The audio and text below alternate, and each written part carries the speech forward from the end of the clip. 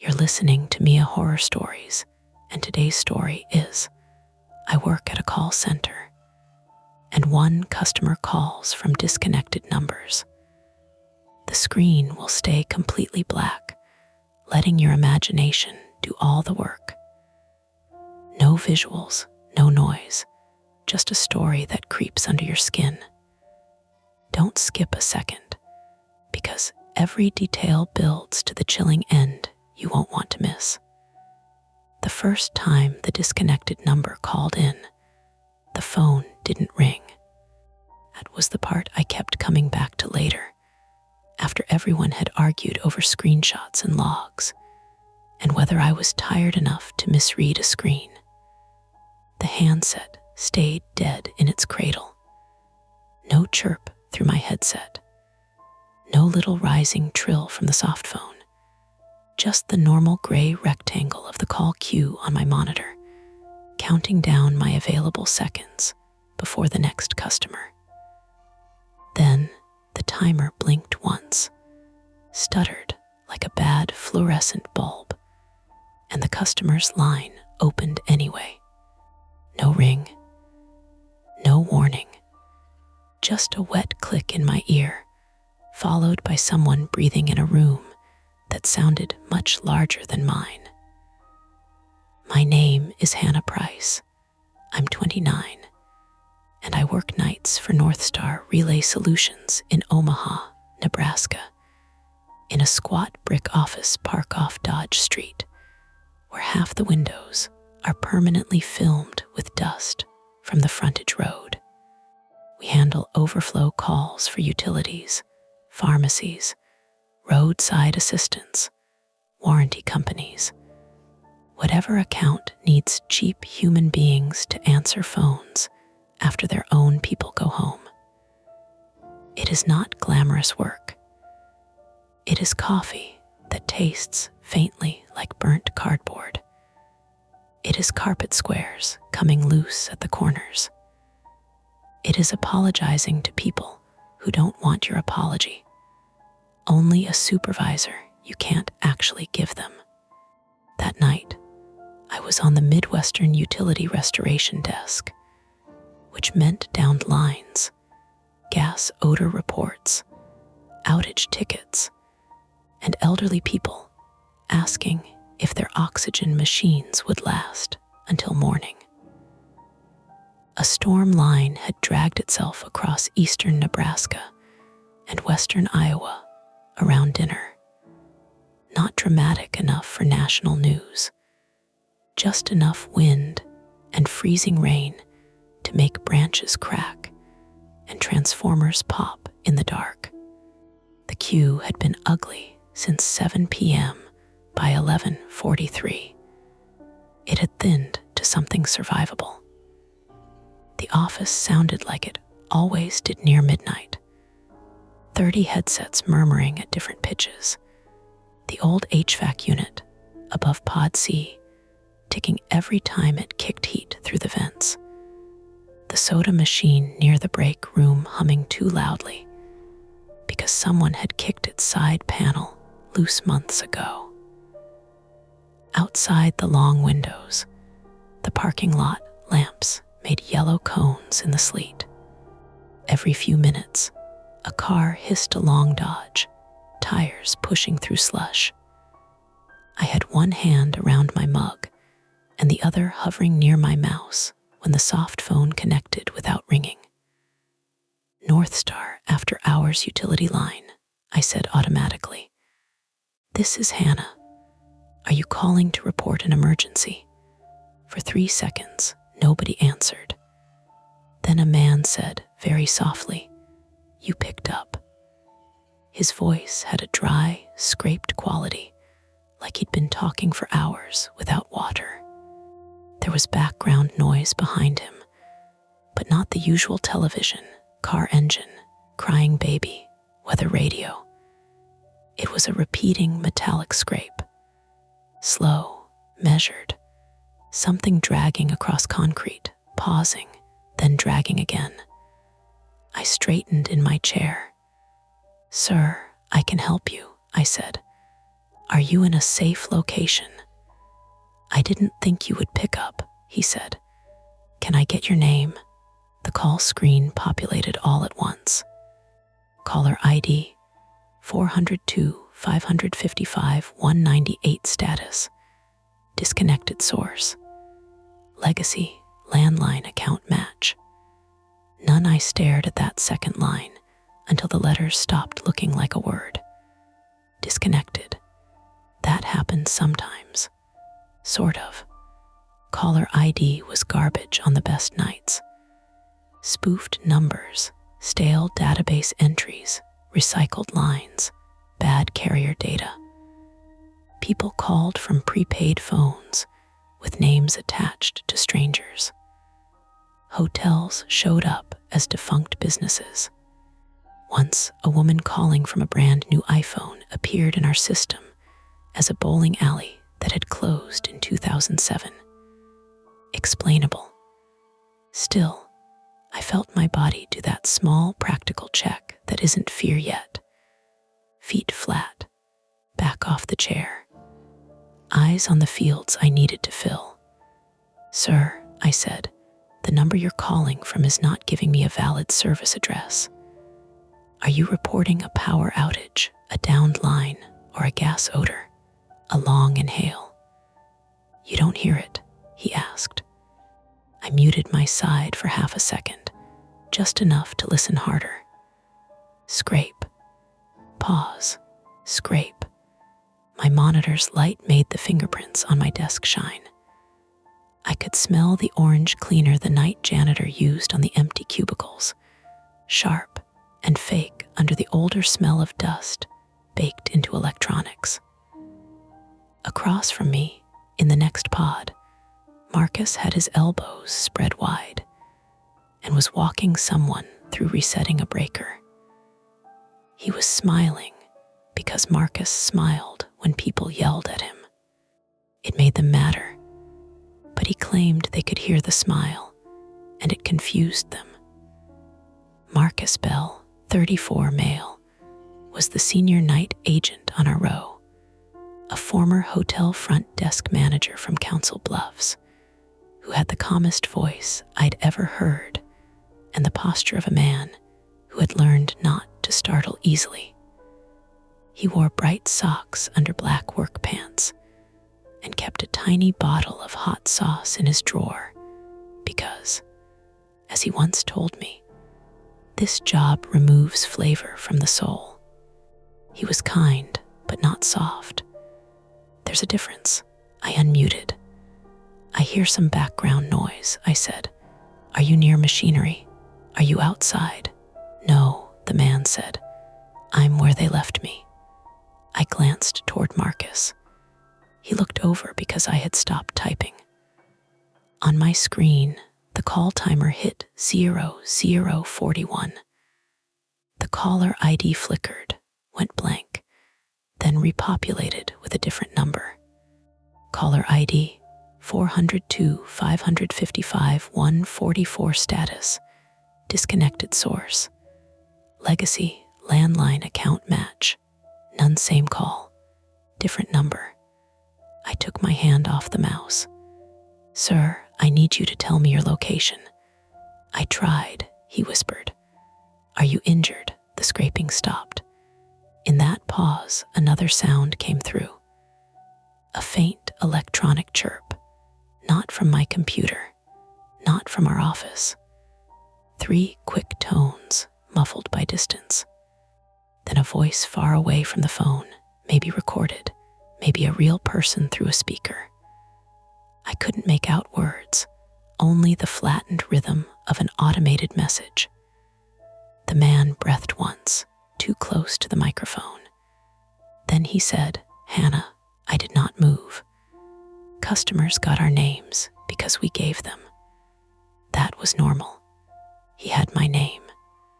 Still, hearing it in that dry, careful voice made the office around me seem badly assembled, like one of those stage sets where the doors don't open into real rooms. I looked down at my keyboard at the gap between the H and J keys, where a crumb had been trapped for 2 days. I focused on that because it was small and ugly and real. "Yes," I said. My voice came out level. I was proud of that. "That's me." "Who am I speaking with?" The line crackled. "Please don't transfer me." "I won't transfer you unless I have to," I said. "But I need information." "Last time they transferred me, it started over." "What started over?" He didn't answer. A supervisor's light blinked blue on the edge of my monitor. That meant quality was monitoring random live calls.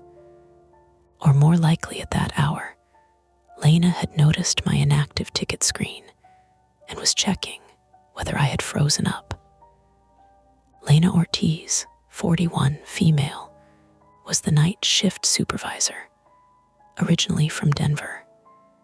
A narrow-shouldered woman with cropped gray streaked hair, steel-framed glasses, and a talent for appearing behind you without raising the carpet. She had spent 16 years in dispatch before moving into call center work after a stress leave she never explained. Lena believed in procedures the way some people believe in vitamins. Maybe they didn't fix everything, but you took them because not taking them was worse. She also believed agents should never play detective. "We collect, we root, we document. We do not invent stories," she liked to say. My chat window popped open. "Lena O, you okay on that call?" I typed with one hand. "ME, caller ID changing mid-call. Shows disconnected. Caller may be injured. No address." The 3 dots appeared, vanished, appeared again. "Lena O, keep him talking. I'm coming over." "Sir," I said, "I'm going to ask simple questions." "Are you calling from Nebraska?" A tiny laugh. No humor in it, mostly air. "I don't know anymore." "Are you in Iowa?" "I don't know." "Can you see a street sign, a building name?" "Anything with an address," more breathing. The call timer hit 0208. Caller ID changed again. Caller ID 530 1555 112 status. Disconnected source. PAYPHONE account match. None a payphone. I hadn't seen that source label in months. Marcus rolled his chair backward until he was in the aisle. He tapped 2 fingers against his own headset and mouthed, "Emergency." I lifted my palm in a helpless half shrug, then pointed at my screen.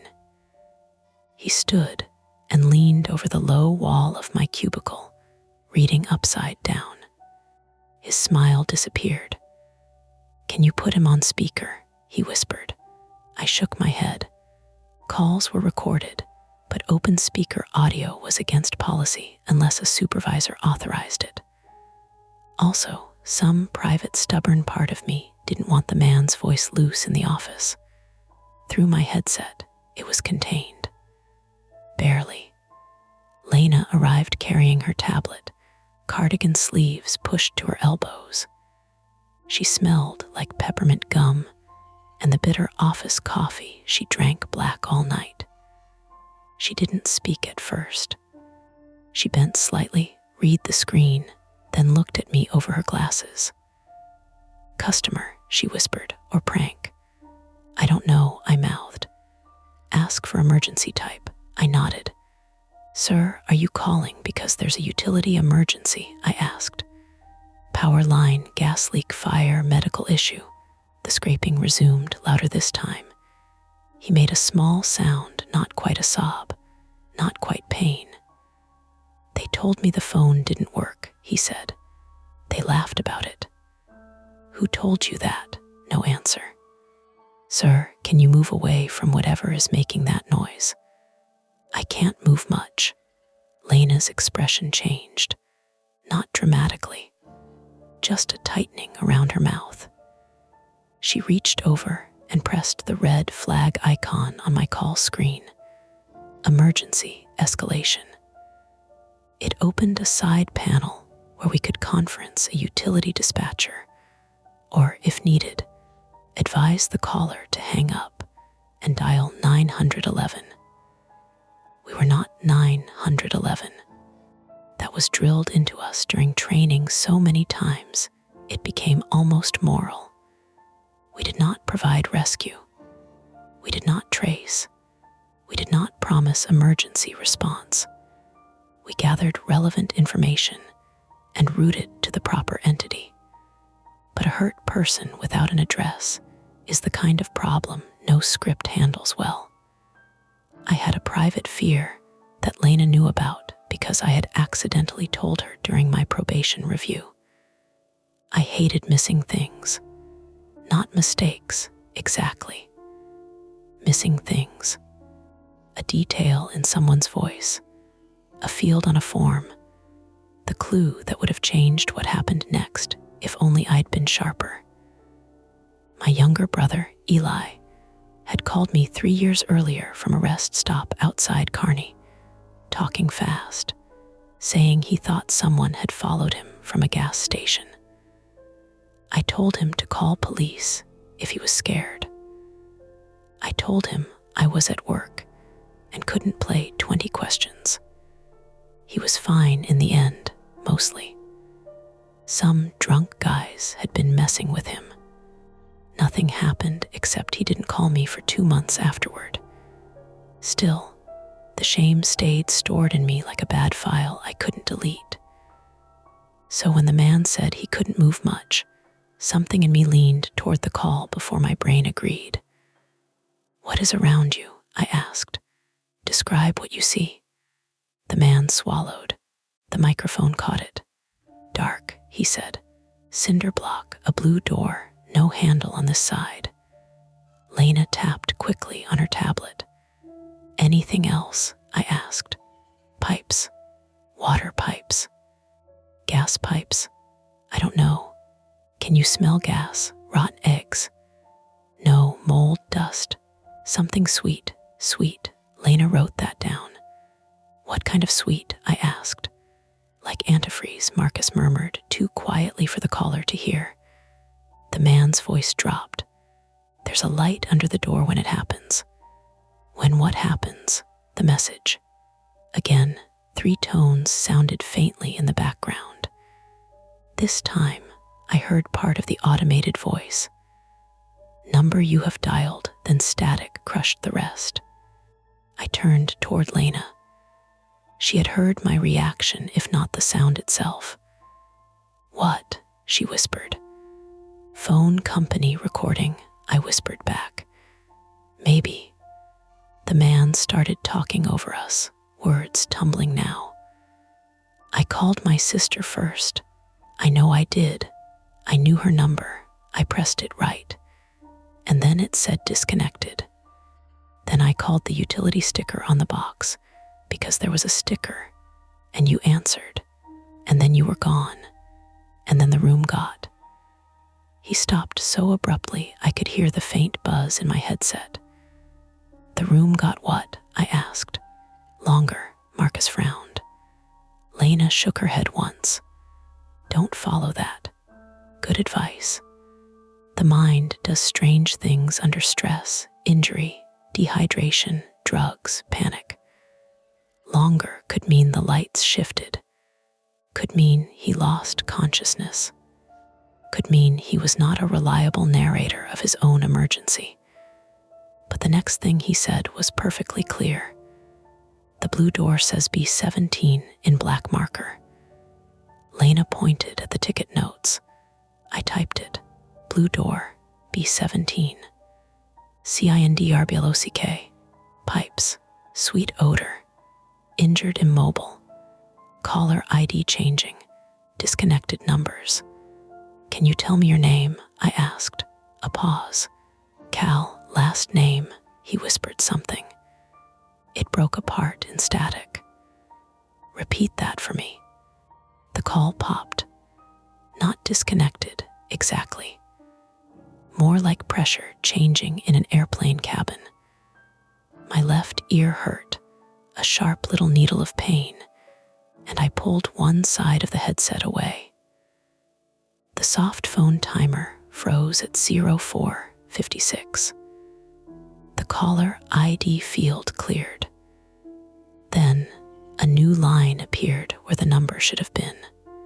Caller ID, internal test line 7 status, disconnected source, unknown account match, NORTHSDAR relay solutions for a second. Nobody breathed near my desk. Marcus leaned closer. "That's us," Lena said. "No, not loud, not scared, just immediate." On the line, the man whispered, "It's doing it again." My headset hissed with a thin electrical whine. Behind it, the scraping had changed. Faster now, closer to the phone. The sound dug at my teeth. Lena reached for my mouse. "I'm transferring to emergency protocol." "No," the man said. He couldn't have heard her. My microphone was pointed toward my mouth, and Lena had whispered from behind me. But he said it at the exact moment her finger touched the mouse. "No, no, no, please. Please don't. It starts over when they do that." Lena froze. Marcus whispered, "Hannah, mute." I muted. The man kept breathing in my ear, unaware or unable to tell that I was gone. Lena stepped back and looked toward the glass-walled supervisor office at the end of the floor. Inside, the night operations manager was not there. He liked to disappear into the server room during storms because it had better cell reception, and nobody asked him to take complaint calls. "Policy says we escalate," Lena said quietly. "Policy says we need location," Marcus said. "Policy says we are not emergency services." "And if he's really trapped somewhere," Lena looked at him, then at me. I could feel both of them waiting, which was unfair maybe, because I was just the person wearing the headset. But the voice was in my ear. The man had my name. That made the call feel like it belonged to me in a way I did not want. I looked at the notes on my screen. Blue door, B17. Cinder block, pipes, sweet odor. Then at the call source. Internal test line 7. North Star had test lines. Every call center does. Training calls, QA checks, routing simulations. Dead extensions from accounts we no longer serviced. It used them to verify recordings. Once a quarter, they forgot to warn us, and half the floor answered fake outage calls, while some technician in Kansas City graded our compliance. But no test call should have a man crying in a cinder block room, unless someone made it that way. A prank, a training accident, a former employee messing with the system, a real caller routed through broken infrastructure. All explainable, none comfortable. Lena leaned in. "Hannah, ask him one more direct location question. Then we escalate whether he likes it or not." I unmuted. "Cal," I said. He sucked in a breath. "You're still there." "I'm still here. Listen to me carefully. I need a real-world location. Anything. City, building, landmark, company name, road noise, train horn. Anything you heard before you got where you are." The scraping stopped again. For a moment, only the office existed. Marcus breathing through his nose. Lena's tablet buzzing with a silent notification. Sleet ticking against the window in dry little taps. Then Cal said, "I heard your hold music." I blinked. "What?" "Before I woke up here," he said. "I heard your hold music, the piano one, and a woman saying calls may be recorded." My mouth went dry enough that my tongue stuck briefly to the back of my teeth. Every company had that message. Every hold cue had some miserable piano loop. It meant nothing. Except our piano loop was oddly specific. Too cheerful. 4 bright notes, a pause, then 6 more, like a toothpaste commercial trying to be sincere. I heard it in my dreams sometimes. Lena's face had gone still. Marcus slowly looked toward the dark hallway that led to the training rooms, storage cages, and the locked server closet where old phones and dead headsets piled up in plastic bins. The man whispered, "It's under you." Nobody spoke. Somewhere above Pod C, the HVAC unit clicked off. The sudden absence of its ticking made the smaller sounds sharpen. The buzz of monitors, the soda machine's loose panel, the tiny plastic creak of my headset where my hand gripped it too hard. Lena recovered first. That could mean anything. She was right. It could mean anything. Omaha had basements, service tunnels, utility rooms, old buildings with lower levels and blue-painted doors. North Star leased only 2 floors of our office building, and as far as I knew, the basement was storage for the property manager, electrical panels, maybe janitorial supplies. I had never been down there. Most of us hadn't. There was a gray metal door beside the vending machines marked building access, authorized personnel only, and we ignored it the way workers ignore anything that is not part of their job. On my screen, the call timer jumped from 04:56 to 12:31. My recording indicator stayed red. Cal said, almost calmly now, "Please don't make me hang up." Lena lifted a finger, thinking. I knew what she was calculating. If we escalated to 911 with no location, we'd give them our office address because of the internal line source, and police might show up annoyed at a call center prank. If we did not escalate, and the man was real, every second mattered. If we investigated ourselves, we violated training, common sense, and probably the lease agreement. Also, there were only 12 of us on the floor by then, most of them tied to live calls, and the weather outside had coated the sidewalks with a skin of ice. Marcus rubbed both hands over his face. "Lena," he said, "there is a building access door. We are not going into a basement because a caller said under you." "Not we," Marcus said. "Security."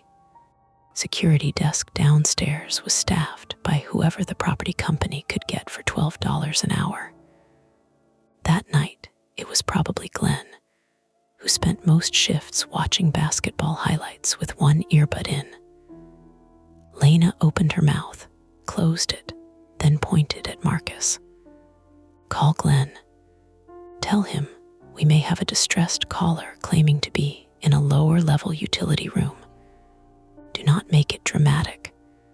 Ask him to check the basement corridor from a safe distance." Marcus nodded and grabbed his cell phone. Cal began whispering numbers. At first, I thought he was praying or counting to steady himself. 4, he said. 025550198. The first disconnected number, then 402555044. The second.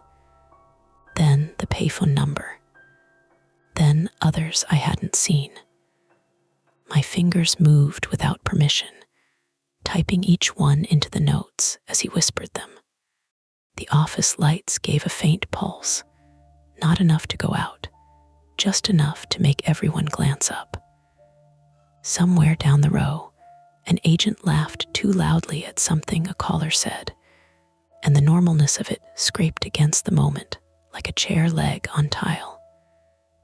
Marcus lowered his phone. Glenn S. not answering. Try the desk line, Lena said. He did. No answer. Cal stopped reciting. The call screen changed again. Caller ID 402 555 186 status. Disconnected source. Legacy landline account match. None. Then, underneath it, a new account match appeared. Service address 11,817 Dodge Street, Omaha. NE 68,154 North Star Relay Solutions. Our building. Lena whispered. That address shouldn't be in the utility account database. I said, maybe landlord account. Maybe, she said. Her eyes were on the hallway. At the far end of the floor, beyond the break room, past the vending machines and the bulletin board full of old flu shot flyers, the gray building access door sat in a wash of dim emergency light. I could see only the top half from my desk. A sound came through my headset. Not scraping now. A knock. 3 hits, slow and heavy. At almost the same time, from somewhere beneath the floor. So faint I might have missed it if the office hadn't gone still around me, came 3 muffled thuds. Marcus heard them too. His head turned toward the floor. Lena's hand found the back of my chair. Cal whispered, "That's not me." The choice settled in front of us without anyone naming it. Could follow procedure exactly. Keep Cal talking, escalate the call, wait for police or utility, dispatch to decide how real a broken phone system and a frightened stranger might be. Or we could send someone, security if we found him, Marcus if we didn't, Lena if her conscience beat her caution, to the gray door, and see whether a basement we had ignored for years had a blue door marked B17 somewhere inside it. On the screen, the cursor blinked at the end of my notes. Cal breathed in my ear. Below us, something knocked once more. Not loud, just enough.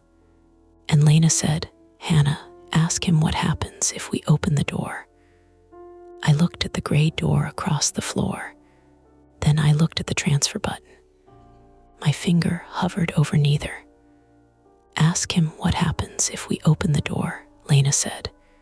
It was such a clean sentence. So supervisor-like, so measured. But her fingers were white on the back of my chair. I turned back to my monitor, to the call timer that had stopped behaving like time, to the soft red recording icon glowing in the corner. My headset pressed a shallow ache behind my ear. Cal was breathing softly on the line, and underneath that, if I listened too hard, there was a tiny hollow drip, like water falling into a bucket somewhere far from the microphone. "Cal," I said, keeping my voice even, "my supervisor wants me to ask you something." "No police," he whispered. I didn't say police. "You will," Lena's face tightened, but she didn't interrupt. I swallowed. "What happens if someone opens the door where you are?" For a moment, all I heard was that drip. Then Cal said, "Which side?" Marcus, still holding his phone after failing to reach Glenn at the security desk, looked at Lena. Lena looked at me. "The outside," I said. "If someone opens it from the outside." Cal's breath hitched. "Then you have to be fast." "Fast doing what?" "You have to get the chain off before he comes back." That changed the room. Not dramatically. No one screamed. The phones didn't stop. But something passed between Lena and Marcus and me. a quick adult understanding that all the weirdness around the call had just narrowed into something uglier and more ordinary. A chain, a person coming back. That was no longer a ghost story disguised as a tech glitch. That was a locked room and maybe a crime. Lena leaned close. Ask what kind of chain? What kind of chain, Cal? He made a small, frustrated sound. I can't see it. I can hear it when I push. It's looped through something on the outside. Can you stand? No. Are you bleeding? A pause. I don't know. My pant leg is wet. It might not be blood. I typed as fast as I could, every word feeling inadequate inside the tiny case note box. Marcus stepped away and tried the security desk again. This time, he put it on speaker, low, ringing, ringing, ringing. Then the call clicked over to a mailbox. You've reached Allied Property Security at Regency Plaza. If this is an emergency, please contact. He ended it. Still nothing, he said. Lena checked the wall clock. 12:08 a.m. I'm calling 911. Cal heard the words through my microphone because I hadn't muted fast enough. No, he said sharply. Not loud, but sharp enough that I flinched. No, don't say the address. Lena froze with her phone halfway up. I muted my headset this time. He can hear too much, Marcus said quietly. He heard me because she wasn't muted, Lena said. I was barely breathing over here, and he answered before. Do not make this bigger than it is. It is already bigger than it is. That was Marcus, calm voice gone flat. Lena looked toward the gray building access door again. We need emergency response. We have a caller claiming unlawful restraint, possible injury, possible hazardous chemical odor. No confirmed location except our own building, Marcus said. That is enough. For police, maybe. But if there's antifreeze, gas, coolant, anything leaking down there, fire department matters too. And if he's behind a chain door, they'll need access. We are not forcing doors. No one said force doors. You were thinking it. He did not deny it. I watched them argue in whispers while Cal breathed in my ear, muted from us but not gone. And I felt that old sour pressure behind my ribs. Missing things. Letting details slide past because someone else had the authority. Letting a person become a procedure. Eli's voice came back to me from years earlier, thin through bad reception. Hannah, I'm not messing around. I think they're following me. And mine, tired and irritated, then call the cops, Eli. I can't do this right now. He had been fine. That was the official ending. But fine didn't erase the 2 months where he wouldn't answer my texts, or the way my mother asked me, very carefully, whether I had been too busy to listen. I looked at the ticket notes again. B17, chain, sweet smell, can't stand. Someone comes back. A concrete problem had appeared, and it had a clock attached to it. We didn't know what the clock counted down to, but it was there. Lena, I said, still muted. His pant leg is wet, and he can't stand. He said there's a sweet smell. That's coolant or chemicals, and he's in a basement mechanical room. We may not have time to wait for someone to decide which department owns it.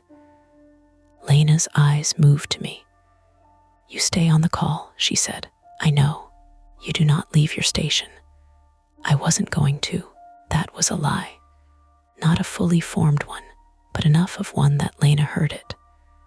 Marcus slipped his phone into his pocket. I can check the building access door, just the door. See if there's a posted basement map, smell, water, anything. No, Lena said. Then you go. I'm responsible for this floor. You're also the only one here with dispatch experience. And that experience is telling me not to send an employee into a lower level where someone may be holding another person. Marcus's jaw moved once, like he was grinding down what he really wanted to say. The call queue beeped softly on my screen. Another waiting customer. Then another. The storm was still pushing outage reports in, and our average hold time was creeping back up. A normal pressure, absurdly normal. Somewhere, a woman in Bellevue might be trying to report sparks from a transformer while we stared at a door and debated whether a trapped man was beneath our feet. Lena dialed 911. She stepped 2 paces away and spoke low but clear. This is Lena Ortiz, night supervisor at North Star Relay Solutions, 11,817 Dodge Street, Omaha. We have an active call from an adult male claiming to be trapped in a cinderblock room, possibly in our building's lower level. He reports inability to stand, possible fluid or blood on his leg, sweet chemical odor, and a door chained from the outside. We have not confirmed location. She listened. No, we are not a residence. It's a commercial office building. Listened again. Yes, the call appeared to originate from several disconnected numbers, and then an internal line. I understand how that sounds. The line is still active. Her eyes flicked to me. Do you want the agent to keep him on? Yes, we can do that. She gave my name, my extension, the building details, the gray access door. Then her expression shifted from professional concern into irritation. No, I'm not asking whether you can trace it. I'm telling you the caller may be physically inside the building. A longer pause. Marcus whispered, "What?" Lena covered the phone. They're dispatching police, but fire needs more specifics for hazardous materials unless we can identify the substance. Great, Marcus said. The bureaucracy is awake. Do not start. I unmuted my headset. Cal, I'm back. You called. His voice was not angry, worse. It was resigned. We're trying to get help. You said the address. We had to. From somewhere on his end came a sound like a shoe dragging quickly across grit. Cal sucked in air through his teeth. What's happening? I asked. Light. What kind of light? Under the door. Lena was still on with 911. Marcus stepped closer to my cubicle, one hand braced on the partition. Cal, listen to me, I said. Do not shout. Do not push the door. Can you move away from it? I told you not much. How far are you from the door? Maybe 6 feet. Can you get farther? A strained sound, cloth rasping. Then a blunt thump that made him grunt. My own knee jerked under the desk. Cal, I'm here. What happened? Leg. His breathing went ragged. I forced myself to slow down. Panic in my voice would make him panic, and panic would waste oxygen if there was something in that room worth worrying about. Okay. Stop moving. Stay low if there's fumes, but if the smell gets stronger, cover your nose and mouth with fabric if you can. Lena snapped her fingers, pointing to my notes. Do not give hazmat instructions beyond standard safety. I nodded, though my cheeks heated. Another misstep. Another line crossed because I wanted to be useful. Cal whispered, he's outside. Marcus mouthed, who? I typed it instead of saying it. He says someone outside door. Can you hear them? I asked. Keys. Not scraping now. Keys. The sound came through faintly, But there it was, a soft metallic chatter, then one heavier clink. I had heard that sound every night when Glenn walked the first floor lobby, his keyring bouncing against his belt. "Cal," I said, "is the person saying anything?" "No." "Can you see shoes under the door?" "No, just light." Then, so quietly I almost missed it, he added, "Tape over the gap." "Tape." I typed it. Marcus looked at the hallway, then at Lena. "If there's light under that door, he's not in a utility room with no power." Lena relayed something to 911, listened, then said to us, "Police are en route. They advise we remain upstairs. Do not approach basement. Keep caller talking. Preserve call recording." "ETA?" Marcus asked. Lena's mouth flattened. Of course, there was no clean answer. Not with roads iced and the call categorized as suspicious circumstances instead of confirmed assault. Units were coming. That was all. Cal whispered, "He's scratching." "What do you mean scratching?" "At the tape." A papery rasping came through the headset. Slow, methodical, like someone peeling duct tape away from the bottom of a door. Lena ended the 911 call and immediately called the property manager's emergency line from her tablet. Marcus paced half a step, stopped, paced back. I realized his hands were shaking slightly, not fear exactly, but too much unused motion trapped in his body. "Cal," I said, "if the door opens, do not fight unless you have to. Look for details. Shoes, pants, voice, anything that helps us identify him." Marcus gave me a sharp look. He wasn't wrong.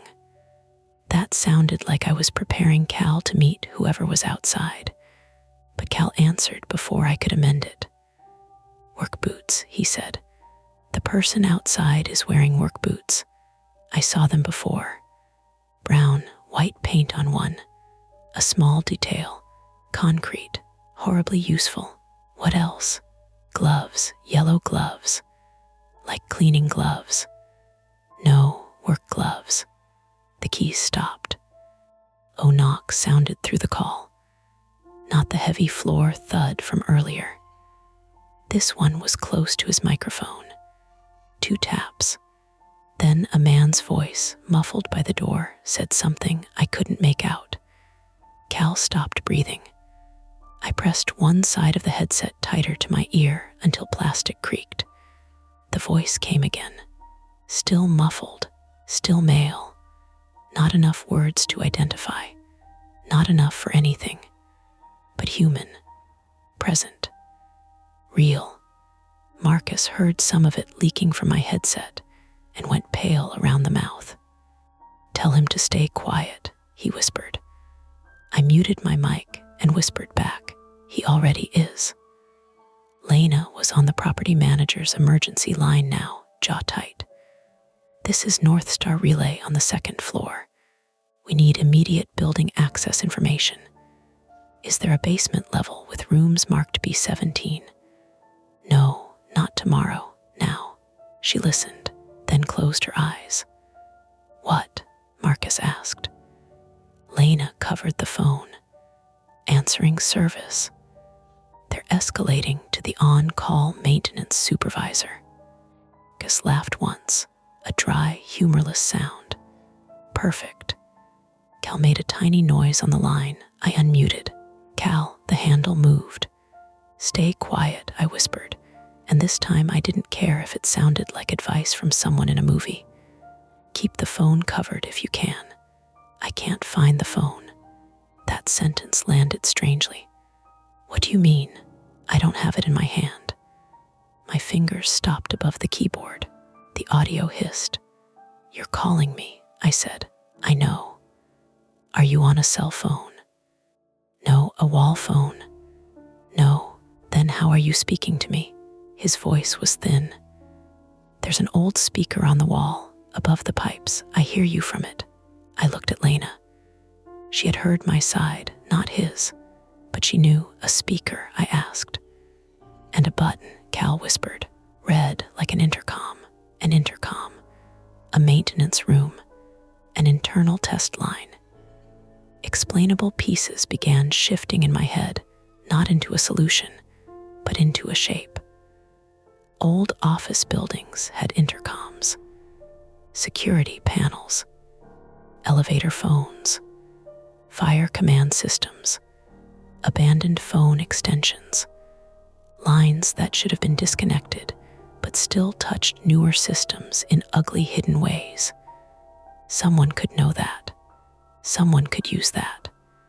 The man outside Cal's door spoke again. This time I caught one word through the headset. Again, Cal whimpered. Then the call dropped. Not faded, not static. Dropped. The timer vanished. The ticket panel went gray. My headset filled with the empty office side tone that meant my line was free. For half a second, I did nothing. Then I clicked reconnect out of pure instinct, even though that was not how inbound calls worked. Nothing. I checked the call history. The last number listed was our building address match. I tried to select it, but the field went blank, as if the system had refreshed without logging the final state. No, I whispered.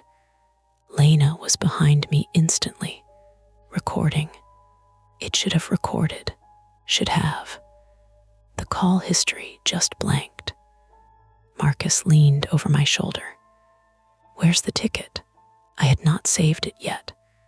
That was the stupidest part, the most human part. I had typed notes into an unsaved emergency ticket because the call had never resolved to a valid account, and I'd been waiting for the right escalation category.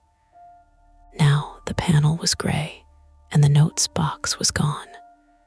My hands went cold in a practical, awful way. No, I said again. Lena's voice lowered. Hannah, did you save any notes? I was typing in the active call panel. Did you copy them? No, screenshot. No, Marcus said my name softly, but I couldn't look at him. Missing things. The one thing I was afraid of, and I had done it right in front of everyone. I clicked through recent interactions. Nothing. I searched Cal, nothing. I searched the numbers I remembered. The system spun, then returned no matching call records. Lena said, recordings sometimes take several minutes to process. I know. We still have 911 informed. I lost the details. You told us enough. But had I? Blue door, B17. Chain, work boots. Yellow gloves, sweet smell speaker. Red button. I repeated them silently, terrified each one would vanish if I didn't pin it down with attention. Marcus grabbed a notepad from my desk and shoved it toward me. Write everything you remember now. I did. Bad handwriting, hard pressure, letters gouging the paper. Lena turned to the row. Everyone stay at stations. No one goes near the building access door. If you are not on a call, keep your headset on and watch your screens for any internal test line activity. Do not answer anything that looks like a maintenance extension without telling me. That scared people more than if she had shouted. Chairs turned. Faces lifted above cubicle walls. The usual call center murmur thinned into uneven patches. A younger agent named Sophie Crane, 23, female, sat 2 rows over with one hand clamped over her headset microphone. She was from Lincoln, new enough that she still kept laminated script cards fanned beside her keyboard. Her eyes were wide, and the blue light from her monitor made her look seasick. Lena, Sophie called. I've got something weird. Lena closed her eyes for half a second. What is it? My line just tried to auto-answer, but I'm on a live call. What source? Sophie looked at her screen. It says building maintenance. No number, Marcus whispered. Jesus. Lena moved toward Sophie. Do not click it. I didn't. A soft tone sounded in my headset. Not a call ring. A system alert. A chat window opened from an account I didn't recognize. Internal, test 7 message. Wrong agent under it. Another message appeared. Internal, test 7 message. Send Hannah down. I stared until the letters blurred. Marcus read over my shoulder. Nope, he said. Absolutely not. Lena hurried back, saw the messages, and took a screenshot with her tablet before they disappeared. This time something had been saved. The office lights flickered again, harder. A few agents cursed under their breath. The monitor stayed on, but somewhere near the break room, the soda machine stopped humming. In the sudden quiet, the gray building access door clicked. Everyone heard it, not opened, not even unlocked necessarily, just clicked, a latch shifting in its frame. Lena lifted one hand, palm out, telling the floor to stay still. Marcus stepped into the aisle anyway. Marcus, she warned, I'm not going down there, then move back. He didn't. The gray door sat under the emergency light, closed, plain, almost boring. A piece of printer paper was taped beside it, curled at one corner. Do not prop open. Building access only. Then the desk phone at the empty security station downstairs began ringing through the overhead lobby speaker. I'd hear it faintly up the stairwell, shrill and distant. 1 ring, 2, 3. No one answered. The chat window on my monitor blinked again. Internal, test 7 message. Police won't make it before the water reaches the outlet. My chair scraped back before I decided to move. Lena caught my shoulder. No, there's water, I said. We don't know that. Sweet smell, wet pant leg, pipes, outlet, basement. We do not know. That's exactly the problem. Marcus's phone buzzed. He looked down. It's Glenn, he said. He answered on speaker. At first, all we heard was wind and the muffled slap of sleet. Then Glenn's voice came through, breathless and annoyed. Glenn Porter, 62 male, was the overnight security guard, a retired school custodian with a stiff left knee, and the weary confidence of a man who had fixed enough boilers and door hinges to distrust every building ever made. I was outside salting the front walk. What's going on? I've got 6 missed calls. Lena grabbed the phone. Glenn, do not enter the basement. Do you hear me? Do not enter. Police are on the way. We may have a person trapped in a lower level room marked B17. A pause. Then Glenn said, B17. You know it. Another pause, longer. Old storage corridor, he said, below your side of the building. Floods sometimes when the storm drain backs up. My stomach dropped. Lena's grip tightened on the phone. Is there electrical equipment down there? Plenty. Is there a blue door? Most doors down there are blue. Marcus looked at me. Glenn continued, but B corridor S supposed to be locked off. Has been since the remodel. When was anyone last down there? Lena asked. Maintenance, maybe, not me. Then, in the background of Glenn's call, a door banged open. He said, hold on. Lena barked, Glenn, stay outside. But his voice moved away from the phone. Hey, you can't be in there. The line crackled with sleet and traffic and his footsteps. Then a man's voice answered, distant but clear enough. Building maintenance. Glenn said, "Not at midnight, you're not." There was a thud, not loud through the phone, heavy enough. Glenn grunted, and the phone clattered hard against something, skidding, microphone scraping over concrete or asphalt. The sound blasted through Marcus's speaker, making Sophie cry out from 2 rows away. "Glenn," Lena shouted. "Glenn," no answer. Only sleet, traffic, a dragging sound. Then the call ended. For 1 second, the entire floor was still. The concrete problem changed shape again. It was not just Cal behind a chained door anymore. It was Glenn outside or downstairs, possibly hurt. It was water rising near an outlet. It was someone claiming to be building maintenance inside our locked office building during a storm, and police not yet through the door. Lena looked at Marcus. Marcus looked at the gray access door. I looked at my monitor. The chat window had one final message. Internal, test 7 message. Now there are 2. The gray door clicked again. This time, it opened an inch. The gray building access door opened only an inch, but every person on the call floor reacted like it had been kicked off its hinges. Sophie gasped. Somebody near Pod whispered, "Oh my God." Marcus took 1 step forward before Lena snapped his name so hard it stopped him in the aisle. "Back," she said. "It opened. I can see that." "No, Lena, it opened from the stair side." That was the first useful thing anyone said. The door did not open toward us.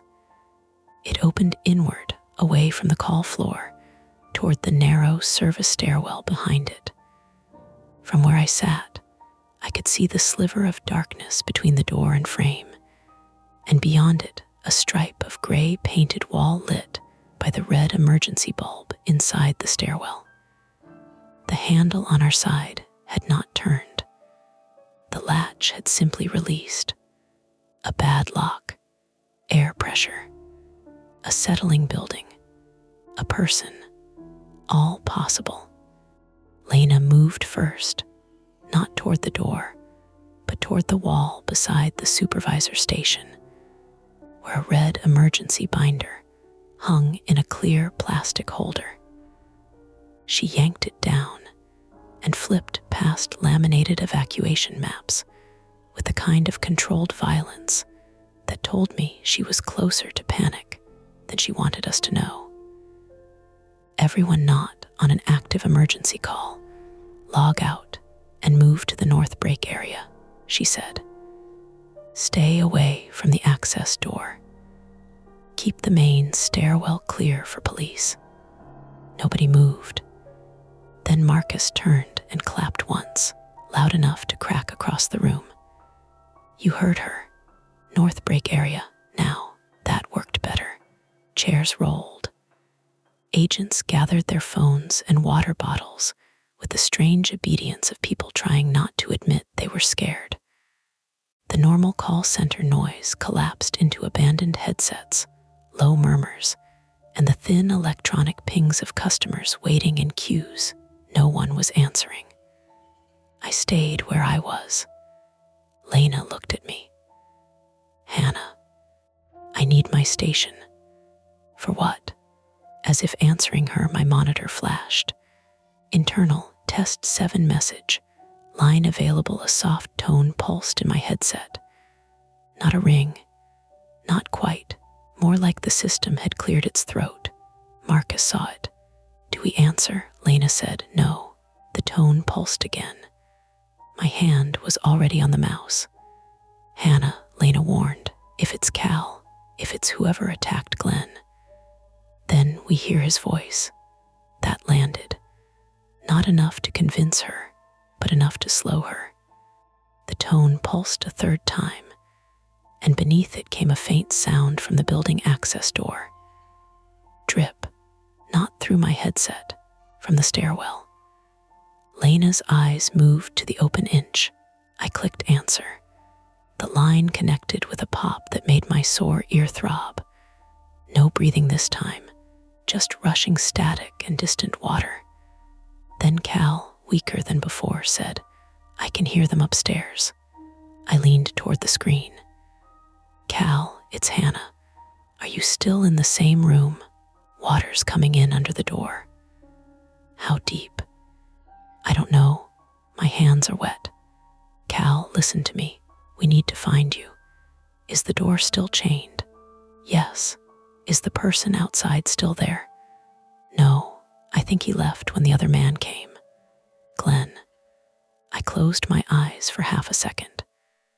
Lena had moved beside me with the emergency binder open. She jabbed a finger at a floor plan. "This building has main stairs by the elevators on the east side, emergency stairs on the north end, and service stairs behind that gray door. Basement level runs under the south half. B corridor is below us, likely accessed from service stairs." Marcus bent over the map. "Where SB 17? "It doesn't list individual rooms." "Of course it doesn't." The first attempt was the safest one. Lena called 911 again, this time with more details. "Active flooding, possible assault on security guard, trapped caller in basement B corridor. Suspect posing as building maintenance. Access point through service stairwell behind North Star's break room." While she spoke, Marcus called Glenn's number over and over. I kept Cal talking.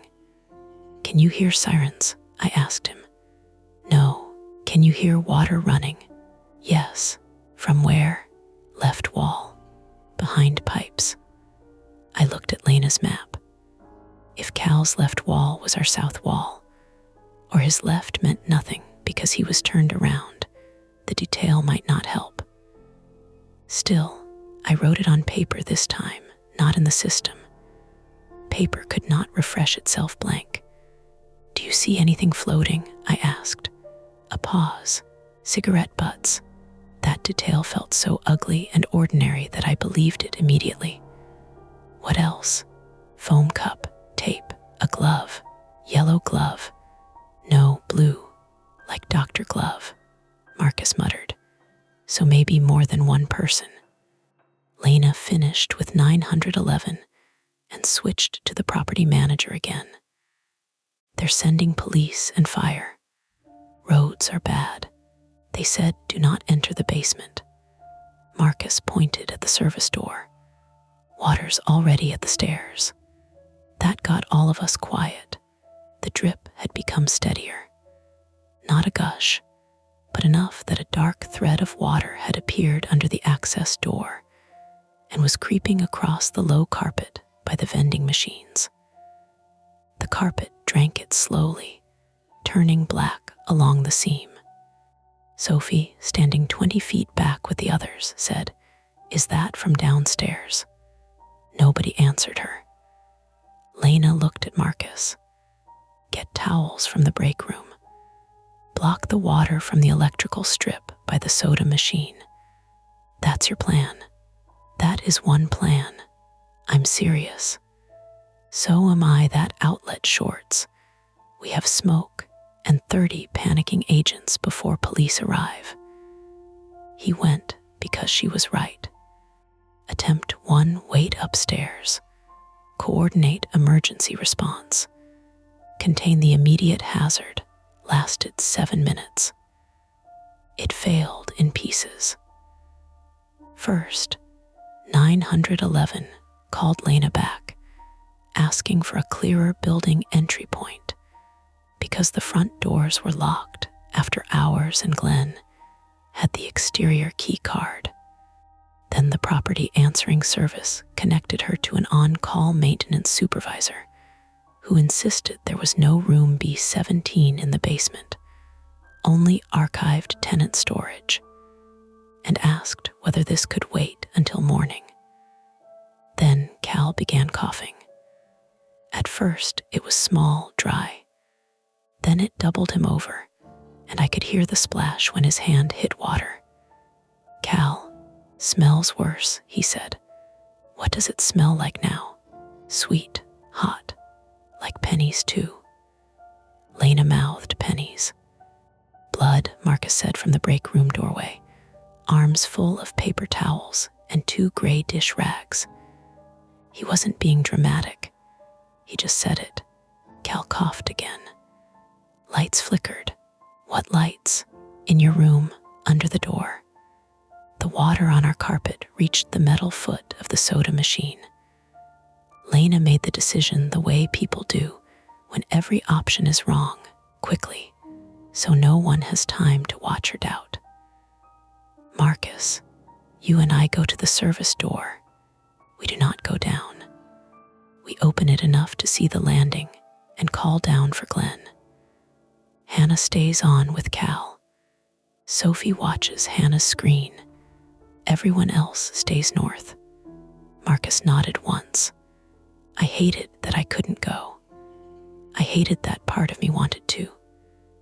Lena grabbed a flashlight from the emergency kit. Marcus took the heavy metal doorstop from the main conference room, holding it like a tool, not a weapon, though the difference was thin. They crossed the floor toward the gray door, stepping around the spreading water. The geography of the office became painfully clear in that moment. My cubicle in Pod C facing west, the supervisor station behind me, the break room and vending machines straight ahead to the south, the gray door just past them, and beyond that the service stairs dropping under our side of the building. "Cal," I said, "2 people are checking the stairwell. They are not coming to your door yet. Don't let the woman come down." I looked up. "Why?" "He said your supervisor talks too much." I didn't repeat that. Lena reached the door. Marcus stood just behind her right shoulder. He had one hand on the door edge, the other on the jamb, careful not to put his fingers where they could be slammed. Lena pulled it open another 6 inches. The smell hit us immediately. Not gas. Not exactly. Damp concrete, old drain water, machine oil, something syrupy and chemical underneath. It slid into the office and made my stomach tighten. Several agents in the North Break area reacted at once, hands over noses. Lena aimed the flashlight through the gap. "Glenn," she called. Her voice went down the stairwell and came back smaller. No answer. Marcus leaned closer. "Glenn, it's Marcus from North Star. Say something if you can hear us." The only response was water ticking down steps. Then something moved in the stairwell. A dark shape lurched up from below. Sophie screamed. Someone else knocked over a chair. Marcus slammed the door shut so hard the frame shook. I tore one side of my headset off. What was it?" Marcus had both palms against the door now, breathing fast. Lena stumbled back, flashlight beam jerking across the carpet. "A person," Sophie said from behind me. "I saw a person." Marcus looked at Lena. Lena looked at the door. Then the thing hit the other side. One heavy impact, another. My headset crackled, and Cal whispered, "He found the stairs." The third hit was lower. Wet. Sliding, Marcus braced harder. "Lena, move back," she said. "No, move back." But the door did not swing open. Instead, something scraped along the bottom, then stopped. The handle rattled once. Everybody waited for it to turn. It didn't. A low groan came through the door. "Human. Hurt. Glenn," Lena whispered. That was the misdirection.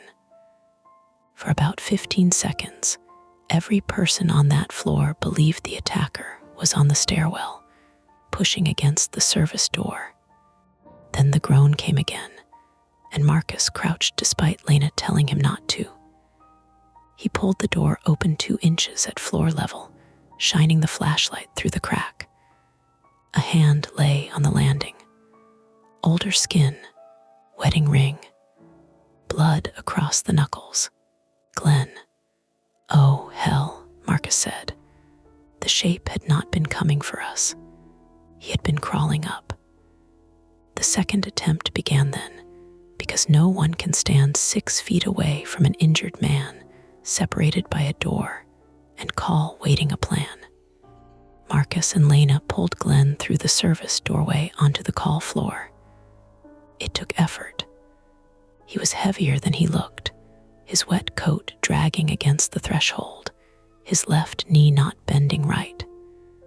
His forehead had a split above the eyebrow, and blood had run down into the crease beside his nose.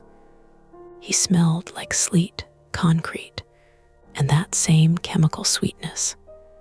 He was conscious, barely. "Door," Glenn mumbled. "Close the door." Marcus kicked it shut. Lena dropped to her knees beside him, pressing a towel to his head. "Who hit you?" Glenn blinked hard, eyes trying to focus. "Maintenance jacket. Name, couldn't see." "Where did he go?" Glenn's mouth worked. "Down B corridor. He had bolt cutters." Bolt cutters. Cal made a sound in my headset. I had forgotten, impossibly, that he was still listening. "Cal," I said, "did you hear that?" "Yes." "Is the person at your door?" "No." "Good." "No," he said, panic rising. "No, that's not good. Has cutters. He's not opening my door. He's opening the other one." "What other one?" No answer. "Cal, there's another door behind me." Every small fact tightened like a knot. "What does it look like?" "I can't see it. I felt it when the water moved me.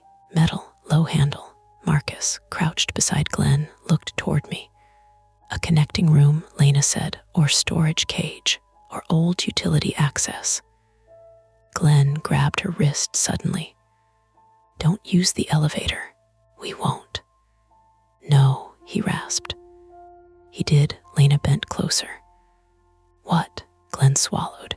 "Freight elevator, old one, south end, supposed to be locked out." The emergency binder map showed no freight elevator. The maintenance supervisor on Lena's tablet was still saying, "Tinny and useless. I'm not showing a freight elevator in that building." Glenn coughed. "Before remodel, behind drywall. They left the shaft." Marcus stared at him. "They left an elevator shaft in the basement. Not shaft, lift, for records. Old tenant." I told them cap it. Outside, sirens became audible at last, faint through sleet and glass. For 1 second, relief moved through the room. Then my screen changed. The active call with Cal minimized itself. A new internal alert expanded over it. "Fire panel notice. Basement water sensor tripped zone. South mechanical status. Local alarm only remote reporting. Failed. Lena's face drained. "Remote reporting failed?" I asked. Glenn, from the floor, closed his eyes. "Storm knocks it out." Cal whispered, "The light is red now." "Where?" "Above the other door." The sirens outside grew louder, then stopped too far away. Marcus went to the window. There at the front drive, Lena stood, leaving Sophie to hold the towel against Glenn's head. "I'm going to meet them." Glenn grabbed weakly at her pant leg. "Front door reader's dead." "What?" "Power dipped. Maglock sticks. They'll need someone to let them in from inside." The main elevators and public stairwell were on the east side of the building. To reach the lobby doors from our floor, Lena had to cross away from the service door, down the long corridor past the conference rooms and the dark HR office. Safe, probably. But every minute she spent guiding police in was a minute Cal spent in rising water. "Go," Marcus told her. I'll stay with the door. Lena looked at me. Keep Cal talking. Tell dispatch exactly what the panel says if they call back. Nobody goes down. She ran. Not fast at first because of the wet carpet, then faster once she hit the dry corridor. Her shoes slapped tile and faded toward the east stairwell. That left us divided. Lena heading east to the public stairs and lobby, Marcus at the south service door, Glenn on the floor near the break room with Sophie kneeling beside him, me at Pod C with Cal in my ear, and the rest of the agents clustered north like passengers on a tilting ship. For a moment, that arrangement held. The fire panel notice blinked again. Fire panel notice, basement water sensor tripped zone, B corridor status, local alarm only remote reporting, failed a second zone. Cal said, my shoes are floating. The calm in his voice was worse than panic. I gripped the desk. Cal, can you reach the other door? If I move, the chain cuts. Cuts what? My wrist. I shut my eyes. The chain wasn't just on the door. Marcus must have seen my face. What? He's chained too. Sophie whispered, oh my God. Glenn tried to sit up and failed. Bolt cutters. We all looked at the service door. The attacker had bolt cutters. A tool that could free Cal. A tool in the hands of the person who had put him there, or at least someone willing to leave him there. That was the second attempt, failing before it even became an attempt. We had gotten Glenn out, but the information he brought made rescue harder. There was another access point, an old freight lift, a hidden basement layout not on the maps, remote alarm reporting down, and Cal restrained at the wrist with water rising. Then Lena's voice came from my phone, not the office. She had called me. I answered on speaker. Hannah, front vestibule is locked, and the card reader is dead. Police are outside. I can see them through the glass, but the crash bar on this side won't release. Marcus shouted from across the floor, that's illegal. Glenn mumbled, it sticks when it freezes. Lena continued, breathless, fire is trying the Knox box, but the key isn't turning. Maintenance says there's a rear service entrance by the loading area. By the basement, I asked. Southwest side, near the freight access Glenn mentioned. Marcus stared at the gray door.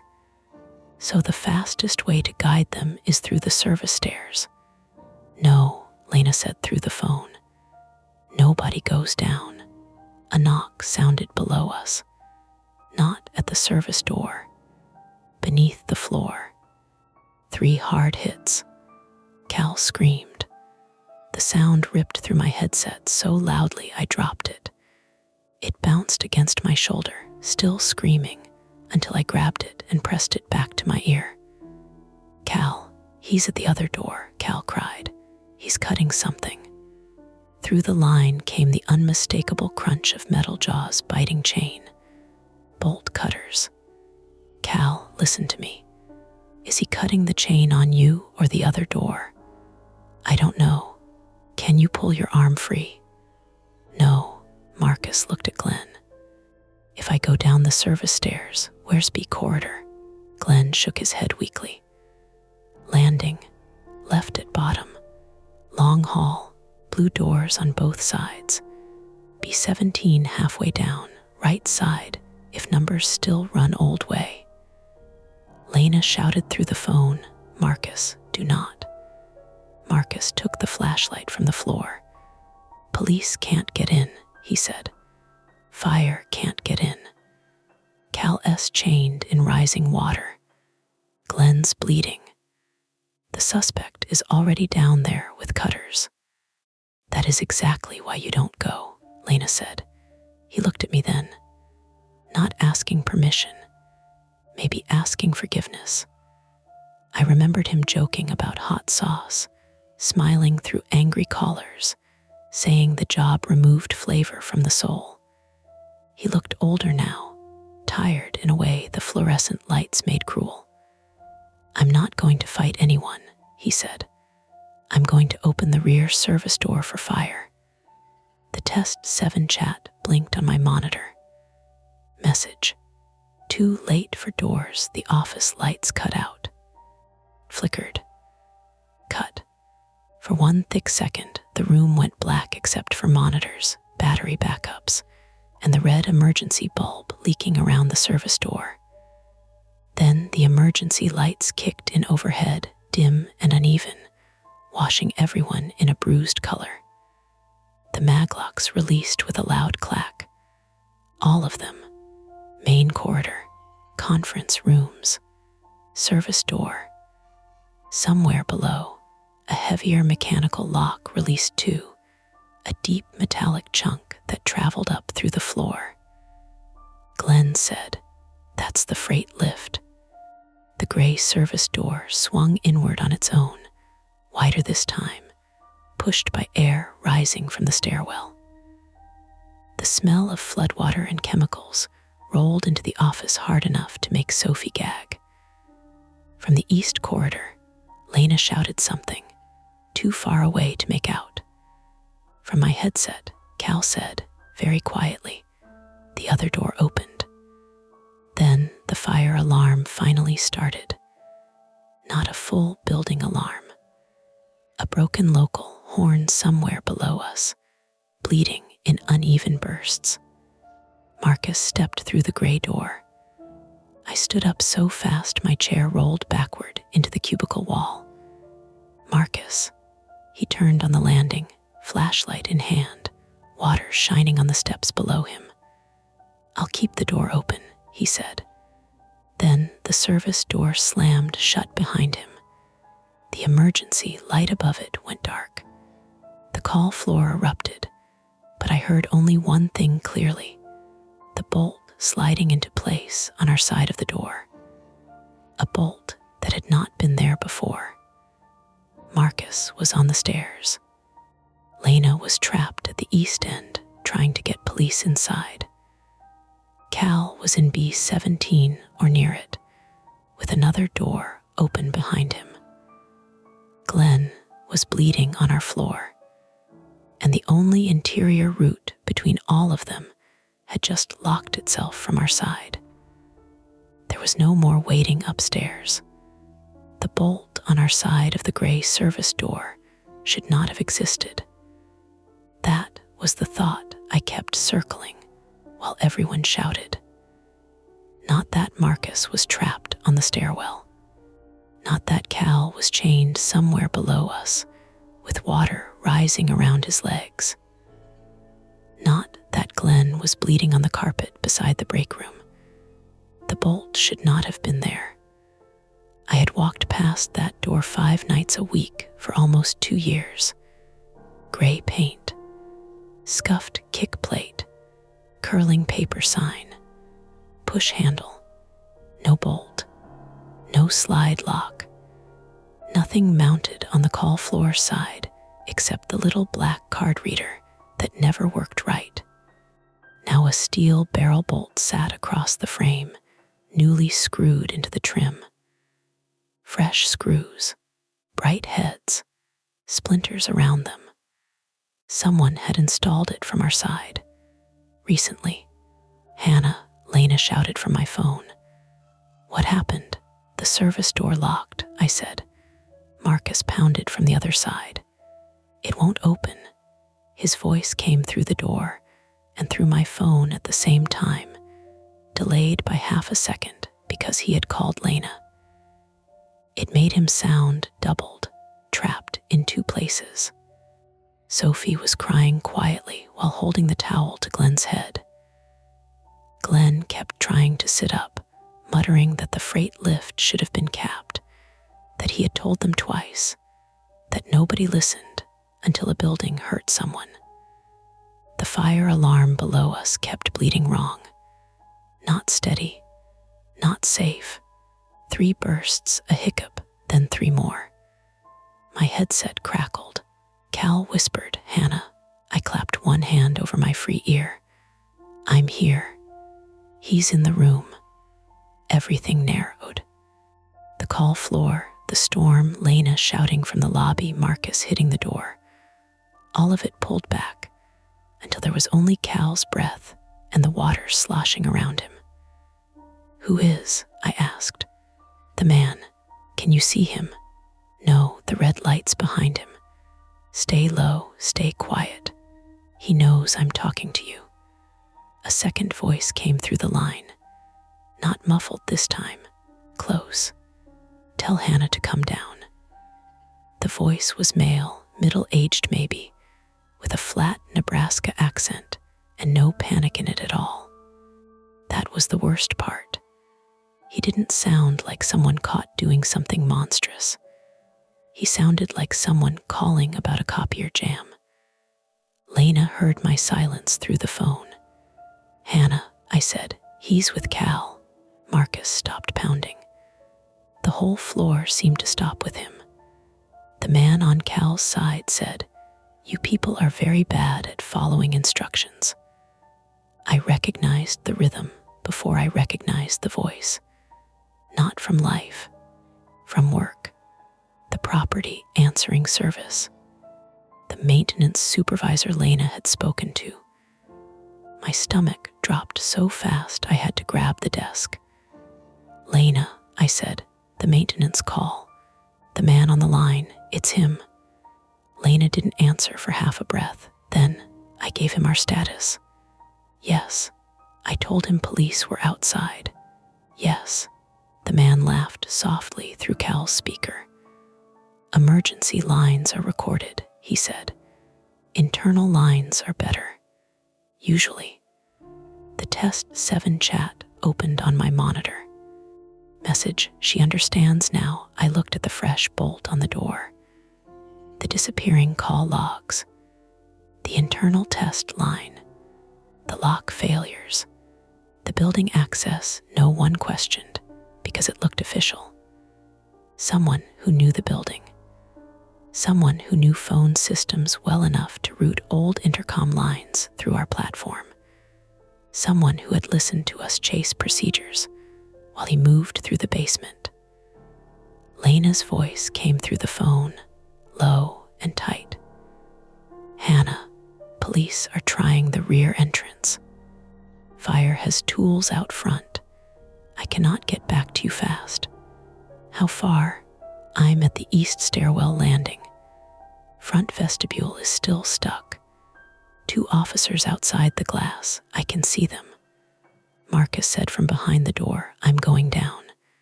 "No," Lena and I said together. He laughed once. Doors locked behind me. "Staying on the stairs doesn't help Cal." "Marcus," I said, "he has bolt cutters." "And water," Marcus said. "Water beats me if I wait." "Cal's line," the man said. "Tell him not to bring the flashlight." Marcus heard it through my headset somehow, or maybe through the old system below. Either way, his voice changed. "He can hear us. He's listening through Test 7, I said, "or the intercom." Glenn grabbed my ankle. I looked down. His face was gray under the blood. "Breaker," he rasped. "What?" "South mechanical. Kill basement power," Lena heard. "Can we access the breaker from upstairs?" Glenn shook his head. "Panel in B corridor." "But subfeed switch," he coughed, winced, tried again. "Server closet. North wall, red handle for old lift." The server closet. Behind us, past Pod A, near the north break area. The same place the operations manager liked to hide during storms. "Old freight lift power?" I asked. Glenn blinked once. Maybe, if they didn't disconnect. Maybe was not enough. Maybe was all we had. I looked at Sophie. She was trembling, both hands red from Glenn's blood where it had soaked through the towel. Sophie, can you keep pressure? She nodded too quickly. I stood. Lena snapped. Hannah, where are you going? Server closet. Glenn says there may be a lift cutoff. Hannah, if the suspect is using the lift or if water reaches power, we need it off. The man on Cal's line said, amused, careful. That closet has cameras. I froze. Marcus said from the stairwell, then give him something else to watch. He started down the steps. I heard it through the door, splash, boot on metal tread, splash again. The water had climbed that high. Marcus, I said, I'm good. He was not good. He was scared. I could hear it in the way he breathed through his mouth. The service stairwell ran from our second floor access down to a small landing, then turned left to the basement. At the bottom, according to Glenn, the corridor ran east-west. Left at the bottom led into B corridor, blue doors on both sides, B17 halfway down on the right. Somewhere farther south or southwest was the old freight lift and rear service access. Cal was in B17 or a connected room. The suspect was inside with him or just beyond him. Police were outside, delayed. Fire was trying to force entry. Everything became a map because if I let it become emotion, I would lose it. I took off my heels. I don't know why I wore heels to a call center night shift. Habit, vanity, stupidity. I left them under my desk and ran barefoot across the damp carpet toward the server closet. The floor was cold. The carpet squelched near the vending machines, then dried out toward Pod A. Emergency lights made the cubicles look unfamiliar, like the same room remembered badly. The Test 7 chat followed me on every idle screen I passed. Message, Hannah message, Hannah message. Hannah, the server closet door was locked. Of course. I slapped the handle once, uselessly. Glenn shouted, keys. Sophie fumbled at his belt, found the heavy ring, and slid it across the carpet. It skidded under a chair. I dropped to my knees, scraped my knuckles reaching for it, and grabbed cold metal. Too many keys, tiny brass, long silver, round-headed, square-headed. Behind me, Cal made a choking sound through my abandoned headset, loud enough that the floor heard it. I chose the key with a red plastic cap. Wrong. A flat silver key. Wrong. Marcus's voice came through Lena's phone, distant, echoing. I'm at the bottom. Water's ankle deep. Smells bad. The man on Cal's line said, you should turn around. Marcus answered, you first. A third key turned. The server closet opened. Heat rolled out, thick with dust and warm plastic. Racks blinked in the dim. Battery backups chirped. The old HVAC tick I had hated all night came from inside the wall, louder here. North wall. Red handle. I swept my phone light across cables, conduit, a gray panel, a fire extinguisher, then saw it. A faded red disconnect handle mounted beside an old label. Freight AUX/archive lift. Do not operate under load. I put my hand on it. Then stopped. If Cal was on or near something powered by that lift, cutting it might trap him. If water was near electrical equipment, not cutting it might kill him. If the suspect was using it, cutting it might stop him. Or strand Marcus. Hannah, Lena said, tell me what you see. Red handle, freight auxiliary. Glenn called weakly, down is off. The handle was up, my palm slipped on it. I pulled, nothing. I pulled harder. It moved halfway, then stuck. A metallic clunk sounded below us, deep in the building. Cal screamed. I froze with the handle halfway down. "What happened?" I shouted. Through the headset on my desk, through the room, through everything. Cal cried. "My arm," Marcus yelled. "Lights went out down here." The man swore for the first time. A short, ugly word. Then came a crash. Metal on metal. Marcus shouted, "Hey!" The line dissolved into overlapping sounds. Cal gasping, water slapping, Marcus's footsteps, the broken fire horn, the suspect grunting, Lena shouting at police through glass somewhere far away. The handle was still halfway. Not off, not on. A dead man's choice. I grabbed it with both hands and put my weight on it. It slammed down. The building shuddered. Every monitor on the call floor died except those on battery. The soda machine went silent. The emergency horn below stopped mid-bleat. Then, from under the floor, came a heavy descending groan. The freight lift losing power. "Marcus," I yelled, no answer. For 3 seconds, none. Then his voice came through Lena's phone, ragged. "I'm okay. I'm in the hall." I nearly folded where I stood. "Cal," I shouted. My headset was at my desk. Too far. Ophi, bless her, picked it up and held it toward me like an offering, cord stretched. Cal was sobbing. "Alive." "The chain slipped," he said. "It slipped when the motor stopped. It pulled my wrist." His breathing broke. "But I can move my hand. A small victory. Paid for. Can you get free?" I think a splash, a grunt. Then the man's voice, close and furious. "Enough," Marcus roared from below. Not words, just effort. A crash followed. Then Marcus yelled, "Hannah, B17. Right side. Doors open." He had reached the corridor. That meant he was near the suspect. Too near. I ran back toward my desk, grabbing the headset. "Marcus, do not engage him." He engaged me. His voice was strained, hurt. "Where is he?" Between me and Cal. Lena shouted through the phone, "Police are inside the lobby." I got one door open. They're coming up and down. Too late for doors. The phrase landed again, but differently now. Not a threat, a fact. We were already past the point where doors mattered. I looked at the gray service door. The fresh bolt still locked our side.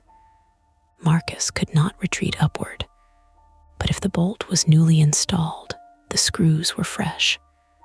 I grabbed the heavy conference room doorstop Marcus had dropped earlier.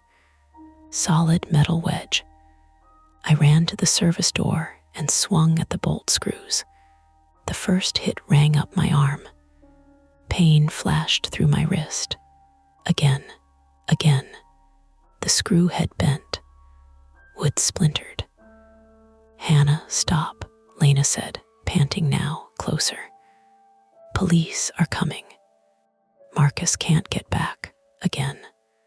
The bolt plate loosened. My hand slipped, and the wedge caught my thumb against the frame. Pain burst white and immediate.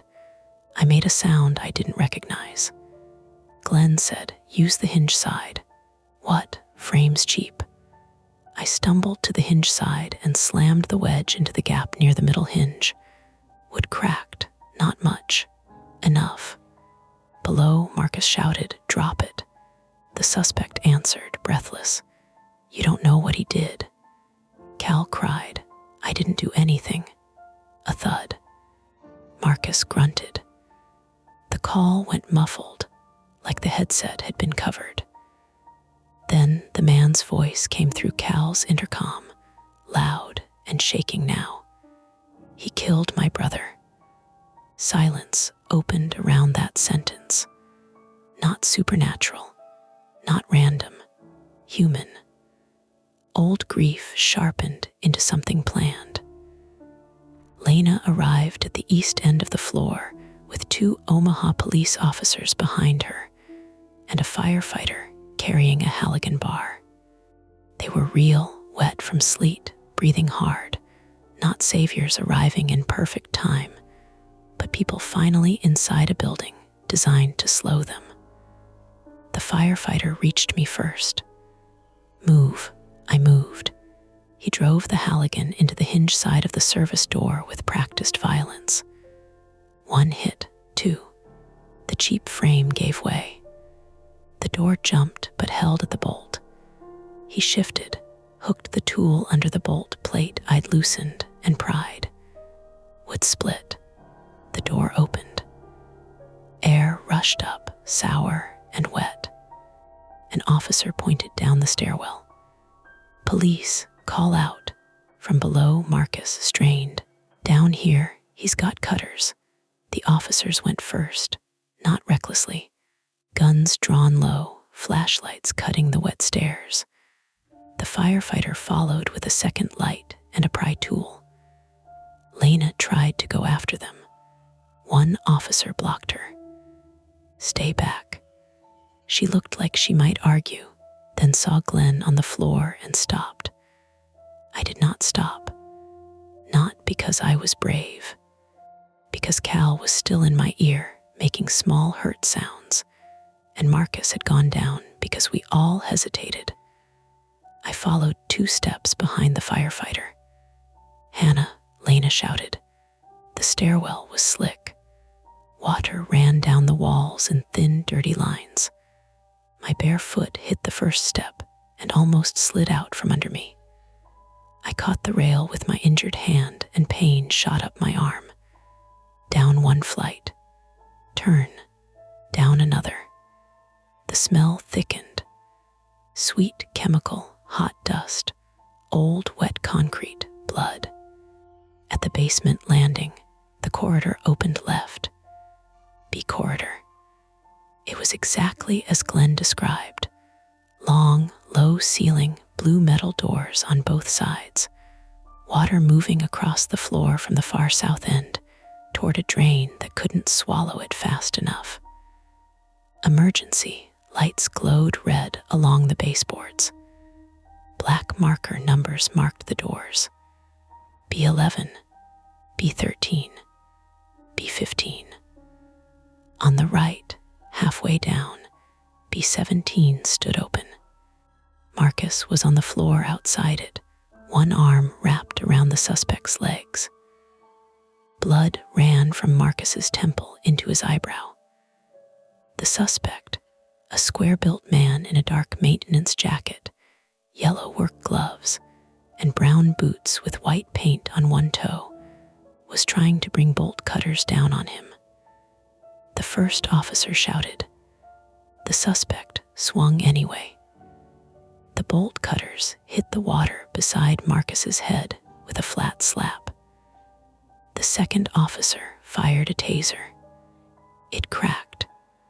The probes hit the maintenance jacket, but one caught loose fabric and failed to bite. The suspect staggered, didn't drop. The firefighter moved in with the Halligan, not swinging at his head, just driving the tool into the bolt cutters to jam them away. The first officer tackled the suspect from the side. All 3 hit the water. Hard, messy, real. No clean movie move. No instant victory. The suspect fought like a man who had carried this moment too long to surrender it easily. He clawed at the officer's face. The yellow glove came off.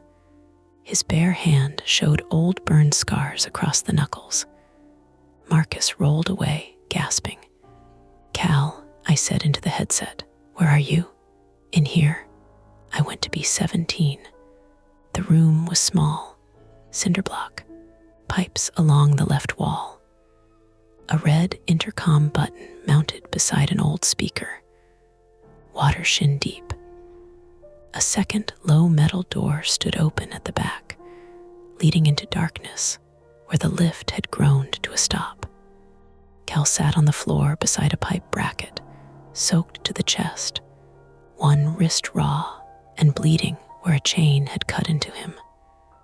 The chain was still looped to the bracket, but the old motorized tensioner attached to it had slackened when I killed the power. A foam cup floated against his knee. Cigarette butts spun in the water near my bare feet. He looked younger than he sounded, maybe 30, pale, brown hair plastered to his forehead, eyes unfocused with pain. "I can't get it off," he said. The cuff around his wrist was not a handcuff. It was a length of chain cinched through a padlock and some kind of improvised clamp. The bolt cutters were in the corridor with the suspect. The firefighters saw us from the doorway. "Move back." "I can't," Cal said, almost laughing. The firefighter stepped in, water splashing, and lifted the chain. "Hold still." Behind him, the officers finally got the suspect onto his stomach. He screamed one sentence into the water. "He let Danny die." Cal squeezed his eyes shut. "I didn't." The firefighter looked at me, then at Cal. "Not now." He wedged the Halligan into the bracket and pulled. Metal shrieked. The pipe bracket bent, then snapped free from the wall with a burst of rusty water and dust. Cal was loose, but the chain stayed on his wrist. Good enough. The firefighter hauled him up. Cal screamed when weight hit his injured leg and nearly went down again. I got under his other arm without thinking, and pain from my thumb made my vision spotty. "Step," I said. "I can't." "One step." He took one, then another.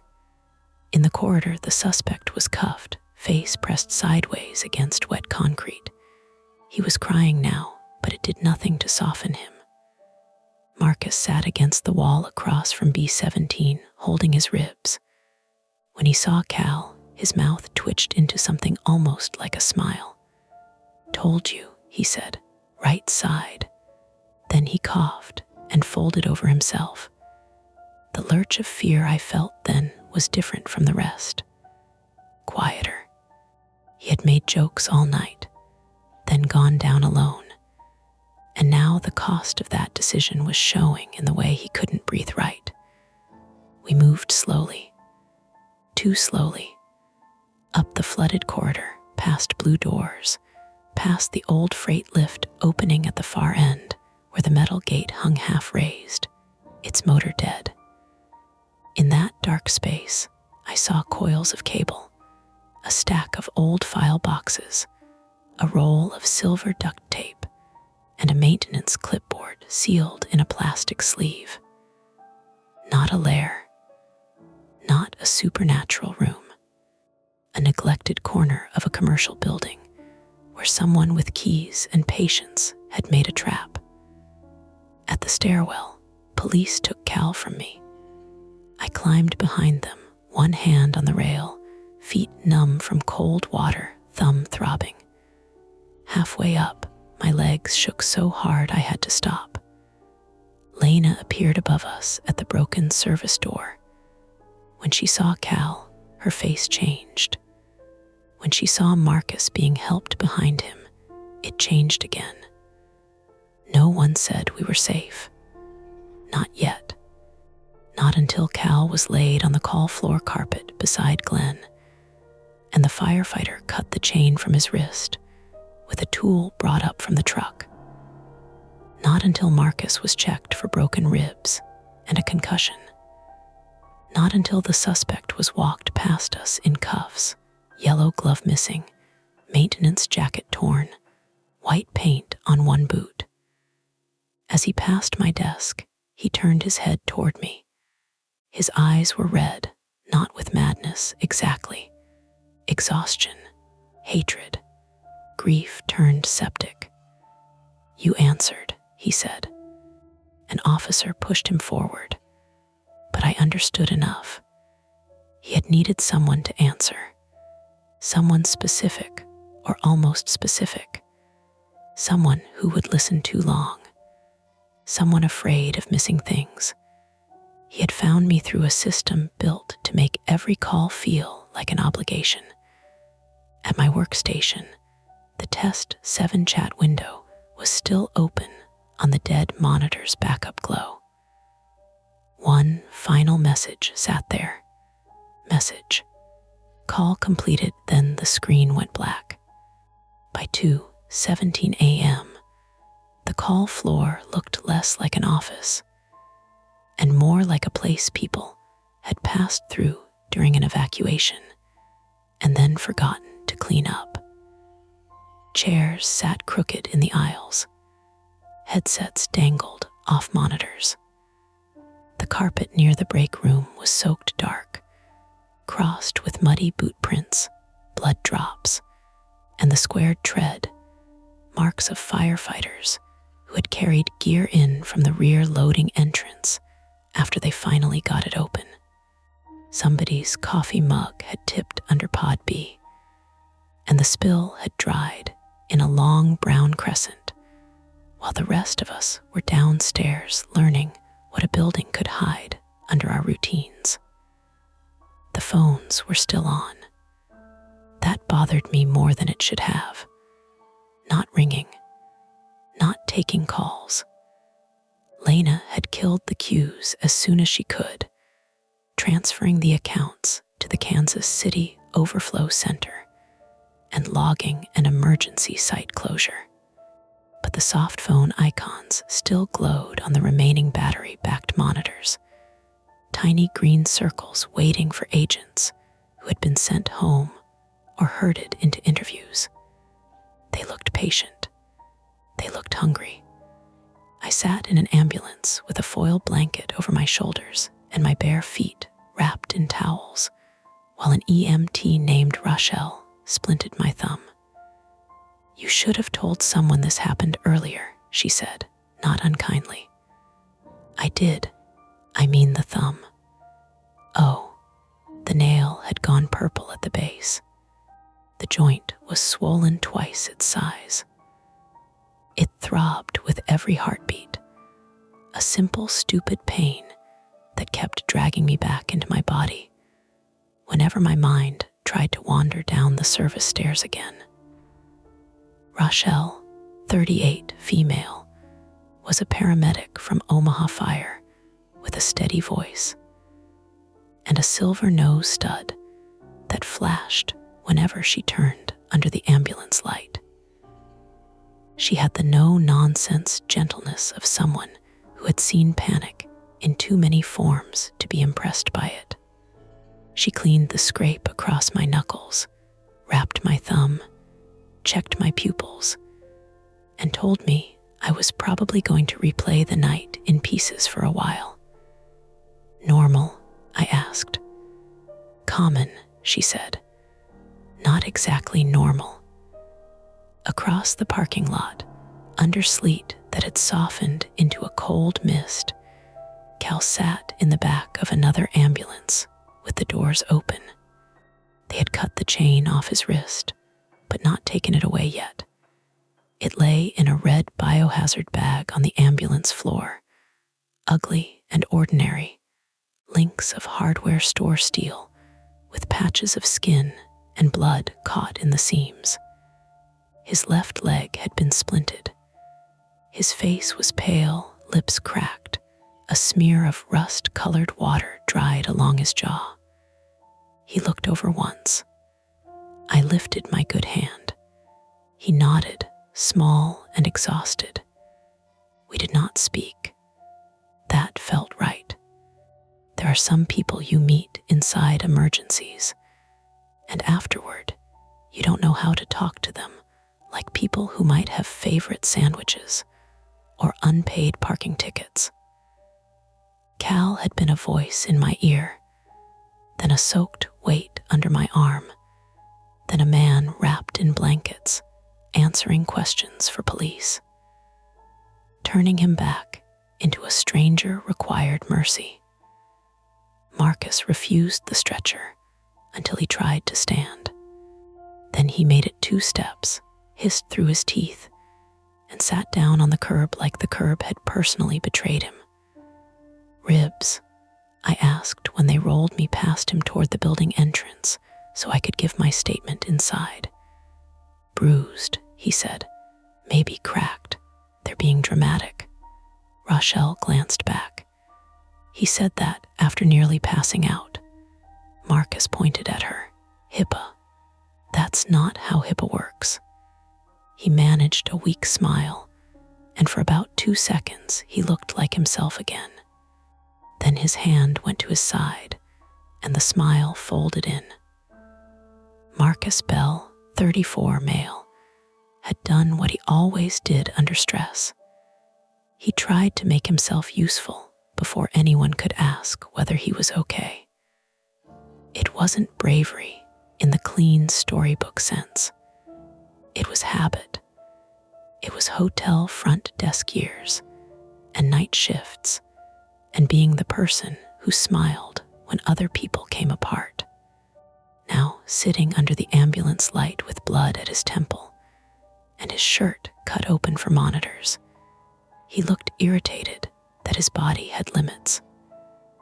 Lena stood near the front doors with a police officer, arms crossed tight, cardigan soaked at the cuffs. She kept looking from the lobby to the service hallway, then to the agents clustered near the far wall, then to Glenn being loaded into an ambulance. Her mouth moved silently every so often, counting people, rebuilding procedure out of wreckage. Lena Ortiz, 41, female, had never liked loose ends. That night had been made of them. You could see it wearing at her. Not fear exactly, responsibility. The kind that digs under the skin because no form exists for it. Glenn was conscious when they carried him out.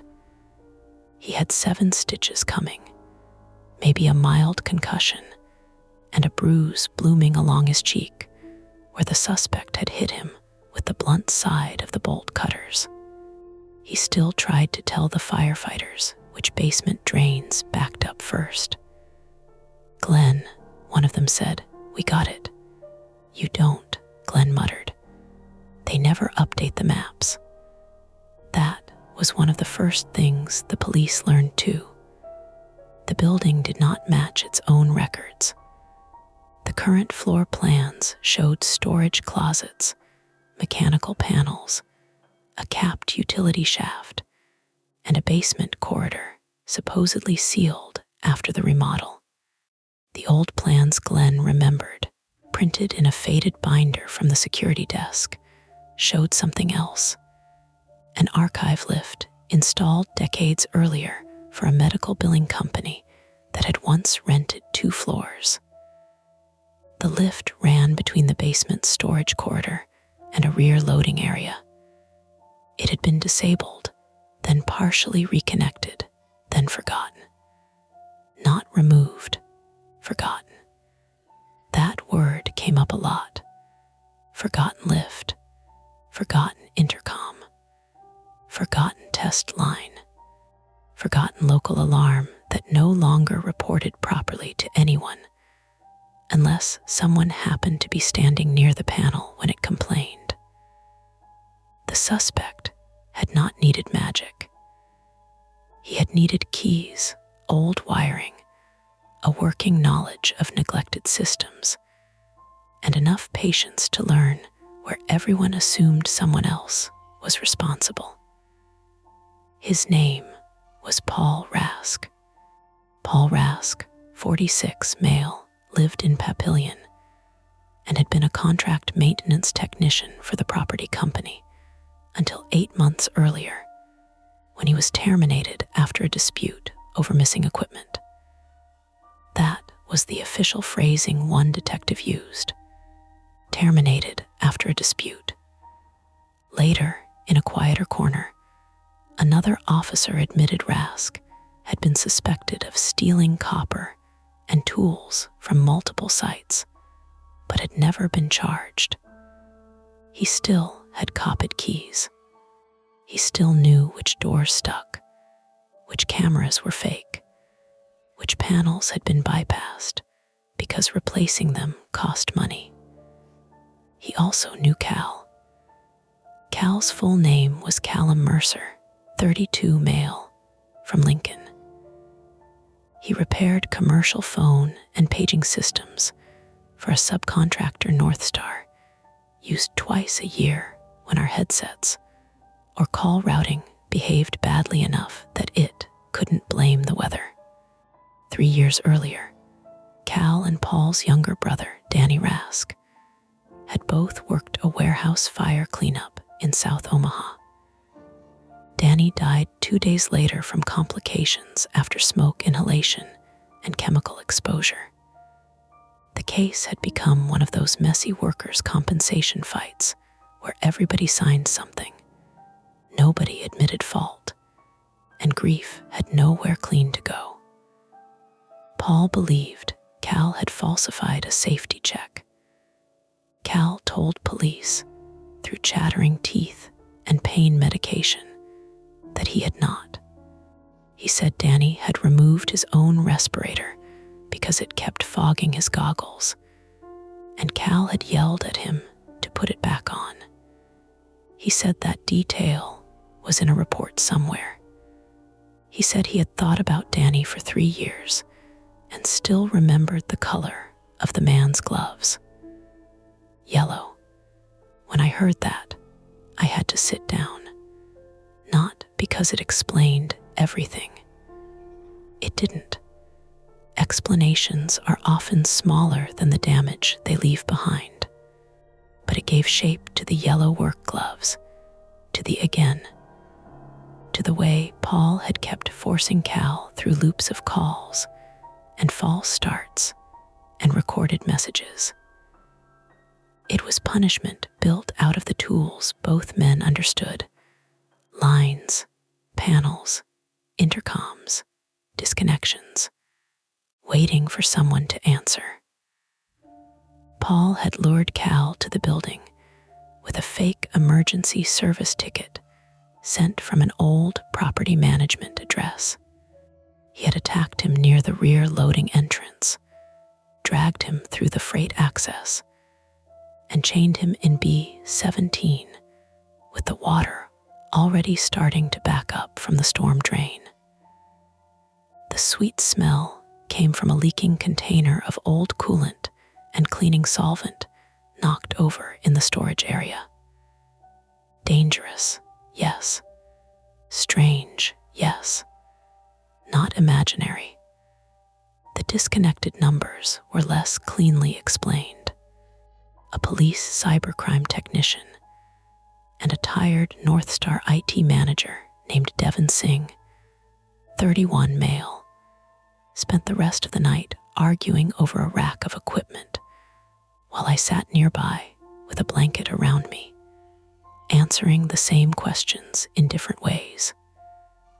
Devin was from Des Moines, soft-spoken, with round glasses and a habit of rubbing his forehead as if he could physically push understanding into place. He found the old test 7 root in our system. It had been used years earlier for training and line checks, then disabled in one interface, but not in another. Paul had accessed the building's legacy phone panel from the basement and used a maintenance intercom to push calls through that route. Some numbers were spoofed. Some were stale labels. Some were old test entries nobody had deleted. Why did they change mid-call? I asked. Devin looked at the floor. Because the system was trying to classify a source it couldn't understand, he said. It kept grabbing whatever legacy tag matched the signal for a second. That sounds like guessing. It was. That stayed with me. Systems guessing. People guessing. Everyone pretending the screen knew more than it did, because the alternative was admitting how much of modern work runs on faith and bad labels. The police took my statement 3 times. Once in the break room, with the soda machine unplugged behind me and the wet carpet beginning to smell sour. Once beside my desk, where an officer photographed the test 7 messages before the monitor finally died. Once near the basement door, after I pointed out the fresh bolt and the splinters around the screws. That wasn't there before, Detective Mara Klein asked.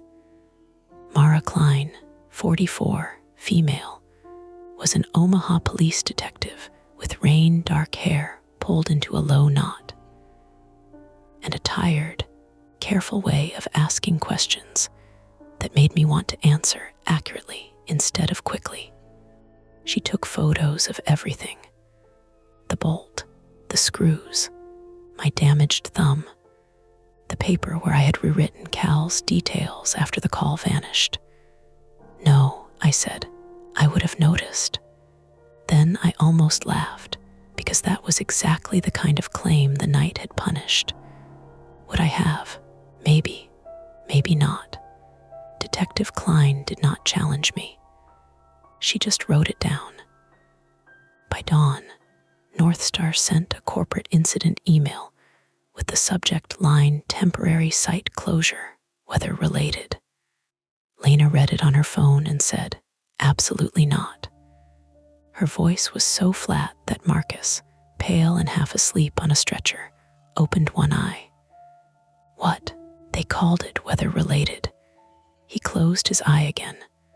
Of course they did. They will not, Lena. No, and she meant it.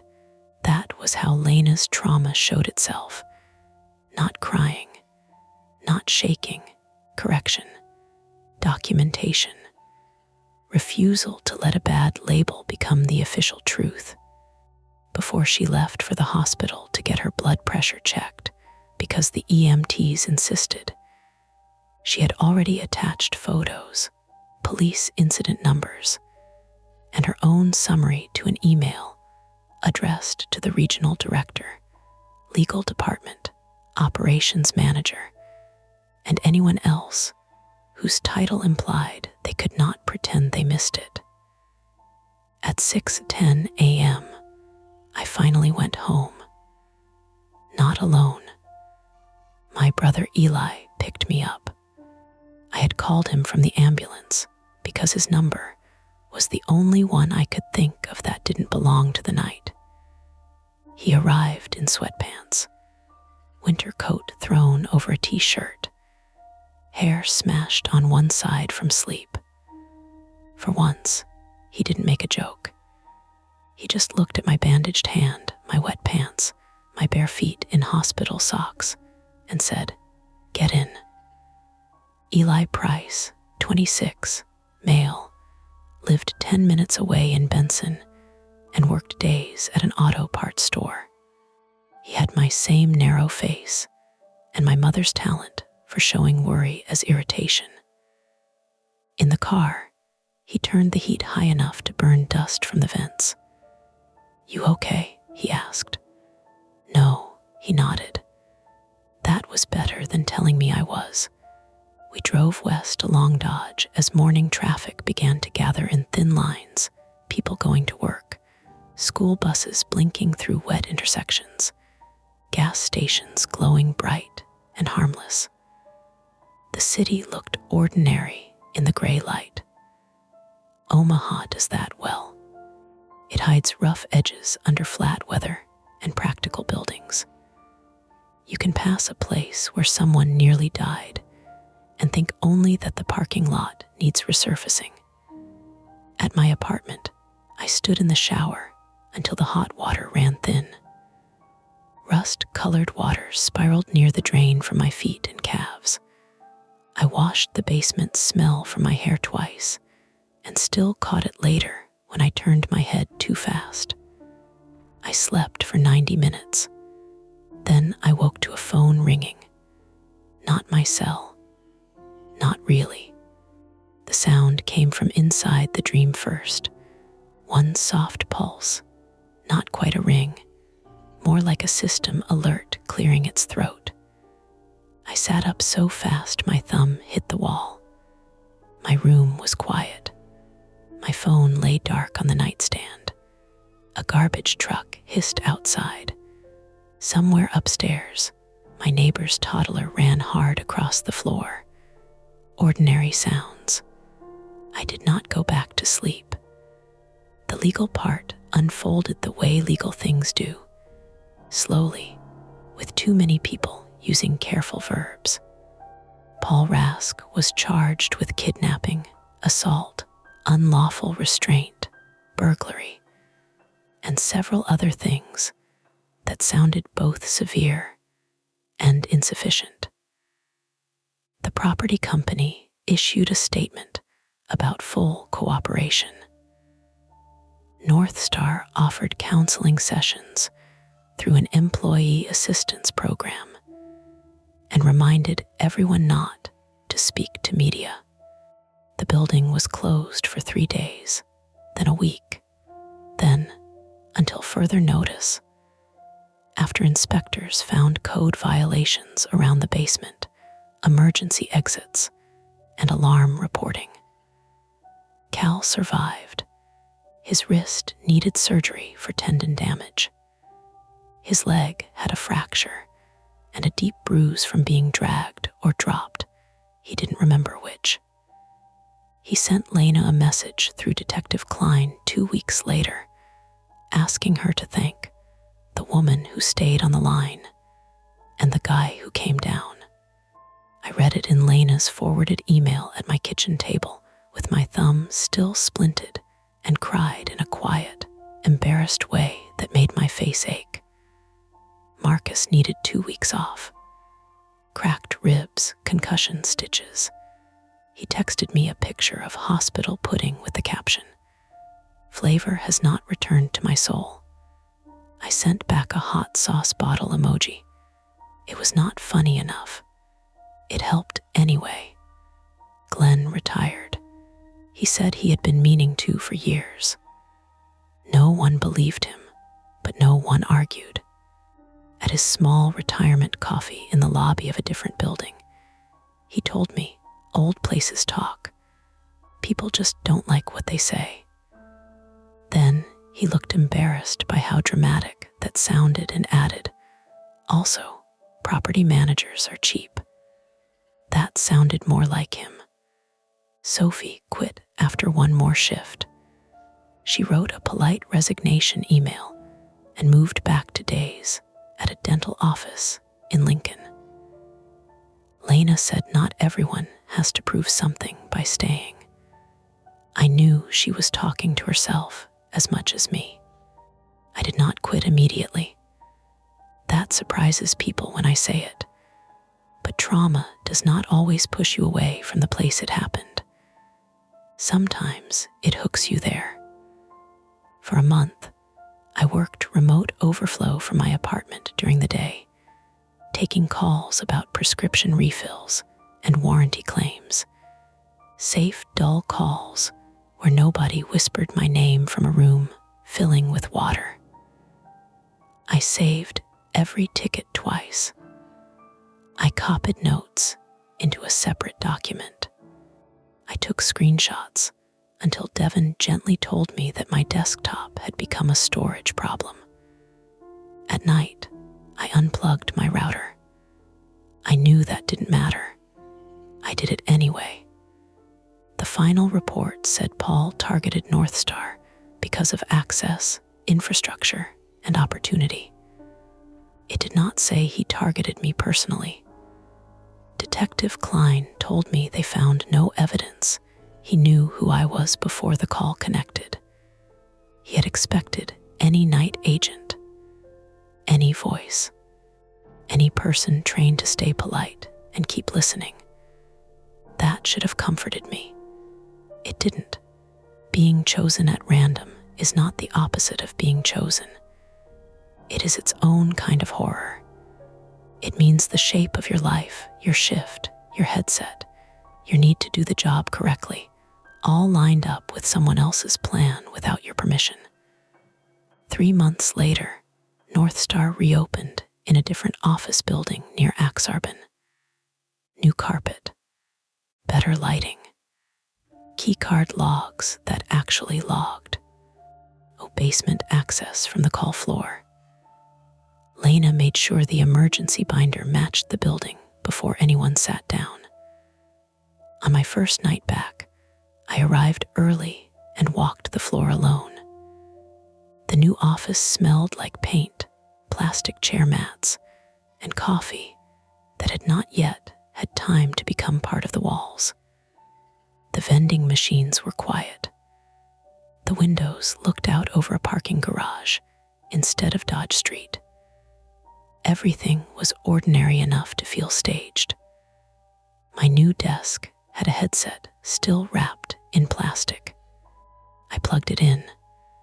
The system loaded, green circle available. I stared at it for a long time. Then I opened a blank notepad beside the call software. Paper first, screen second. That was my new procedure. At 9:02 p.m., my first call came in with a normal chirp, a normal number, a normal angry customer who wanted to know why his appliance warranty did not cover the ice maker he had broken with a screwdriver. I helped him. I documented the call. I saved the ticket. It went on. Near midnight, I stepped into the break room to refill my water. Lena was at the table, reviewing a printed evacuation map with a red pen. "Still correcting buildings?" I asked. "Always." Marcus, back on light duty, sat with one hand against his ribs and a packet of hot sauce beside a microwaved burrito. "She's going to fight architecture next." "I'll win," Lena said. We smiled. It was almost normal. Then, from the call floor, one unattended headset gave a soft pulse. Not a ring, not an alert most people would notice. Just a tiny tone from Sophie's old station, which had been reassigned but not yet used. We all heard it. Nobody moved for a second. Marcus put down his burrito. Lena walked out first. I followed, my thumb stiff, where the heel joint still didn't bend right in cold weather.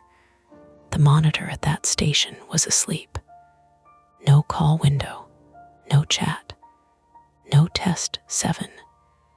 Just a black screen reflecting our faces back at us, pale under the new office lights. Then the headset pulsed again. Devin later said it was feedback from a firmware update. A known issue, completely explainable. He sent a link to the vendor bulletin and everything. I believed him, mostly. Lena unplugged the headset anyway. No one told her that was unnecessary. The shadows fade for now, but the stories never end. Don't forget to hit like, subscribe to Mia Horror Stories, and join our community of horror lovers. If you're hungry for more, check out the next video. Just remember, the scariest part is often the one you don't see coming. Welcome to Mia Horror Stories. To make it easier on your eyes, this video plays against a black screen, so you can close your eyes, get comfortable, and let the story take over. But don't relax too much. The ending might just catch you off guard. Stay with me until the very last word. At 11:42 on a Tuesday night, my phone buzzed against the kitchen table, slid half an inch through a crescent of spilled sugar, and showed me a friend request from a girl who had been dead for 12 years. Not dead in the way strangers on the internet are dead, meaning inactive or gone from your life. Dead in the way my sister had once explained it to me with a 6-year-old's blunt certainty. Sitting cross-legged on the laundry room floor while Mom folded towels. Lottie can't come over anymore because she got hit by a car, but she still likes grilled cheese. That was how my sister talked about her imaginary friend, like she was a kid from the next block with a strict bedtime and bad luck. My name is Mara Whitcomb, 32, female, and at the time I lived in a narrow duplex in Portland, Maine, the kind with steam heat that clanked awake before dawn and windows painted shut by 3 different landlords. I worked remote customer support for a medical billing company, which sounds more important than it is. Mostly, I spent my days listening to people panic over deductibles while my headset left a permanent dent in my hair. I had moved back to Maine 2 months earlier because my mother needed help, and because my sister, Elise, had stopped speaking in complete sentences unless someone reminded her to breathe first. That night, the kitchen smelled like burnt toast and lemon dish soap. Rain kept ticking against the back window in uneven little taps, not hard enough to be dramatic, just steady enough to make the house feel wrapped in plastic. The overhead light flickered whenever the boiler kicked on. I had meant to replace the bulb for 3 days. My phone buzzed again. I wiped sugar from the screen with the heel of my hand, thinking it would be spam. Some fake profile with a stolen vacation photo. Some bot named Charlotte trying to sell cryptocurrency or naked pictures or both. The notification said, "Lottie Bell wants to be your friend." The profile picture was a blurry close-up of a girl's knee in striped tights. I stared at it long enough for my vision to soften around the edges. Then I laughed once, too sharply. "Absolutely not," I said to the kitchen. From the living room, Elise called. "What?" Elise Whitcomb, 21, female, was my younger sister, though some days the age gap felt less like 11 years and more like a hallway with bad lighting. She had curly dark hair cut just below her chin because she'd taken kitchen scissors to it during a panic spiral in October, and she wore oversized sweatshirts even when the radiators made the house too warm. She was on the couch with one socked foot tucked under her, surrounded by colored pencils, sketching tiny houses with too many windows.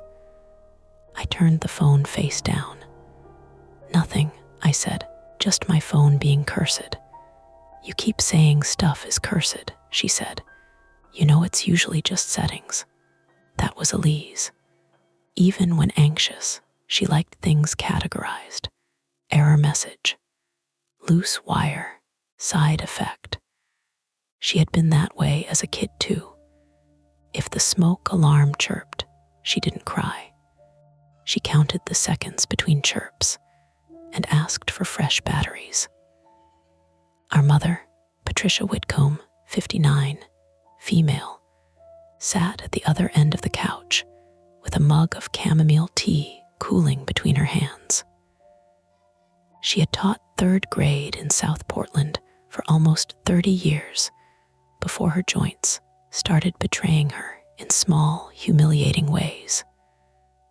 First the stairs, then the whiteboard, then the mornings when her fingers locked around the coffee pot handle. She was still pretty in a tired, sanded-down way, with silver hair pinned up crookedly and reading glasses she always wore on a chain, but never actually cleaned. She looked over her glasses. "Is it work?" "No." "Then ignore it." "I am." But I didn't. I picked the phone back up because there are different kinds of fear, and one of them wears the mask of being practical. I told myself I needed to check whether someone had made a profile using Elise's old stories. Maybe one of her friends was being weird. Maybe a local kid had stumbled across an old family post. Maybe my own privacy settings were bad. Normal explanations, boring explanations, explanations with buttons you could click. The request was still there. The profile name read Lottie Bell. No mutual friends. No posts visible. Account created in March 2026, which somehow made it worse because it was fresh. Recent. Someone had built it on purpose. I tapped the tiny profile picture. The full image loaded slowly, pixel by pixel over our cheap Wi-Fi, while the rain tapped the window and the boiler knocked in the basement like somebody moving furniture one room below us. The picture was a child sitting on a porch step.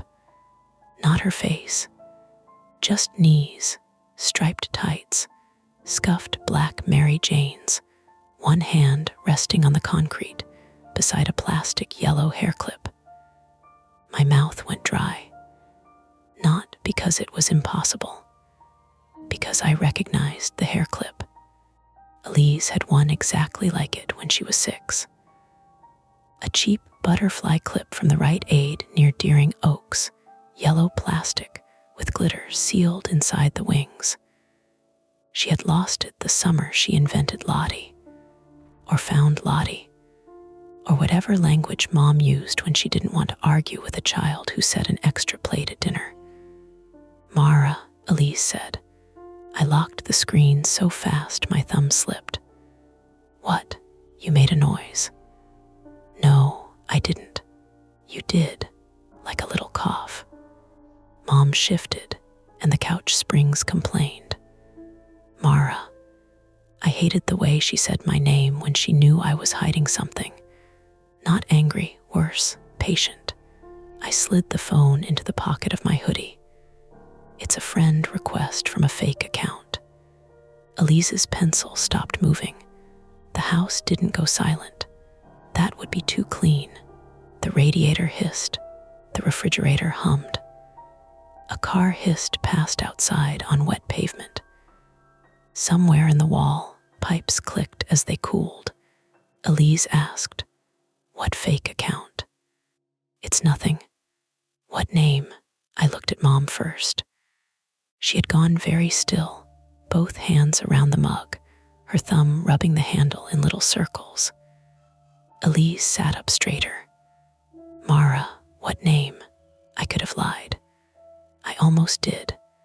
I had made a habit of lying by omission since moving home. Not about big things exactly, but about things that made Elise fragile. The unpaid bill I found under Mom's pill organizer. The voicemail from her therapist asking why she had missed 2 appointments. The fact that I sometimes sat in my parked car outside Hannaford for 10 minutes because the thought of going back into the house made my chest feel too tight. My private flaw, if I'm being honest, was that I confused protecting people with controlling the room. I had done it since Dad left when I was 15. Check the locks, answer the phone, make the joke before Mom cried. Tell Elise the thunder was trucks on I-295. Keep everyone moving so no one noticed the floor had dropped out. That night, keeping everyone moving meant telling the truth before Elise could imagine something worse. I took out the phone and put it on the coffee table, screen up. Lottie Bell, I said. Elise did not reach for it. Her face changed in a way I hated. Not surprise, exactly. More like she had heard a sound under the bed and realized it had been there for a long time. Mom set her mug down too hard. Tea sloshed onto the coaster. Mara, why would you say that name like that? Because that's the account. Elise whispered, show me. I unlocked the phone and opened the request again. For a moment, none of us spoke. The phone's blue-white light made the living room look flatter, meaner. Elise leaned forward until her hair fell around her cheeks. Mom's breathing got scratchy, the way it did when she tried not to cough. Then Elise said, "That's my clip." I looked at her. "You remember that?" "Of course I remember that. You were 6. I remember things from 6. Mom said lots of little girls had clips like that. "Mom," Elise said, "I'm only saying. You kept mine in the button tin after I lost one wing." I blinked. Mom's lips parted, then closed. I turned toward her. "You did. It was a keepsake," she said too quickly. "You both had little things. Teeth, ribbons, school pictures."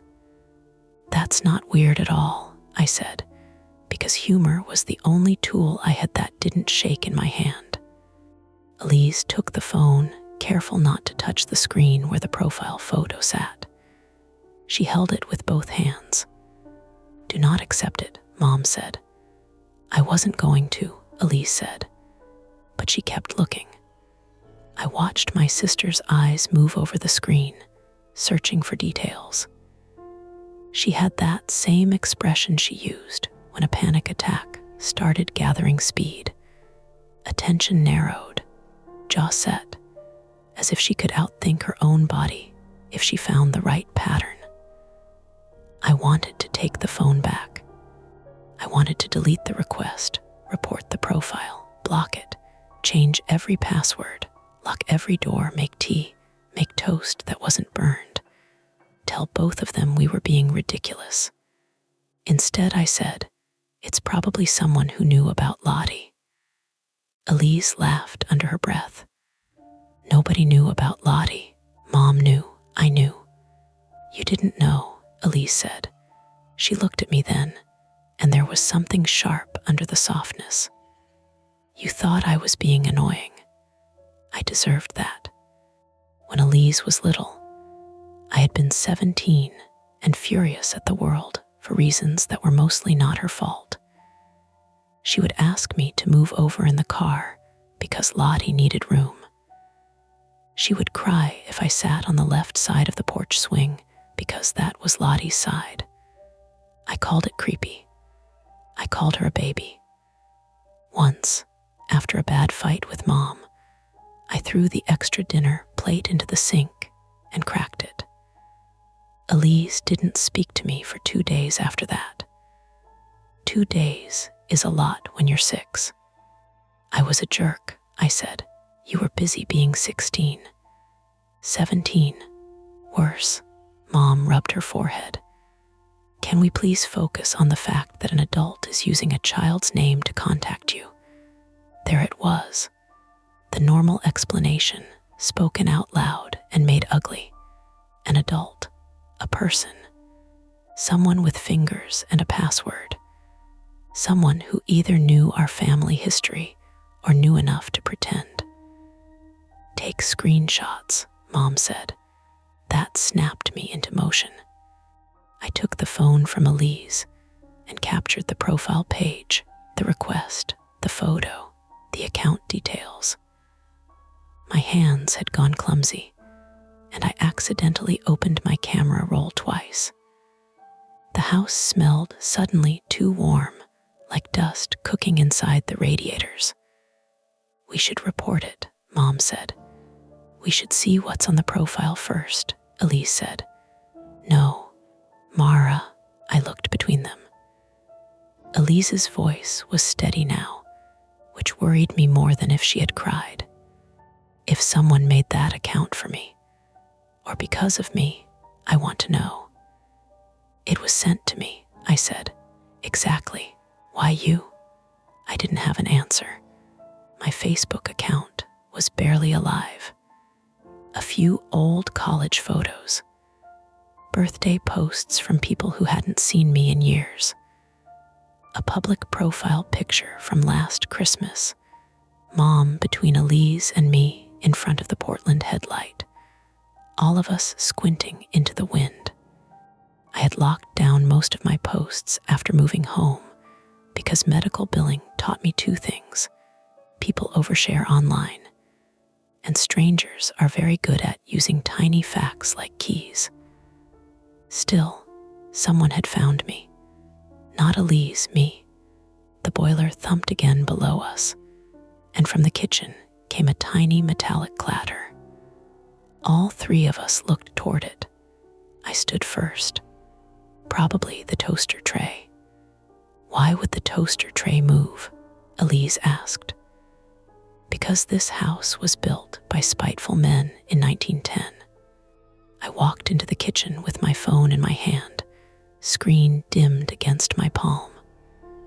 The rain had turned heavier, pattering against the window above the sink. A thin yellow line of streetlight cut across the counter. On the floor near the radiator was the spoon I'd used to stir Mom's tea. It had rolled off the counter. That was all. I picked it up, rinsed it, and stood for a second with my hands under the hot water. The faucet squealed when I turned it too far. Through the window, I could see the shared driveway, our trash bins shining wet, my old Subaru hunched under the maple tree. No one out there. No face at the glass. No horror movie nonsense. Just rain and the soft blur of houses pressed close together, and the knowledge that someone could sit in a parked car on our street and use our Wi-Fi name, our public photos, our family stories, our old wounds. When I came back, Elise was holding Mom's laptop. Absolutely not, Mom said. Elise. I'm not accepting it, Elise said. I'm searching. She already had Facebook open. Her fingers moved fast over the keys. Search bar, Lottie Bell, a dozen results. Middle-aged women, teenagers, a dog account, a bakery page in Ohio. Then ours, or the one pretending to be ours, with the striped tights photo. Mom leaned in despite herself. Elise clicked. The public profile opened. There was almost nothing on it. No visible friends. No hometown.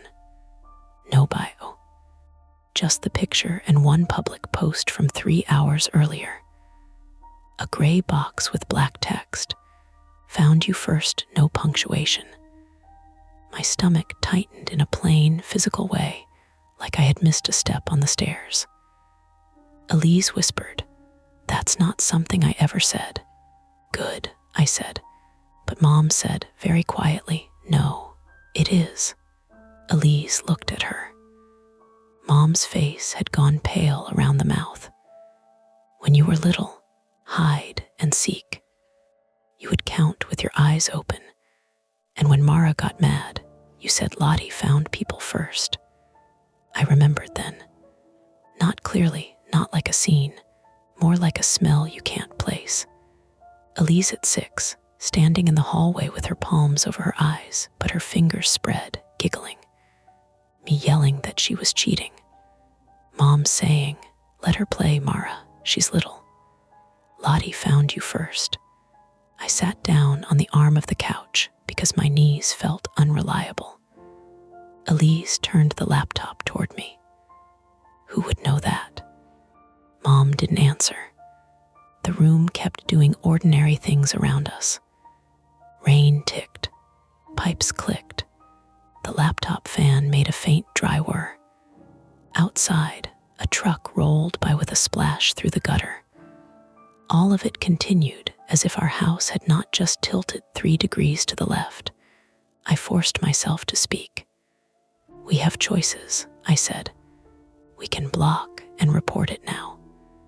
We can accept and see what happens, which I do not recommend. Or we can message first without accepting, maybe ask who it is."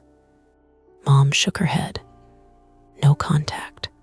Elise said, "If we block it, they know they scared us." "This is not a negotiation with a raccoon," Mom said. That startled a laugh out of me, small and ugly. Elise didn't laugh. She looked at the screen, then at me. "They sent it to you," she said again. Not Mom, not me, you. I wanted to argue, but she was right. The profile sat there with its little gray button waiting. Confirm. Delete. A choice dressed up as two rectangles. I hovered my finger over the trackpad. Screenshot the post too, Mom said. I did, then report it. Elise reached out and put her hand over mine. Her palm was cold. Wait, she said. I looked at her. Just wait 1 minute. On the laptop screen, the cursor blinked in the empty message field. Outside, rainwater drummed through the loose gutter by the porch, irregular and hollow, like someone tapping a fingernail against a plastic cup. Mom's tea steamed weakly on the table. My phone buzzed once more in my lap. A new notification. Lottie Bell sent you a message request. We sat there, the three of us, staring at my phone as if it had made a noise in a language we almost understood. I didn't open it. Not yet. But I didn't delete it either. And that was the first bad choice of the night. The message request sat unopened for maybe 20 seconds, which is not a long time unless 3 people are pretending not to breathe. My phone had landed face up in my lap after buzzing. The notification banner faded, but the little red dot stayed there, bright and stupid and patient. Mom reached for it first.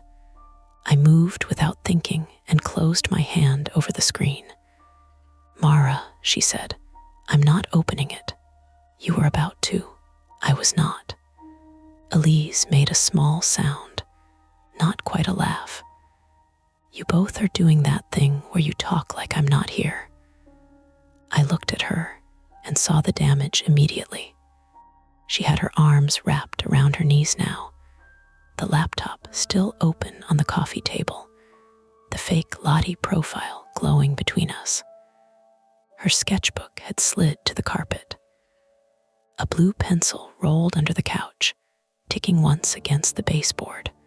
Ordinary sounds. Mean little sounds. I'm sorry, I said. You're here. Then stopped deciding around me. Mom pinched the bridge of her nose. Nobody is deciding around you. We are deciding not to engage with someone who is clearly unstable. That's still a decision, Elise said. The phone buzzed again in my hand. This time it was Facebook. It was a text from an unknown number. Don't let Patty delete me. All the air in the living room seemed to change temperature. Patty. Nobody called my mother Patty anymore. Not since Dad left. Not since her old teaching friends retired and moved south or got busy with grandchildren and knee surgeries. Even I barely remembered hearing it, except from one woman with a smoker's voice at the grocery store when I was 12. Mom saw the screen before I could tilt it away. Her face tightened so quickly it looked painful. Who is that? Elise asked. I read it aloud because lying had already failed us once tonight. Elise's eyes went from me to Mom. Who calls you Patty? Old friends, Mom said. Which old friends? People. The unknown number sent another text. You kept the wing. I held the phone so hard my thumb hurt. Mom whispered, no. Elise stood up too fast. The laptop wobbled on the coffee table, and I caught it before it slid off. The clip. Sit down, Mom said. No, the button tin. Elise, she said you kept it. It could be guessing, I said, though even to me it sounded weak. There are a million broken childhood keepsakes in people's houses. The wing, Elise said. That is specific. Mom stared toward the hallway, not at either of us. The hall light was off, and beyond it, the stairs made a dark rectangle leading up to the bedrooms. The house had been old long before we rented it, and at night it seemed to rearrange sound. Pipes knocked behind walls where there were no pipes. Floorboards answered footsteps late. The refrigerator motor stopped, and the absence it left felt too deliberate. "Where's the tin?" I asked. Mom didn't answer. "Mom, in my closet," she said finally. "Top shelf." In the blue tote. Elise was already moving. I caught her sleeve. "Wait," she yanked back. "Don't. We don't know what this person wants. They want us to be scared, and it's working. Good job noticing." "Elise," Mom snapped. That stopped her. Mom did not snap often anymore. Pain had made her careful with energy. Anger took too much. Mom put one hand on the arm of the couch and pushed herself up, wincing when her knee caught. No one goes upstairs alone. So the three of us went. That was our first real mistake. Not opening the message, not arguing over Facebook, not even letting the name Lottie back into the room.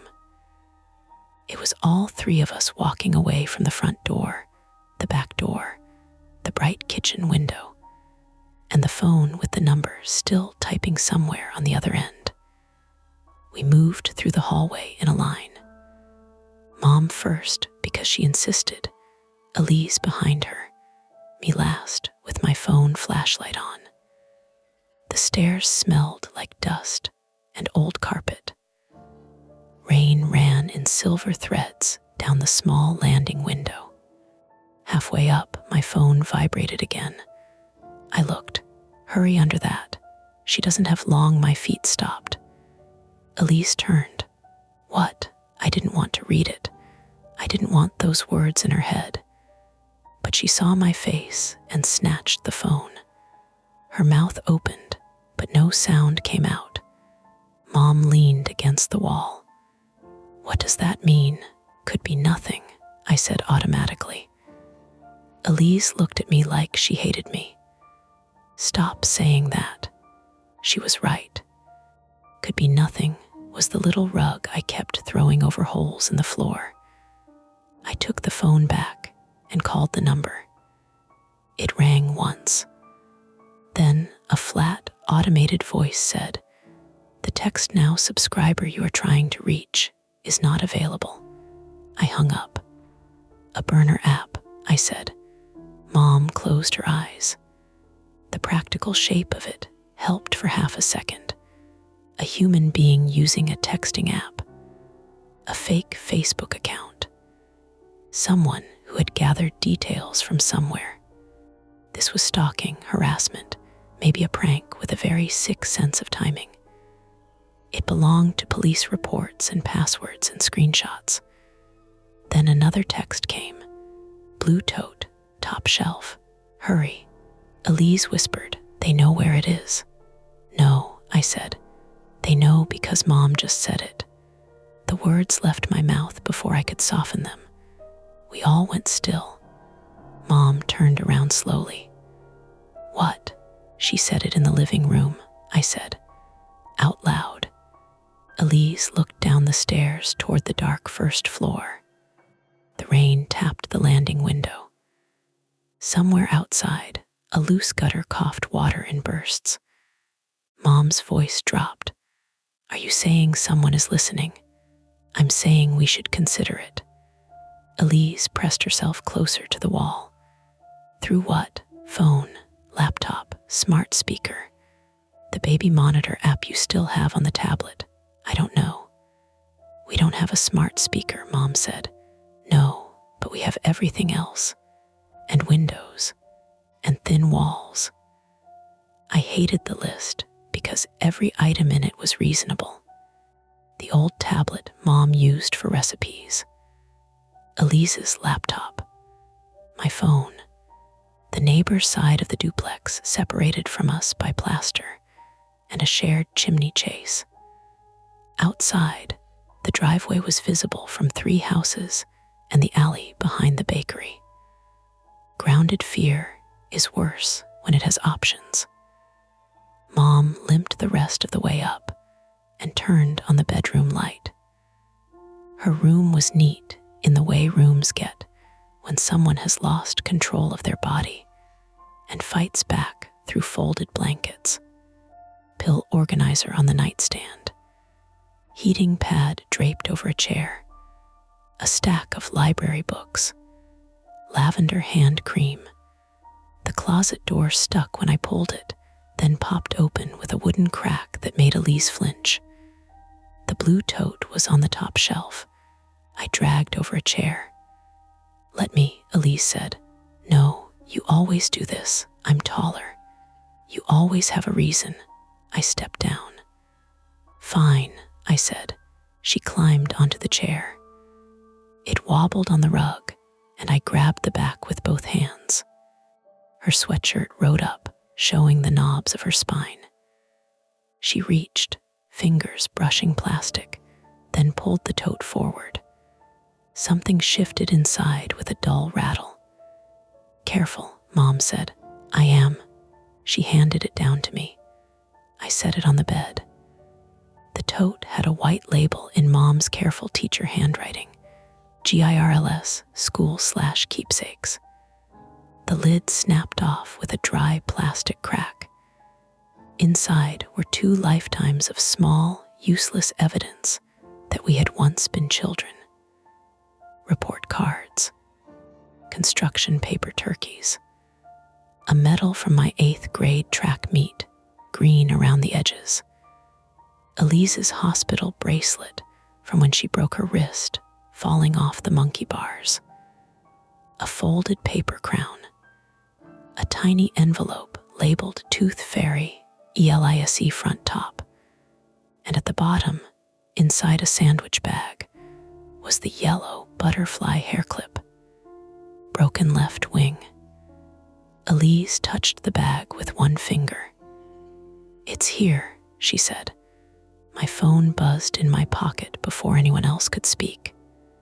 Not that one. For a second, my brain refused to arrange the words. Then another message came. The other thing she kept. Mom sat down on the bed as if someone had pressed a hand to her shoulder. "What other thing?" I asked. She shook her head. "Mom, I don't know, but she did, or she knew enough to be afraid of knowing." Elise was breathing too fast. "What did you keep?" "Nothing. I kept normal things." "Mom," the power flickered. Once, just a blink. The bedroom light dimmed, came back yellow and weak, then steadied. Downstairs, the boiler coughed and went quiet. The rain sounded louder without its background clank. I looked at my phone. Battery 18%. "We need to call the police," I said. Mom gave a brittle laugh. "And say what? A fake account knows about a hair clip, and an unknown number is texting details from inside our house. Maybe from inside our family," she said. Elise turned on her. "What does that mean?" "It means maybe someone who knew us then is doing this." "Like who?" Mom didn't answer. There it was again. A door she wouldn't open. My phone rang. Unknown number. All 3 of us looked at it. I answered on speaker before I could lose courage. For half a second, there was only static and rain, or something that sounded like rain. Then breathing. Not heavy, not theatrical, just close enough to the microphone that it rasped on the edges. "Who is this?"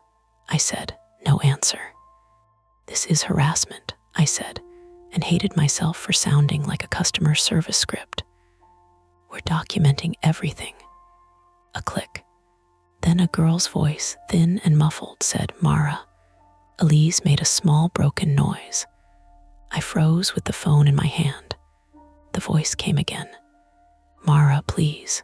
It was not a child's voice exactly. It had been filtered, compressed, damaged by bad signal or a cheap app. But there was fear in it.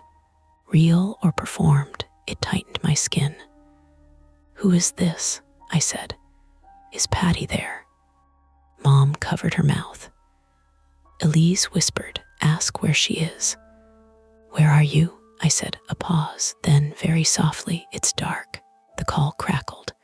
Something banged on the other end, distant and hollow. A dog barked once, or maybe it was a car door shutting. The line distorted, squealed, recovered. "Are you in danger?" I asked. "Mara," the voice said, "don't let her throw it away." "What? Throw what away?" The power went out. Not all at once, like a movie. First, the bedroom light snapped off. Then the hall went black. Then the little glow from Mom's alarm clock vanished, leaving a red ghost in my vision. Downstairs, the refrigerator gave one last, shuddering hum and died. Elise grabbed my arm so hard her nails bit through my sleeve. The phone call dropped. In the dark, my screen lit my hand. 1 bar of service. Battery 16%. Outside, the rain hit the roof and gutters and pavement, suddenly enormous. The duplex creaked in the wind. From the neighboring unit came a muffled thump, then a man's irritated voice through the wall. Again. "Are you kidding me?" That helped. A normal power outage. The whole building, maybe the block. Then my phone buzzed. 10 minutes under that, basement freezer. Mom said no. It was not loud. It was worse than loud. Elise turned the phone toward her. "What's in the basement freezer?" "Food," Mom said. "What else?" "Food, Elise." "Why did you say no like that?" Mom pressed her fingers to her temples. "Because this is insane." The basement freezer was not ours exactly. It had come with the duplex, a chest freezer left behind by some previous tenant. Mom used it for bulk soup, frozen peas, 2 for 1 chicken breasts, and ice packs for her knees. It sat in the unfinished basement beside the old laundry sink, under one naked bulb that now, obviously, would not work. The message gave us 10 minutes. 10 minutes to do what? I didn't know. Check it. Empty it. Stop someone else from getting to it. Walk willingly into the basement because a stranger with a texting app told us to. I dialed 911. The call failed. I tried again.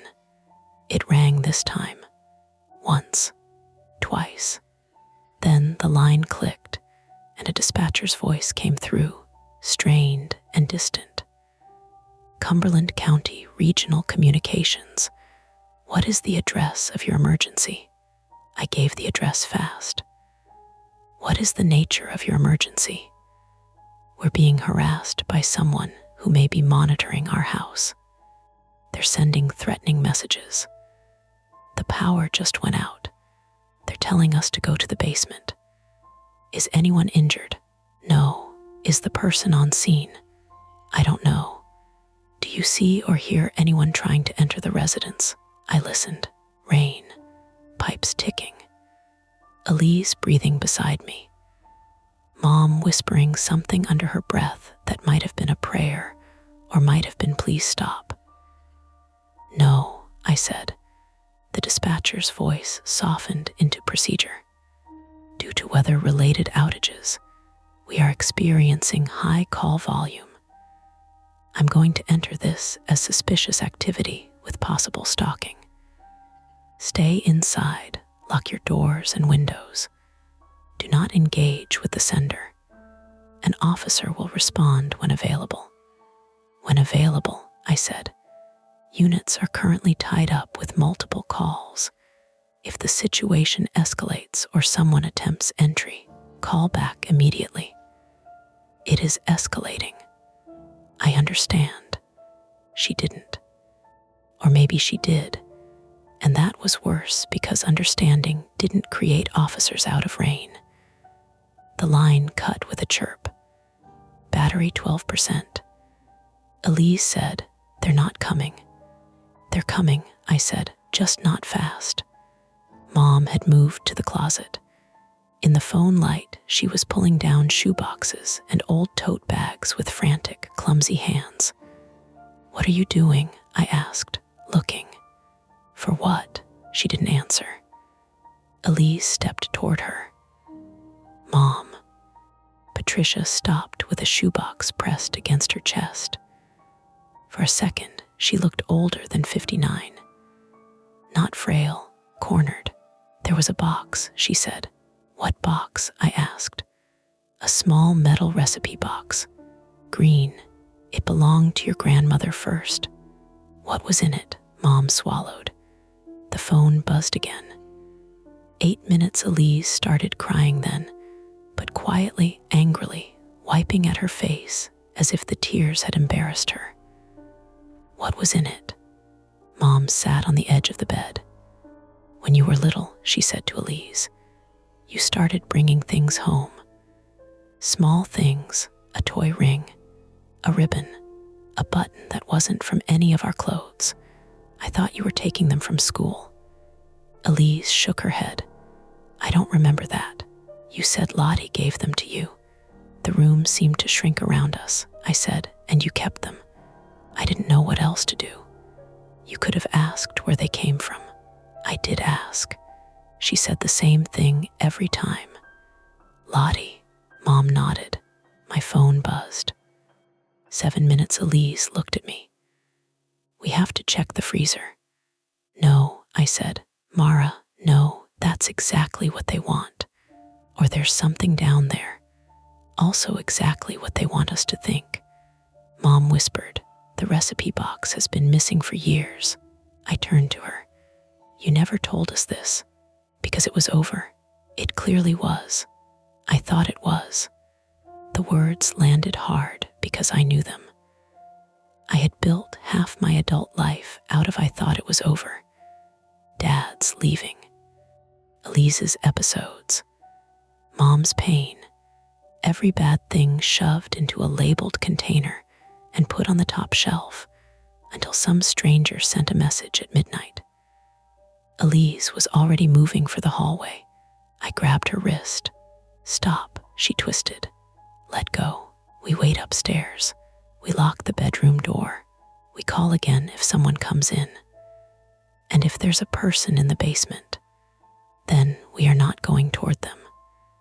If there's a person trapped," the girl's voice from the call came back to me. "It's dark. Please." I hated Elise for saying it because she had found the one hook that could drag me anywhere. My private fear was not death. It was being the person who didn't answer in time. The person who dismissed the noise as pipes, the text as spam, the child as imagination, until someone real paid for my need to be sensible. My phone buzzed. 6 minutes, then another. Freezer fails when power stays off. That was true. Mundane and true. A chest freezer without power would hold temperature for hours if left closed, unless it was already failing or someone wanted us to open it. Mom covered her face. "God," Elise said, "give me the flashlight." "No, then come with me. I'm not letting you go alone." "Good, then come." This was how the choice became no choice at all. Elise would go. Mom could barely manage the basement stairs with her knee in daylight. The police were delayed. My phone was dying. Whoever had set this up knew details from our house, our past, maybe both. And in the basement sat an old freezer named by a stranger who had used my mother's childhood nickname. I went to Mom's nightstand and took the small metal flashlight she kept beside her pill bottles. I clicked it on. Weak beam, but steady. "Patricia," I said, "stay here. Lock the bedroom door after us." "No," she said, "you can't do those stairs in the dark." "I am not staying while my daughters." "Mom." I softened my voice because fear had made me sharp enough to cut everybody. "Please." Call 911 again if you hear anything. Use your phone, not mine." Her hands shook as she reached for her cell. Elise was already at the doorway, pale and furious and determined. We went downstairs together. At the bottom, the front door looked closed. I checked the deadbolt anyway. Locked. The chain was on. The back door in the kitchen was locked too. Rain smeared the glass, turning the porch light from next door into a yellow blur. My phone buzzed in my hoodie pocket. I didn't look.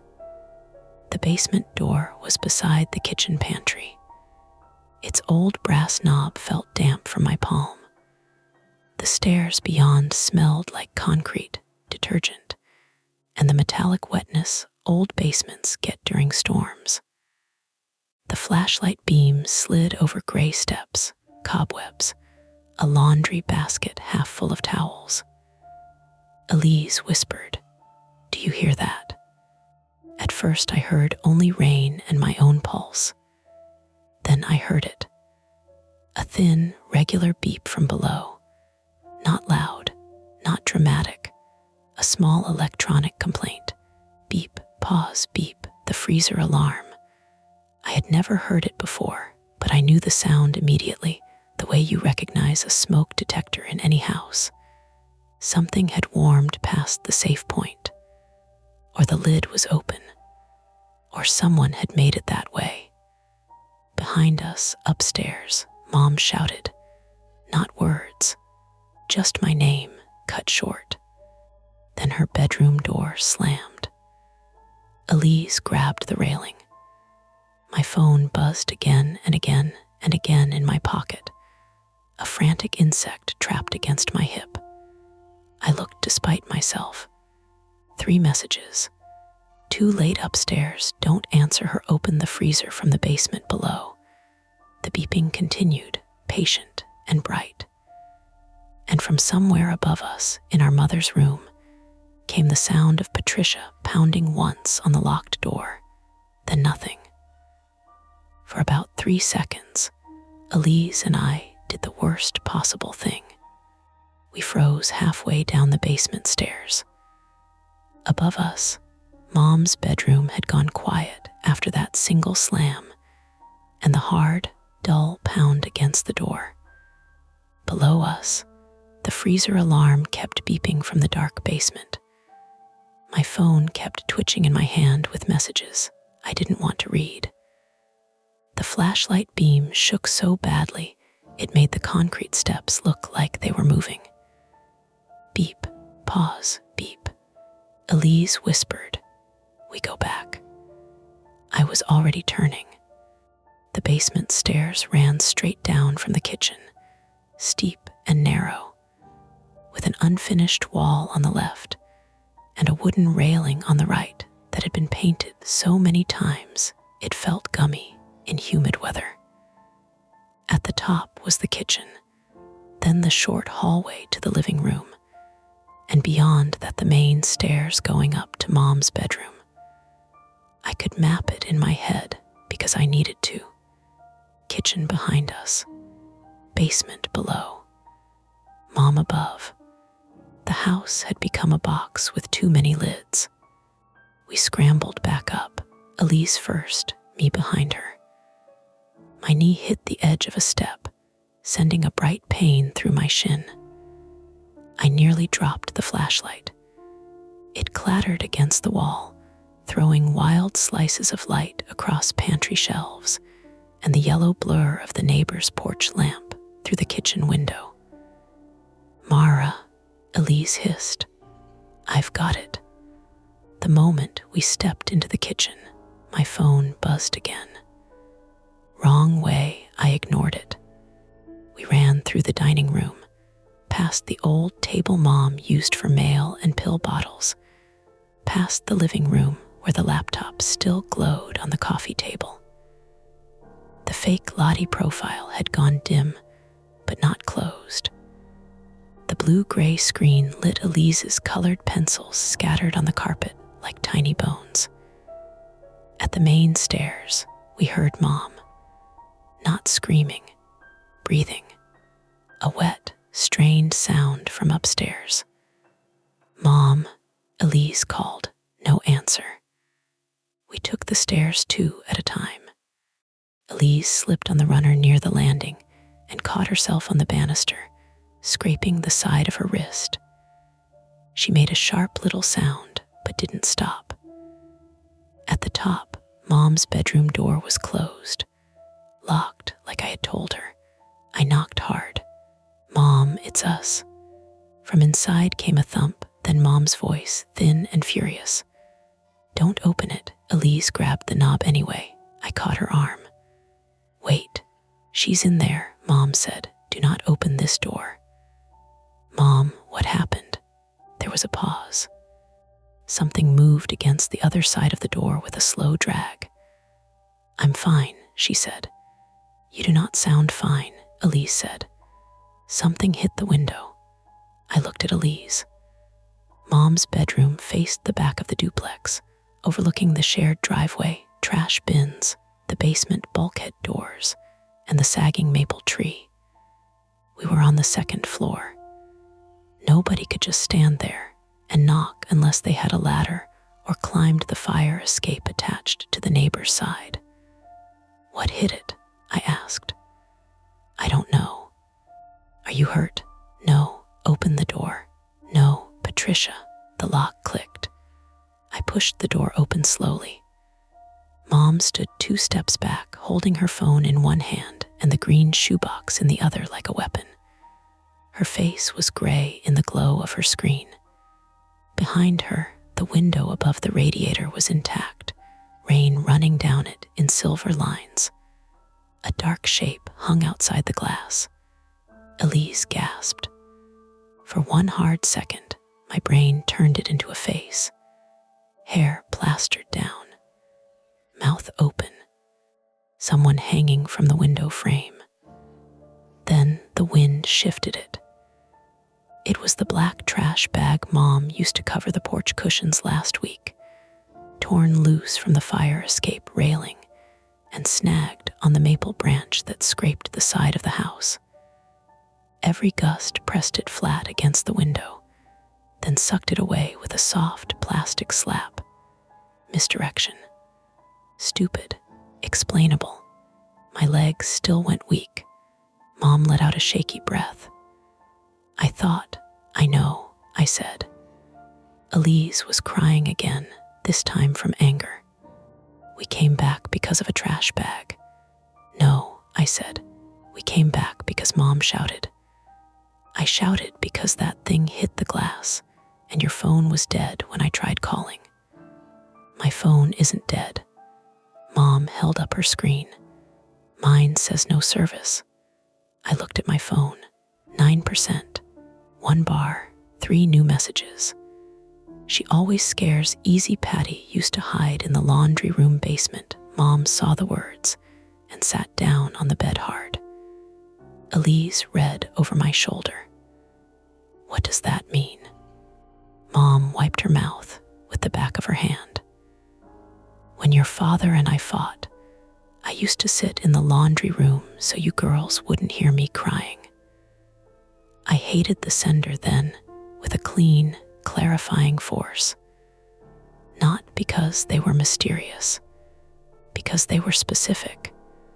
Whoever was doing this had taken the little humiliations of our family and sharpened them into tools. Attempt 1 had failed. We had run back upstairs, discovered nothing but a trash bag and a mother with shaking hands, and wasted minutes while the freezer alarm continued below. Beep. Even upstairs, I could hear it now through the floorboards. I crouched in front of Mom.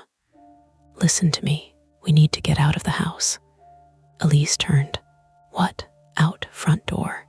Neighbor's unit, street. Anywhere with lights and people." Mom nodded too quickly. Yes, we leave." My phone buzzed. "Front door is bad, I didn't show them." That was another mistake. Or maybe just the same mistake wearing new clothes. We take shoes, I said. Coats. Mom, can you do stairs? I can do stairs. Elise, grab the laptop. We need the screenshots and the profile. It's your account. Just grab it.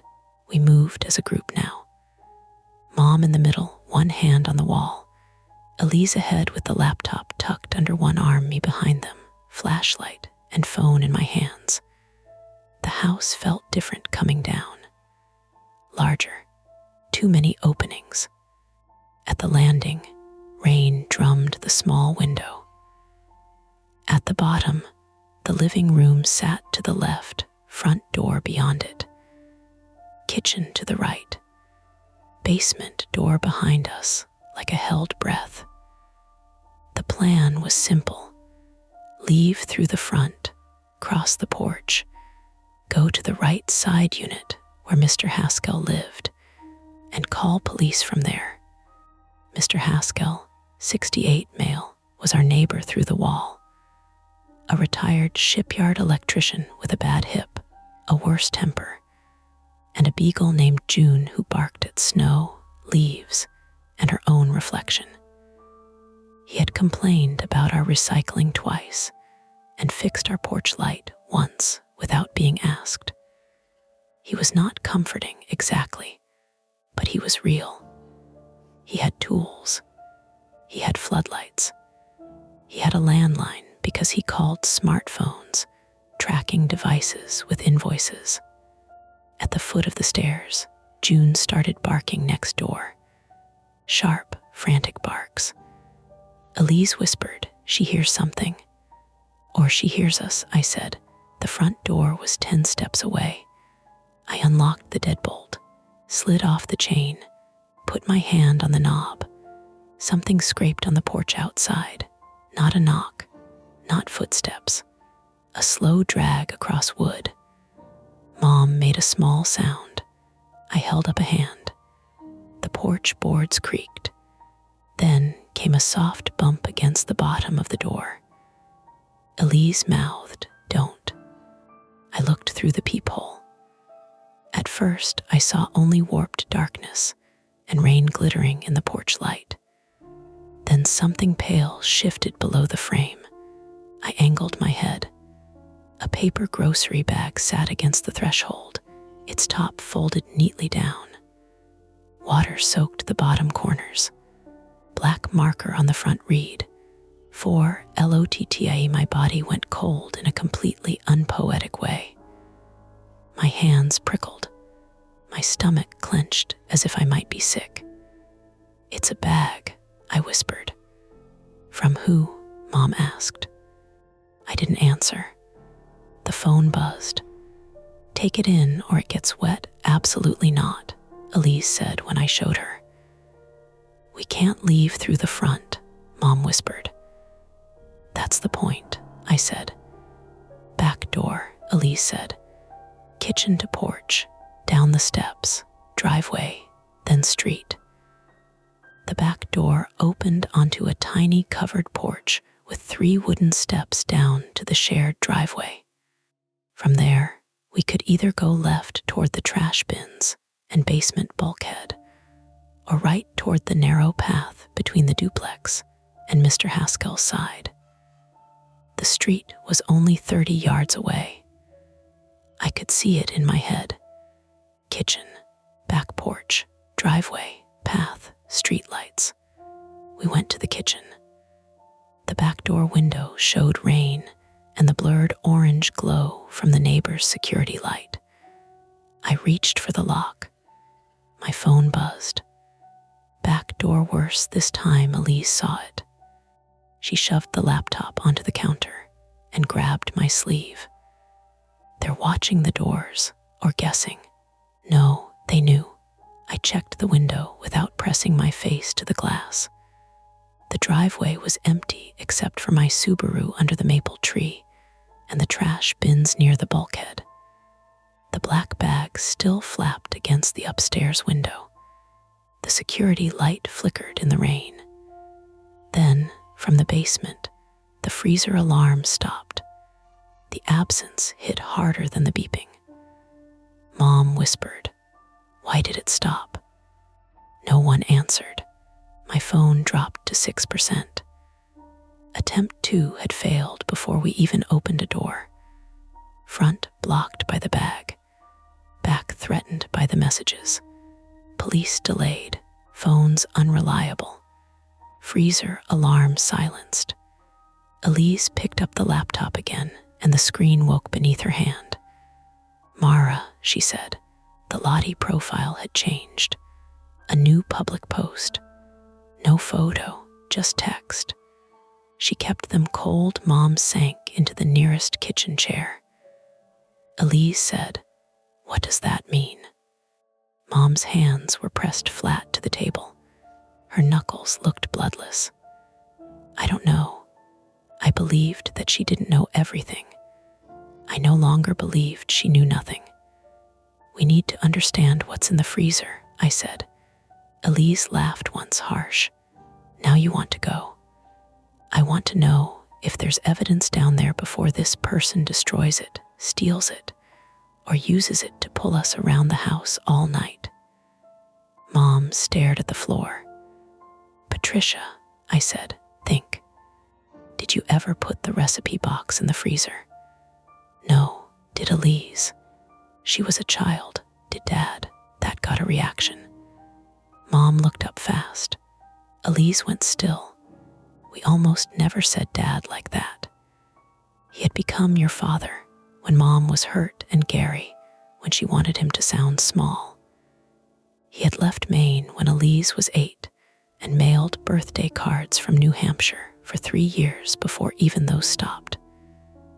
Gary Whitcomb Mail would have been 62 now, if anyone was keeping track.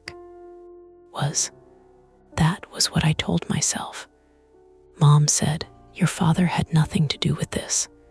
With Lottie, with any of it. How do you know?" "Because he wasn't interested enough to be cruel in this particular way." It was a devastating sentence, and she said it like a grocery list. Elise whispered, "Did he know about the box?" Mom looked away. There, a new fact. Dad knew. I wanted to ask more, but the laptop chimed. A message request had appeared on Elise's Facebook account now. Not mine. Hers. Elise stared. It found me. The profile picture was the same striped tights. The name was the same. I reached for the laptop. "Don't open it." She pulled it back. "You got to read yours." Barely. That was enough to decide everything. "Elise," she clicked before I could stop her. The message was a single photo. At first it looked black. Then she turned up the brightness. Concrete floor. A strip of rust. The edge of something white and curved. The freezer lid. The photo had been taken in our basement. No one moved. The smell of the kitchen seemed suddenly too strong. Burnt toast, wet wool from Mom's cardigan, lemon soap. The sour dust smell coming up from under the basement door. Elise whispered, "Is that now?" The image had no timestamp visible, but the floor near the freezer was wet. Fresh-looking footprints marked the dust. One set, maybe 2. Hard to tell from the angle. I picked up a kitchen knife. Mom said, "Mara, no. I'm not planning to stab anyone. I'm planning to not hold a flashlight as my only object. That's how people get hurt. People are already hurt." Nobody argued after that. We made a third plan, worse than the first 2, but more honest. Mom would stay at the top of the basement stairs with her phone and the laptop. Elise and I would go down together. We would not touch the freezer until we checked corners, laundry area, the bulkhead door, and the old coal room under the front porch. If we saw any person, we would run. Basement layout was simple, but awful in darkness. Stairs down into a rectangular main space.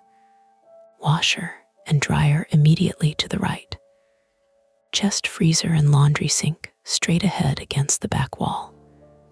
bulkhead doors beyond that, slanting up to the driveway outside. To the left, shelves with paint cans and Christmas bins.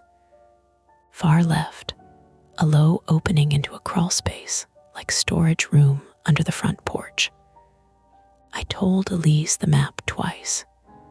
She nodded both times and gripped the flashlight with both hands. The basement door opened with a long complaint. Air moved up the stairs, damp and cold. We descended slowly. My bruised shin throbbed with each step.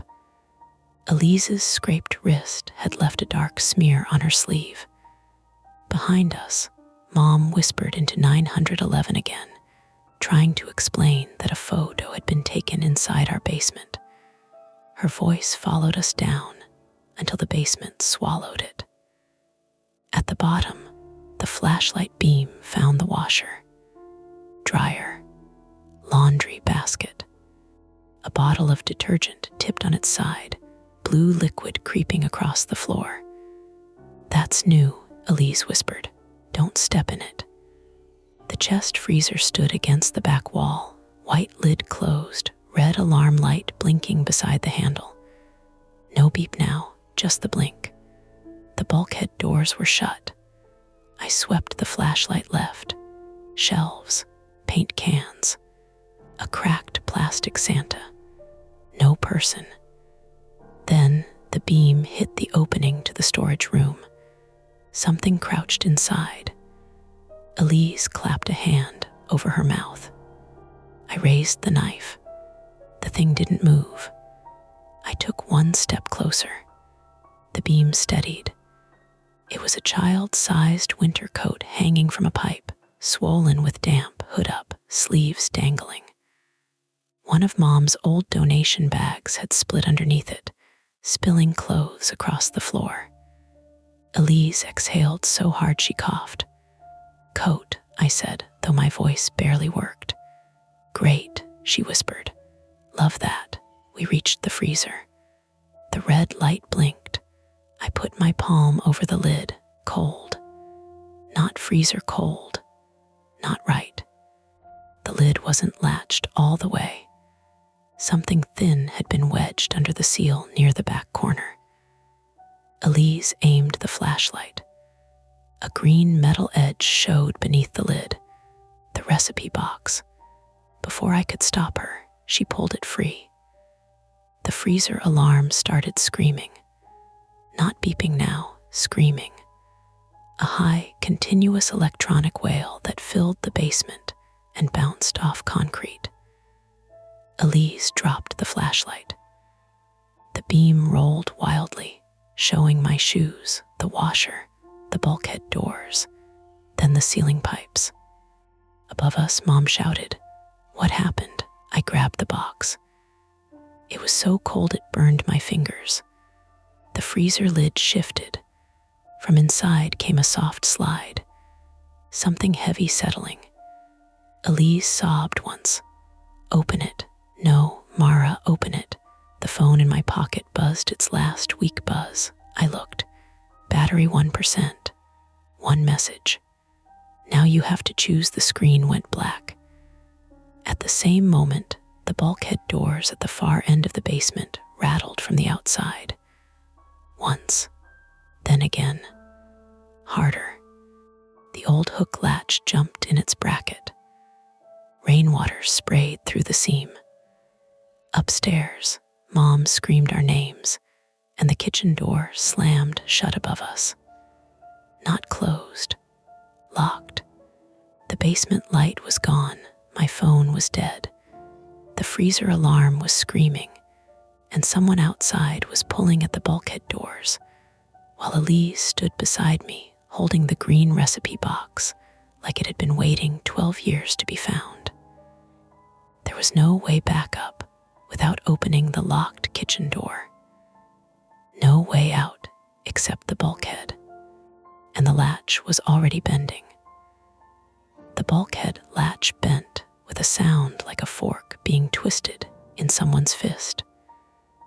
Elise and I stood frozen beside the chest freezer, the green recipe box between us, the alarm screaming so loudly it stopped feeling like sound and became pressure inside my skull. The flashlight lay on the concrete near Elise's socked foot, its beam pointed at the washer, turning the detergent spill into a slick blue puddle. The bulkhead rattled again. Hard. The wooden doors jumped in their frame. "Mara," Elise said, "I know. What do we do?" I didn't know. That was the honest answer. I had spent my whole life pretending every room had an exit if you stayed calm enough to find it. But the kitchen door above us had locked from the other side. My phone was dead. Mom was separated upstairs. The police were delayed. Someone was trying to come in through the basement doors. And in my hands was a box my mother had hidden for 12 years. The freezer alarm wailed. I shoved the recipe box under my arm and grabbed the flashlight. Washer. What? Behind the washer, now. We moved fast, half slipping on detergent. Elise's shoulder hit the dryer with a metallic boom. The bulkhead doors rattled again, and the latch gave another ugly squeal. I killed the flashlight. Darkness fell so suddenly Elise gasped. "Quiet," I whispered. The alarm kept screaming. It covered our breathing, which helped. It also covered everything else, which didn't. We crouched between the washer and the wall, knees jammed against cold concrete, the smell of detergent and mildew thick in my nose. Elise was shaking so hard her shoulder knocked mine in quick little taps. The bulkhead latch snapped, not dramatically, just a sharp metallic crack. One of the doors lifted an inch. Rain hissed through the opening. Then a hand appeared, bare fingers, pale in the dark, no glove. It reached under the door, groping for the inside hook. Elise made a tiny sound.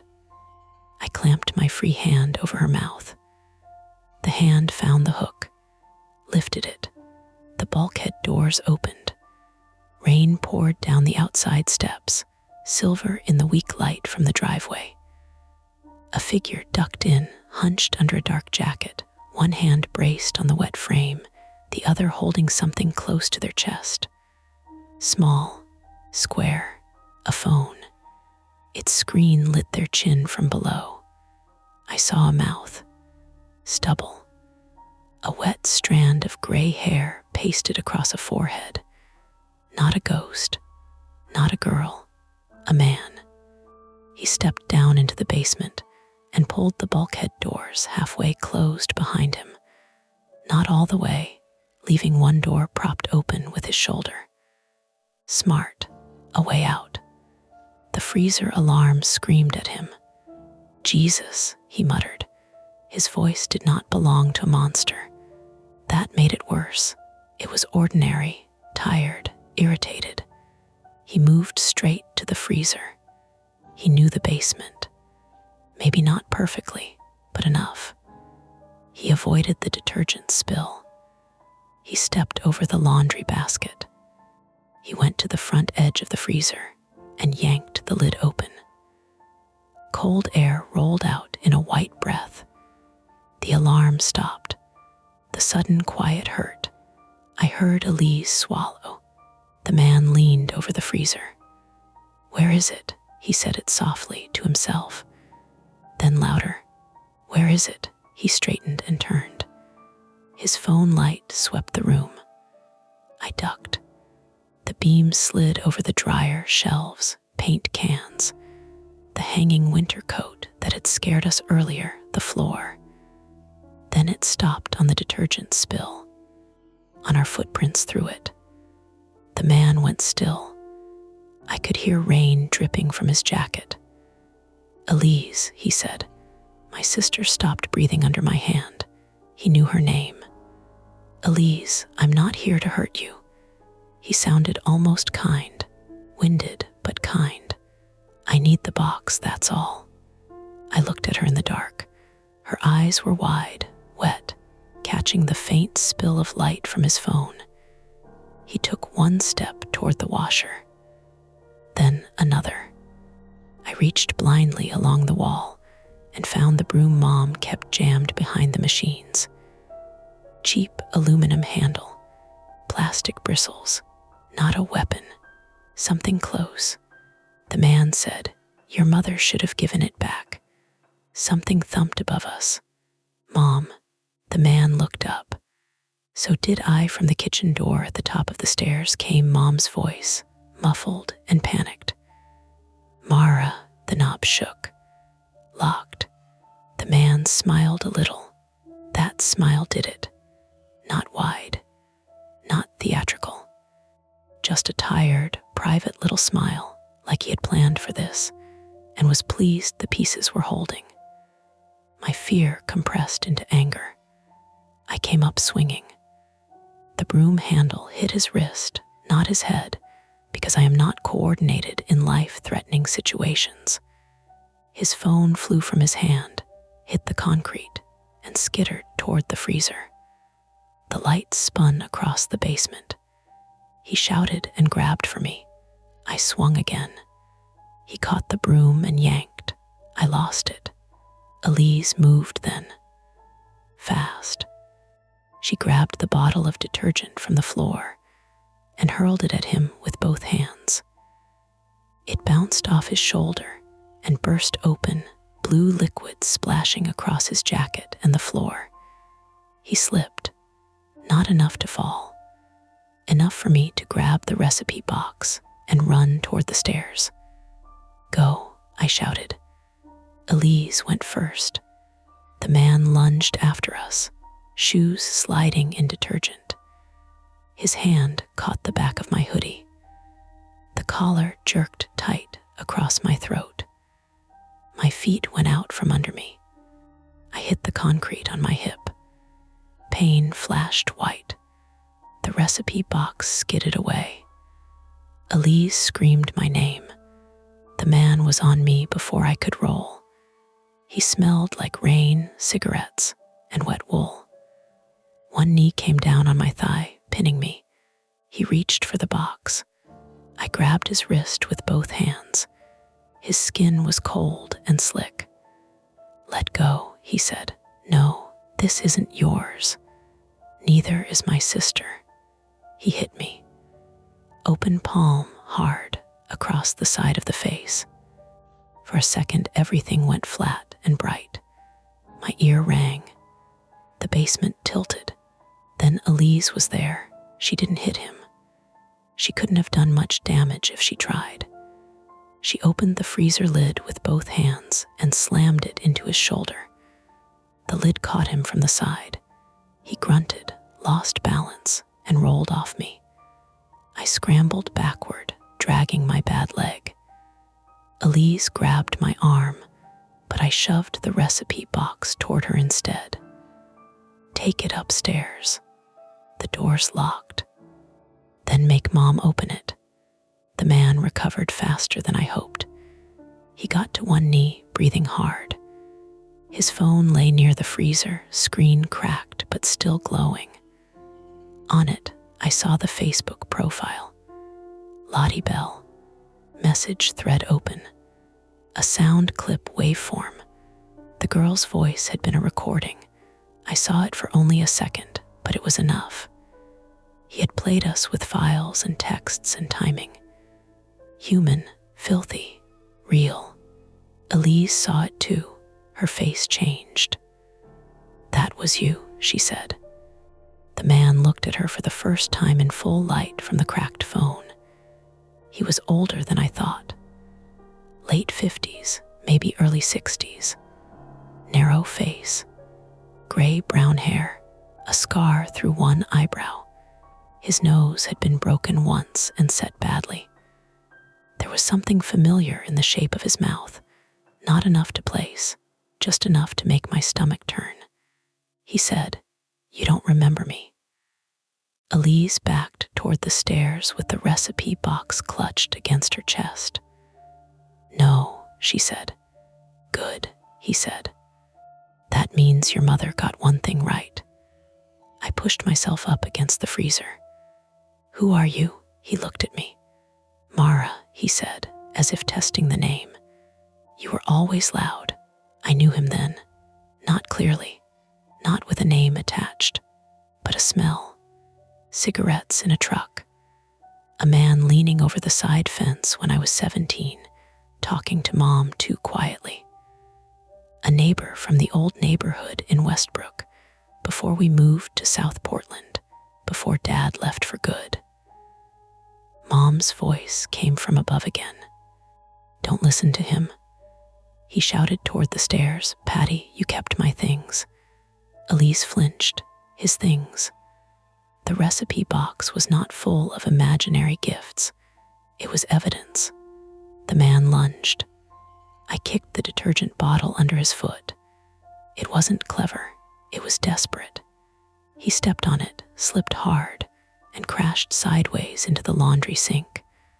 Porcelain cracked. A pipe shrieked. Water burst from below the basin in a hard, glittering spray. Cold water hit the concrete and spread fast. The man roared in pain.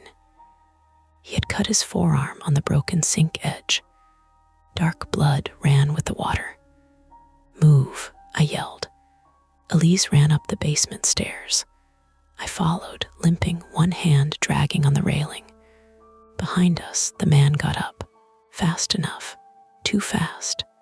He grabbed my ankle on the third step from the bottom. I slammed down on my ribs and lost all the air in my body. Elise turned back. No, I wheezed. Door, she hesitated. That hesitation was love, and it nearly got us both killed. The man yanked my leg. My shins struck the stair edge where I had bruised it earlier, and I made a sound I had never heard from myself. Raw animal.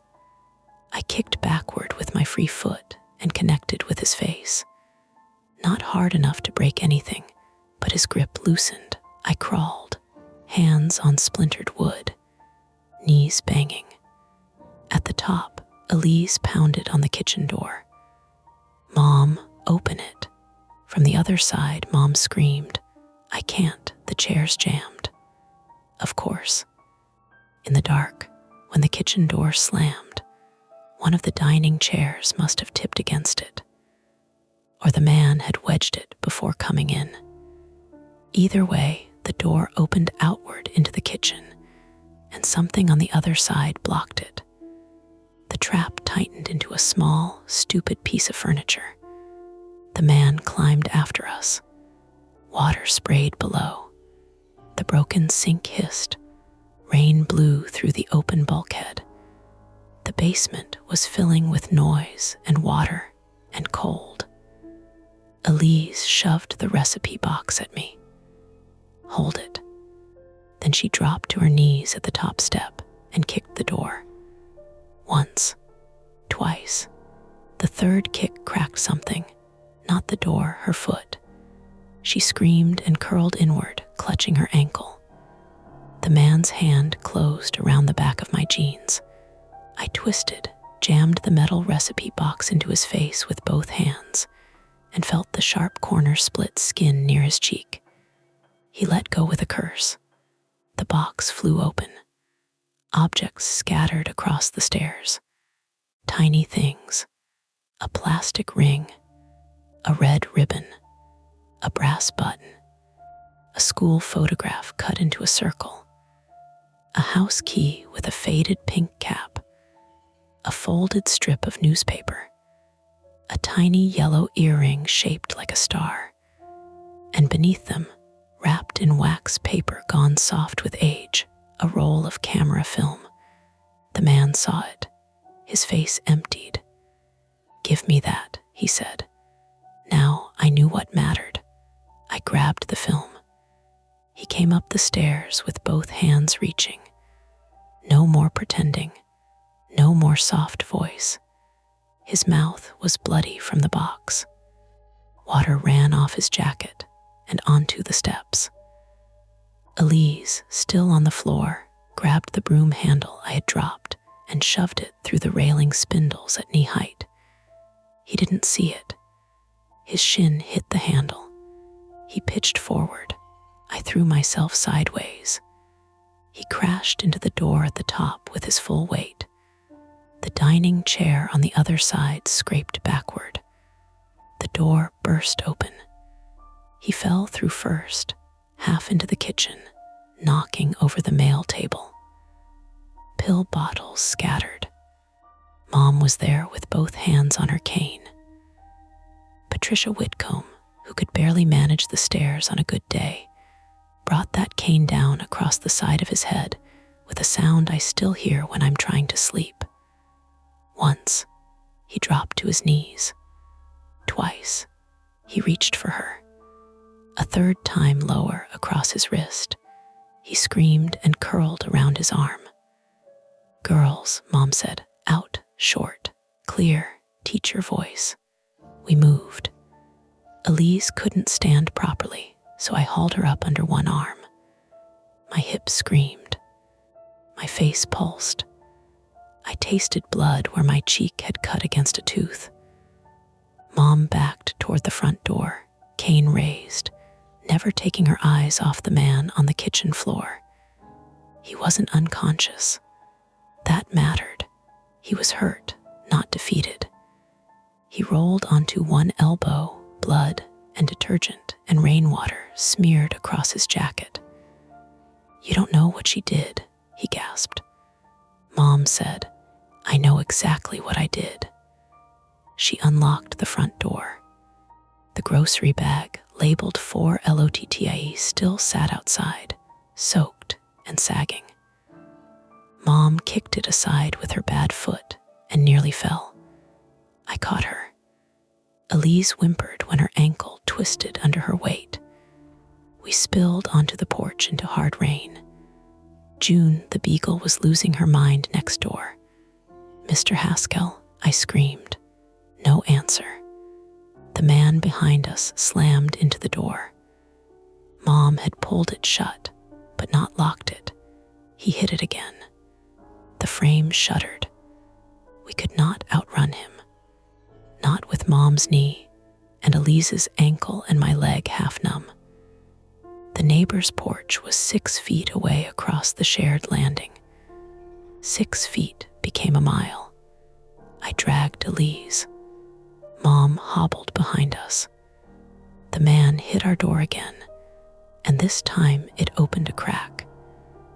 Then June's barking shifted from behind the wall to outside. Mr. Haskell's porch light snapped on. Not a sudden savior. Not police. Just a furious old man in a bathrobe opening his door because his dog had been barking for 10 minutes and someone was screaming on his porch. "What the hell is going on?" he shouted. "Call 911, I yelled. "Now." The man burst out of our front door. He saw Mr. Haskell. Saw the light. Saw the recipe box under my arm and the roll of film clenched in my fist. For a second, I thought he would still come for us. Instead, he turned and ran back inside, toward the kitchen, toward the basement. "The bulkhead," Elise gasped. "He'll get out." Mom said, "The box." I looked down. The recipe box was mostly empty now. The things that mattered had scattered on the basement stairs, except for the film in my hand and a few objects stuck in the corners. The man wasn't running away empty-handed. He was going back for whatever else had fallen, or to destroy the basement. I made the worst decision of my life twice in one night. I went back in. "Mara," Mom screamed. I didn't go far, just to the doorway, just enough to see through the kitchen. The man was at the basement door when the broken sink water reached the old power strip by the washer. There was a pop from below, a blue flash. The house lights flickered back on for half a second as power surged through some circuit it had no business touching. The man froze at the basement threshold. Then smoke curled up from the stairwell. Not fire yet. Electrical smoke. Sharp, chemical, real.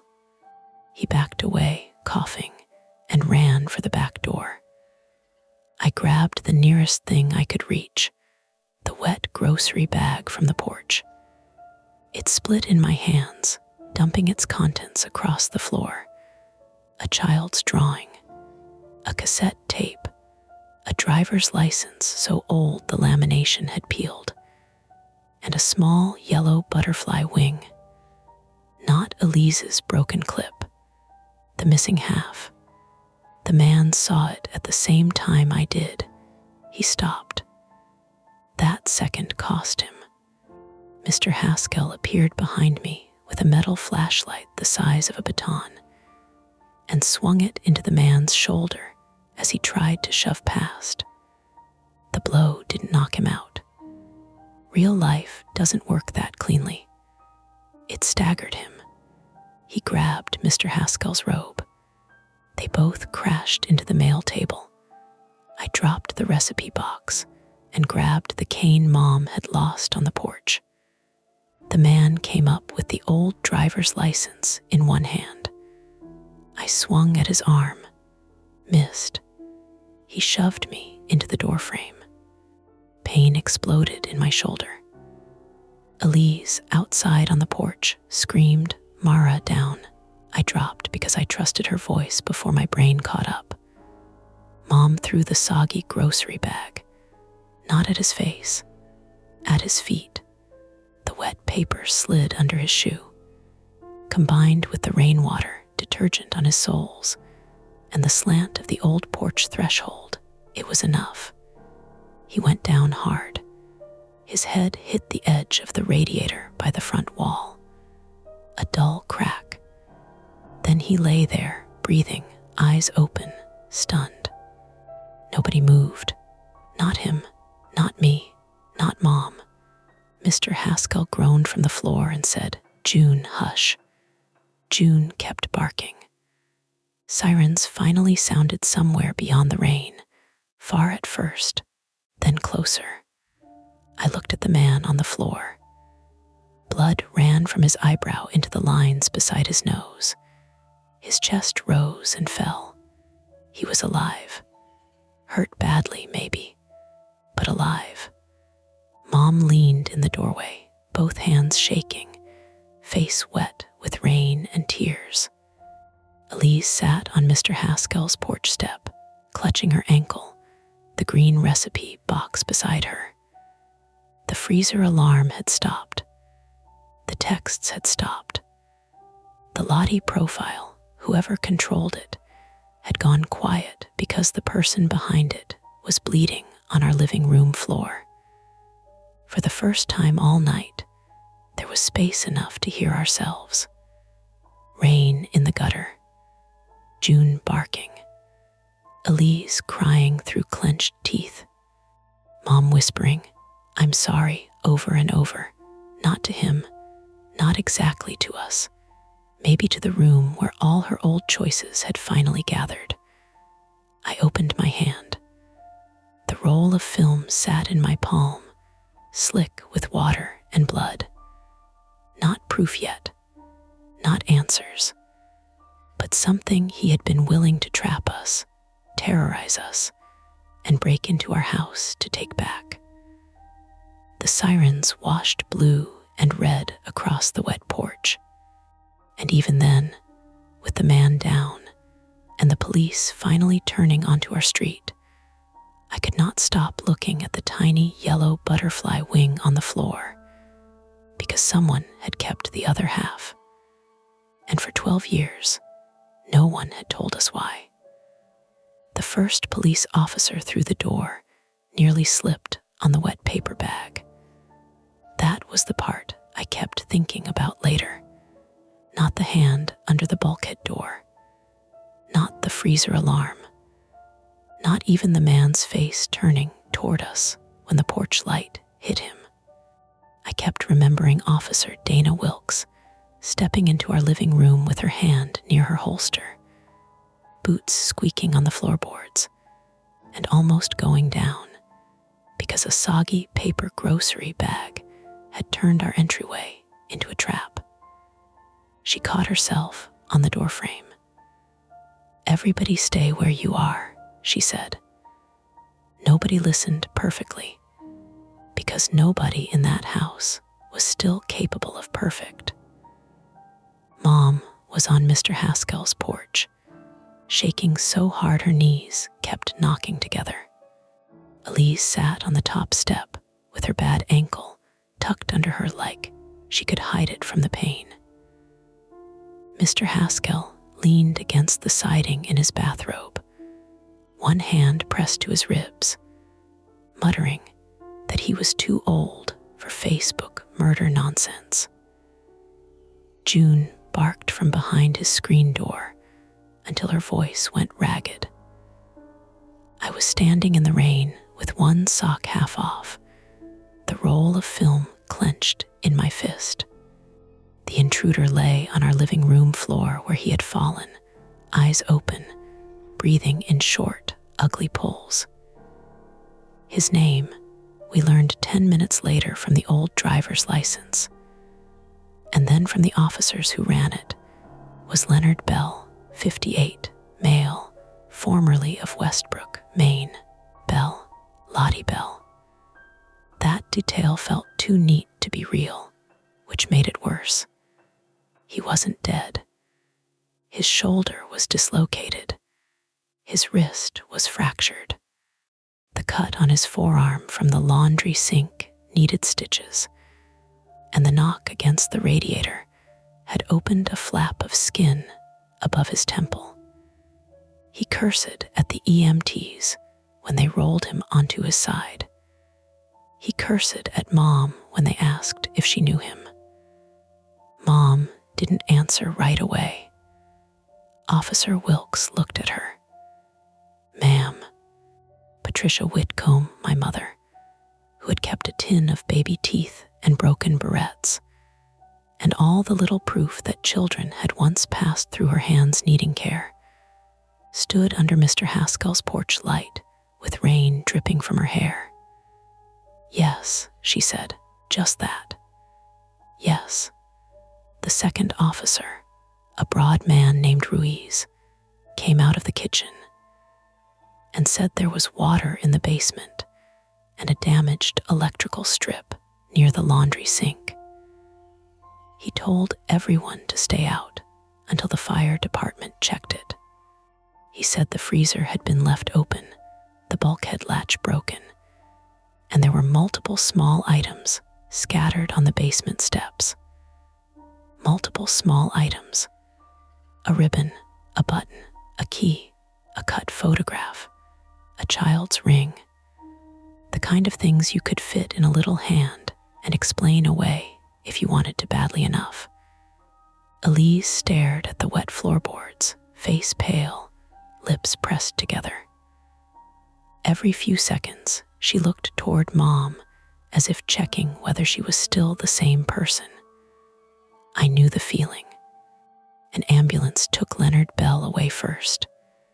He kept asking for the film. Not Elise, not a lawyer, not a doctor, the film. When Officer Wilkes asked what he meant, I opened my hand. My fingers had cramped around the roll so tightly that the plastic edge had left a crescent mark in my palm. It was slick with rain and basement water and a little blood, though whose blood I couldn't have told you. Officer Wilkes put it into an evidence bag. The green recipe box went into another bag. So did the cracked phone from the basement, the cassette tape, the old license, the yellow butterfly wing, and the soggy drawing from the grocery bag. They photographed the front door, the kitchen, the basement door with the chair wedged against it, the bulkhead, the broken sink, the freezer. They photographed my face. That part made me feel stupidly embarrassed. I had a swelling bruise along my cheekbone where Leonard had hit me, a split inside my lip, and a shoulder that throbbed when I breathed too deeply. Ease had a sprained ankle, maybe a hairline fracture, though we didn't know until the urgent care X-ray the next morning. Mom had bruising on her hands from gripping the cane, and a strain in her bad knee from kicking the bag and lurching across the porch.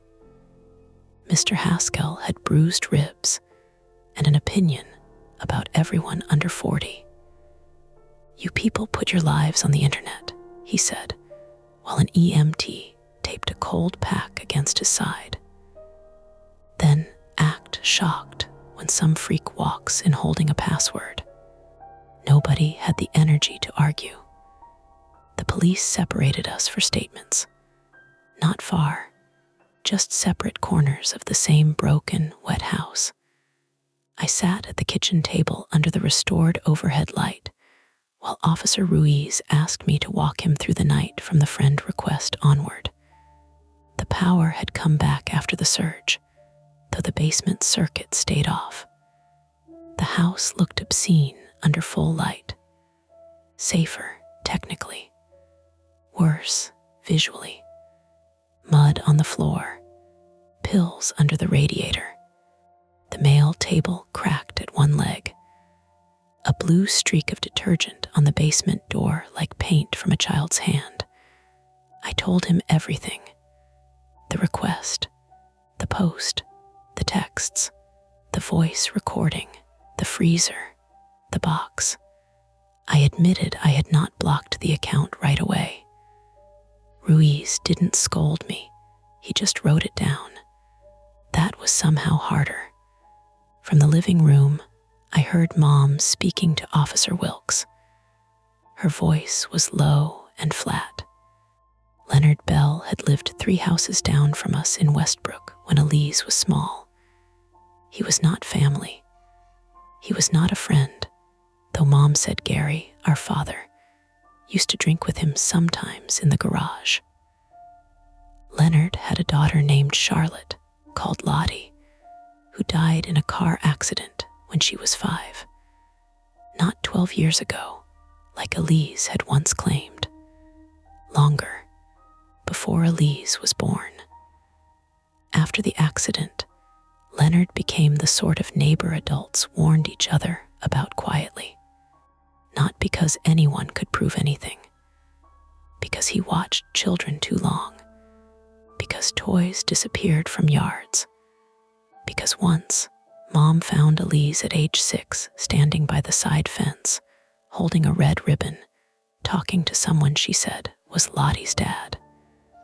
I heard Elise make a sound from the hallway. Officer Wilkes paused. Mom continued anyway. At first, Mom thought grief had made him strange, but harmless. Then Elise started coming home with objects. A button, a ring, a key, a photograph cut from something larger. Small offerings. Leonard told her they belonged to Lottie. Elise repeated it until Lottie became the imaginary friend, because that story was softer than the other one.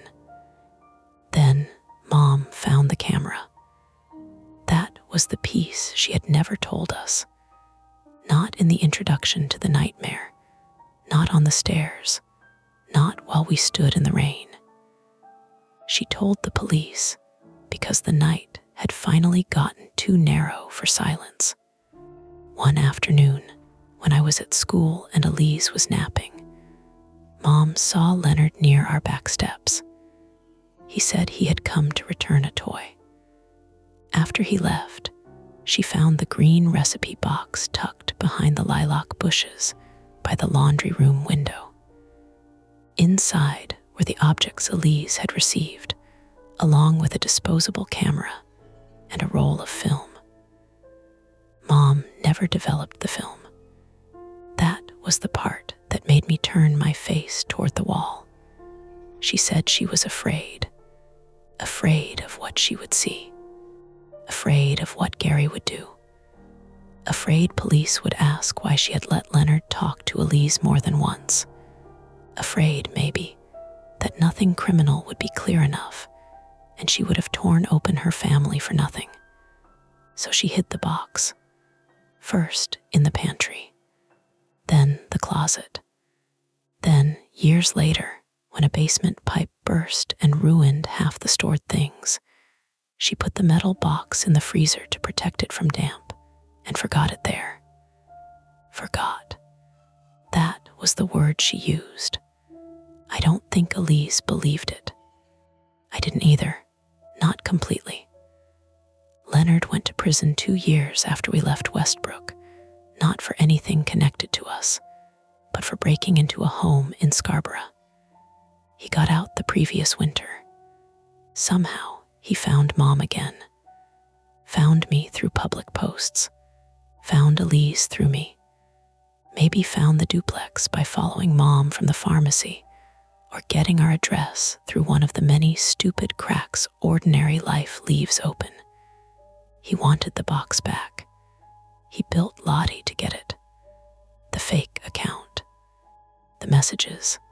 The old nickname. The recording. The timing with the storm and outage.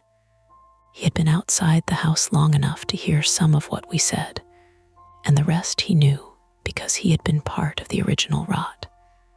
Did he cut the power? I asked. Ruiz looked up from his notebook. Not clear yet. But could he?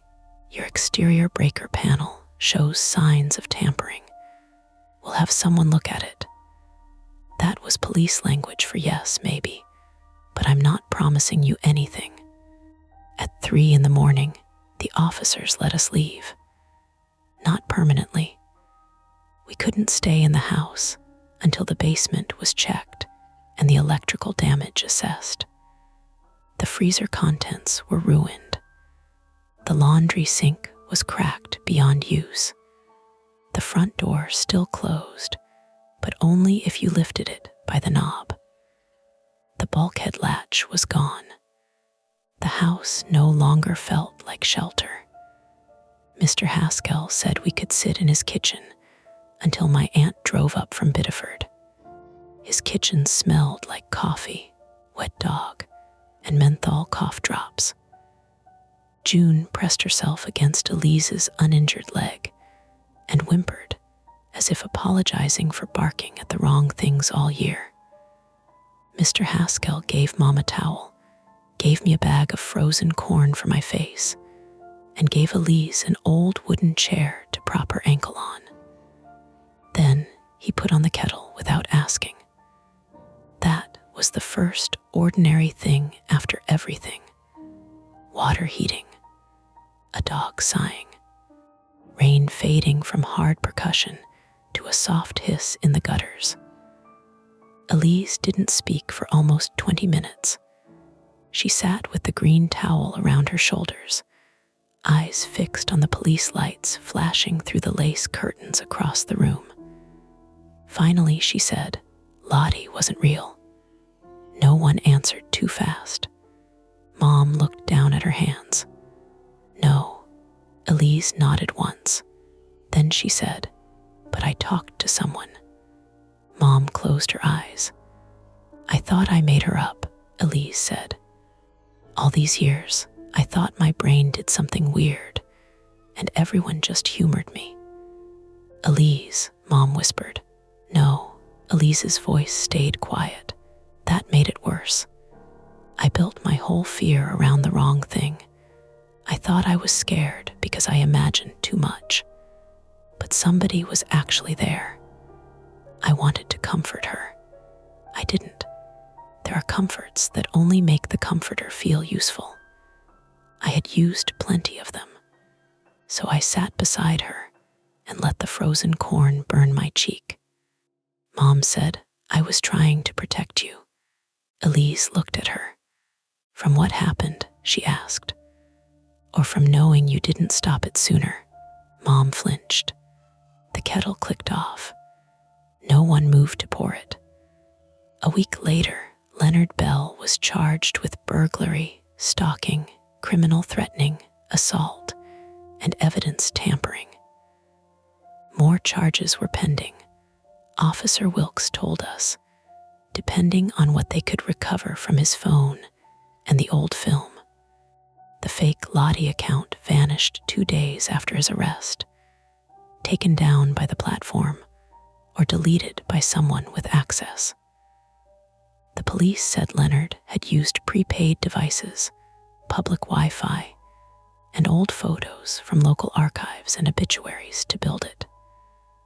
The striped tights photo was not Elise. It was Charlotte Bell, Leonard's dead daughter, cropped from a newspaper feature after the accident. The yellow clip in the image was hers. The butterfly wing in the grocery bag was Elise's missing half. They matched when Officer Wilkes showed us a photo. Mom S kept half in the bag's half, broken edge to broken edge. I wish I could say that explained it. It explained only the plastic. The roll of film produced 6 usable photos. Police did not show us all of them. That was probably mercy. 2 were of the side of our old Westbrook house. One was blurry, pointed at grass. One showed the laundry room window from outside. One showed Elise's little hand reaching through a gap in the fence toward an adult hand, holding the yellow butterfly wing. The last photo, Officer Wilkes said carefully, showed Leonard's truck parked near the elementary school. That was enough for the legal case. Not enough for sleep. The cassette tape was mostly degraded. Forensics recovered pieces of audio. A child humming, a man saying, "Don't tell Patty," a laugh that might have been Elise, or might not. Mom refused to listen. Elise asked to, then changed her mind in the parking lot of the police station and threw up behind my Subaru. We moved out of the duplex by the end of the month. Not dramatically. No midnight fleeing. Just cardboard boxes, a borrowed truck, the sticky exhaustion of tape and dust, and utility calls. Mom went to my Aunt S for a while. Elise stayed with me in a smaller apartment in South Portland, 2nd floor, better locks, no basement access. She started seeing a trauma therapist twice a week. She cut her hair shorter on purpose this time. I deleted Facebook, then made a new account under a different name because life is stupid and practical, and I still needed Marketplace to find a cheap couch. The couch we bought was ugly brown microfiber from a retired couple in Cape Elizabeth. It smelled faintly like lavender and dog. Elise hated it, then fell asleep on it every afternoon for a week. Almost ordinary.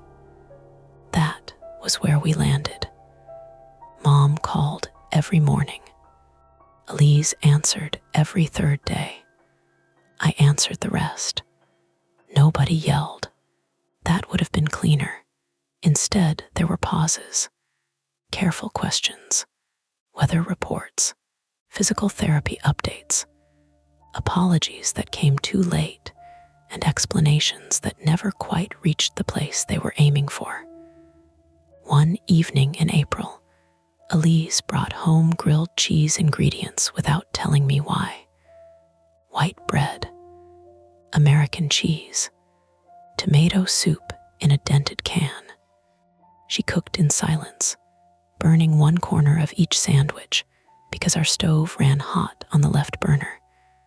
We sat at the tiny kitchen table while traffic whispered wetly on Broadway outside. After a few bites, she said, "I used to say Lottie liked grilled cheese. I remember. I don't know if that was me or him." I looked at her. She dipped the corner of her sandwich into soup and watched it go soft. "That's the worst part," she said, not knowing which memories belonged to me. I wanted to say they all belonged to her now. I wanted to make it sound empowering. But the truth was uglier and more useful. Maybe some are contaminated, I said, but they're still yours to decide what to do with. She thought about that. Then she said, that sounds like something a therapist would say if she was tired. Probably. Elise smiled a little. It was not a happy ending. It was a facial muscle remembering an old route. The trial process dragged. Leonard took a plea that summer. We did not have to testify in open court. Mom submitted a victim impact statement, then asked me to read it first because she was afraid she had made herself sound too sympathetic. She hadn't. Elise refused to write one. I already spent enough of my life giving him words, she said. That was the closest thing to victory we got. The last thing happened in October, almost a year after I moved back to Maine, on a dry, cold night when the first frost silvered the roofs of parked cars. My new phone buzzed while I was brushing my teeth. Unknown notification. For a second, my body reacted before my brain did. Toothpaste in my mouth. Hand frozen under the faucet. Heart punching once hard. It was only an email alert from a photo printing service. A sale. 50% off holiday cards. I laughed into the sink, spat, and rinsed. Then I saw Elise standing in the hallway. What? I asked. She looked half asleep in an oversized sweatshirt, hair sticking up on one side. Your phone buzzed. Spam, you sure? I handed it to her. She checked. Not because she didn't trust me, because neither of us trusted phones anymore. Spam, she said. Spam. She handed it back. We stood there awkwardly, two adults in a hallway too bright with bathroom light, listening to the refrigerator hum and a neighbor's television murmuring through the wall. Then Elise said, "Do you ever wonder who sent the last message?" I frowned. What last message? She looked at me. The fake account disappeared before police got everything right. Yeah, and Leonard was already in custody when it went down. I had told myself the platform removed it. Officer Wilkes had said that was likely. Likely is a useful word. It gives you somewhere to put things. Elise, I said carefully. I'm not saying it means anything. But she was. She went back to bed. I stood in the hallway with my phone in my hand until the screen went dark. The official version is simple enough. Leonard Bell made the account. Leonard sent the messages. Leonard broke in for the recipe box. Leonard was arrested, charged, and put away. The monster had a name, a damaged phone, a criminal record, and blood on our living room floor. I believe that, mostly. But sometimes, late at night, some app will send me a notification, and the little buzz against the table will line up too neatly with memory. I'll think of Elise at 6, palm outstretched through a fence. Mom hiding evidence in a freezer because fear can look like protection if you squint. Me deciding not to open a message, then opening the rest of the night anyway. And I'll think of the fake profile before it vanished. The last time I saw it, after the police had taken Leonard away. But before the account disappeared, the profile picture had changed. No striped tights, no porch step, just a close-up of a yellow plastic butterfly clip, whole again, lying on a table I did not recognize. No caption, no message, nothing anyone could charge a man for. Just the two wings fitted together, glitter caught inside the plastic, reflecting light from somewhere out of frame. Almost ordinary, except for the hairline cracked down the middle. that's it for this nightmare.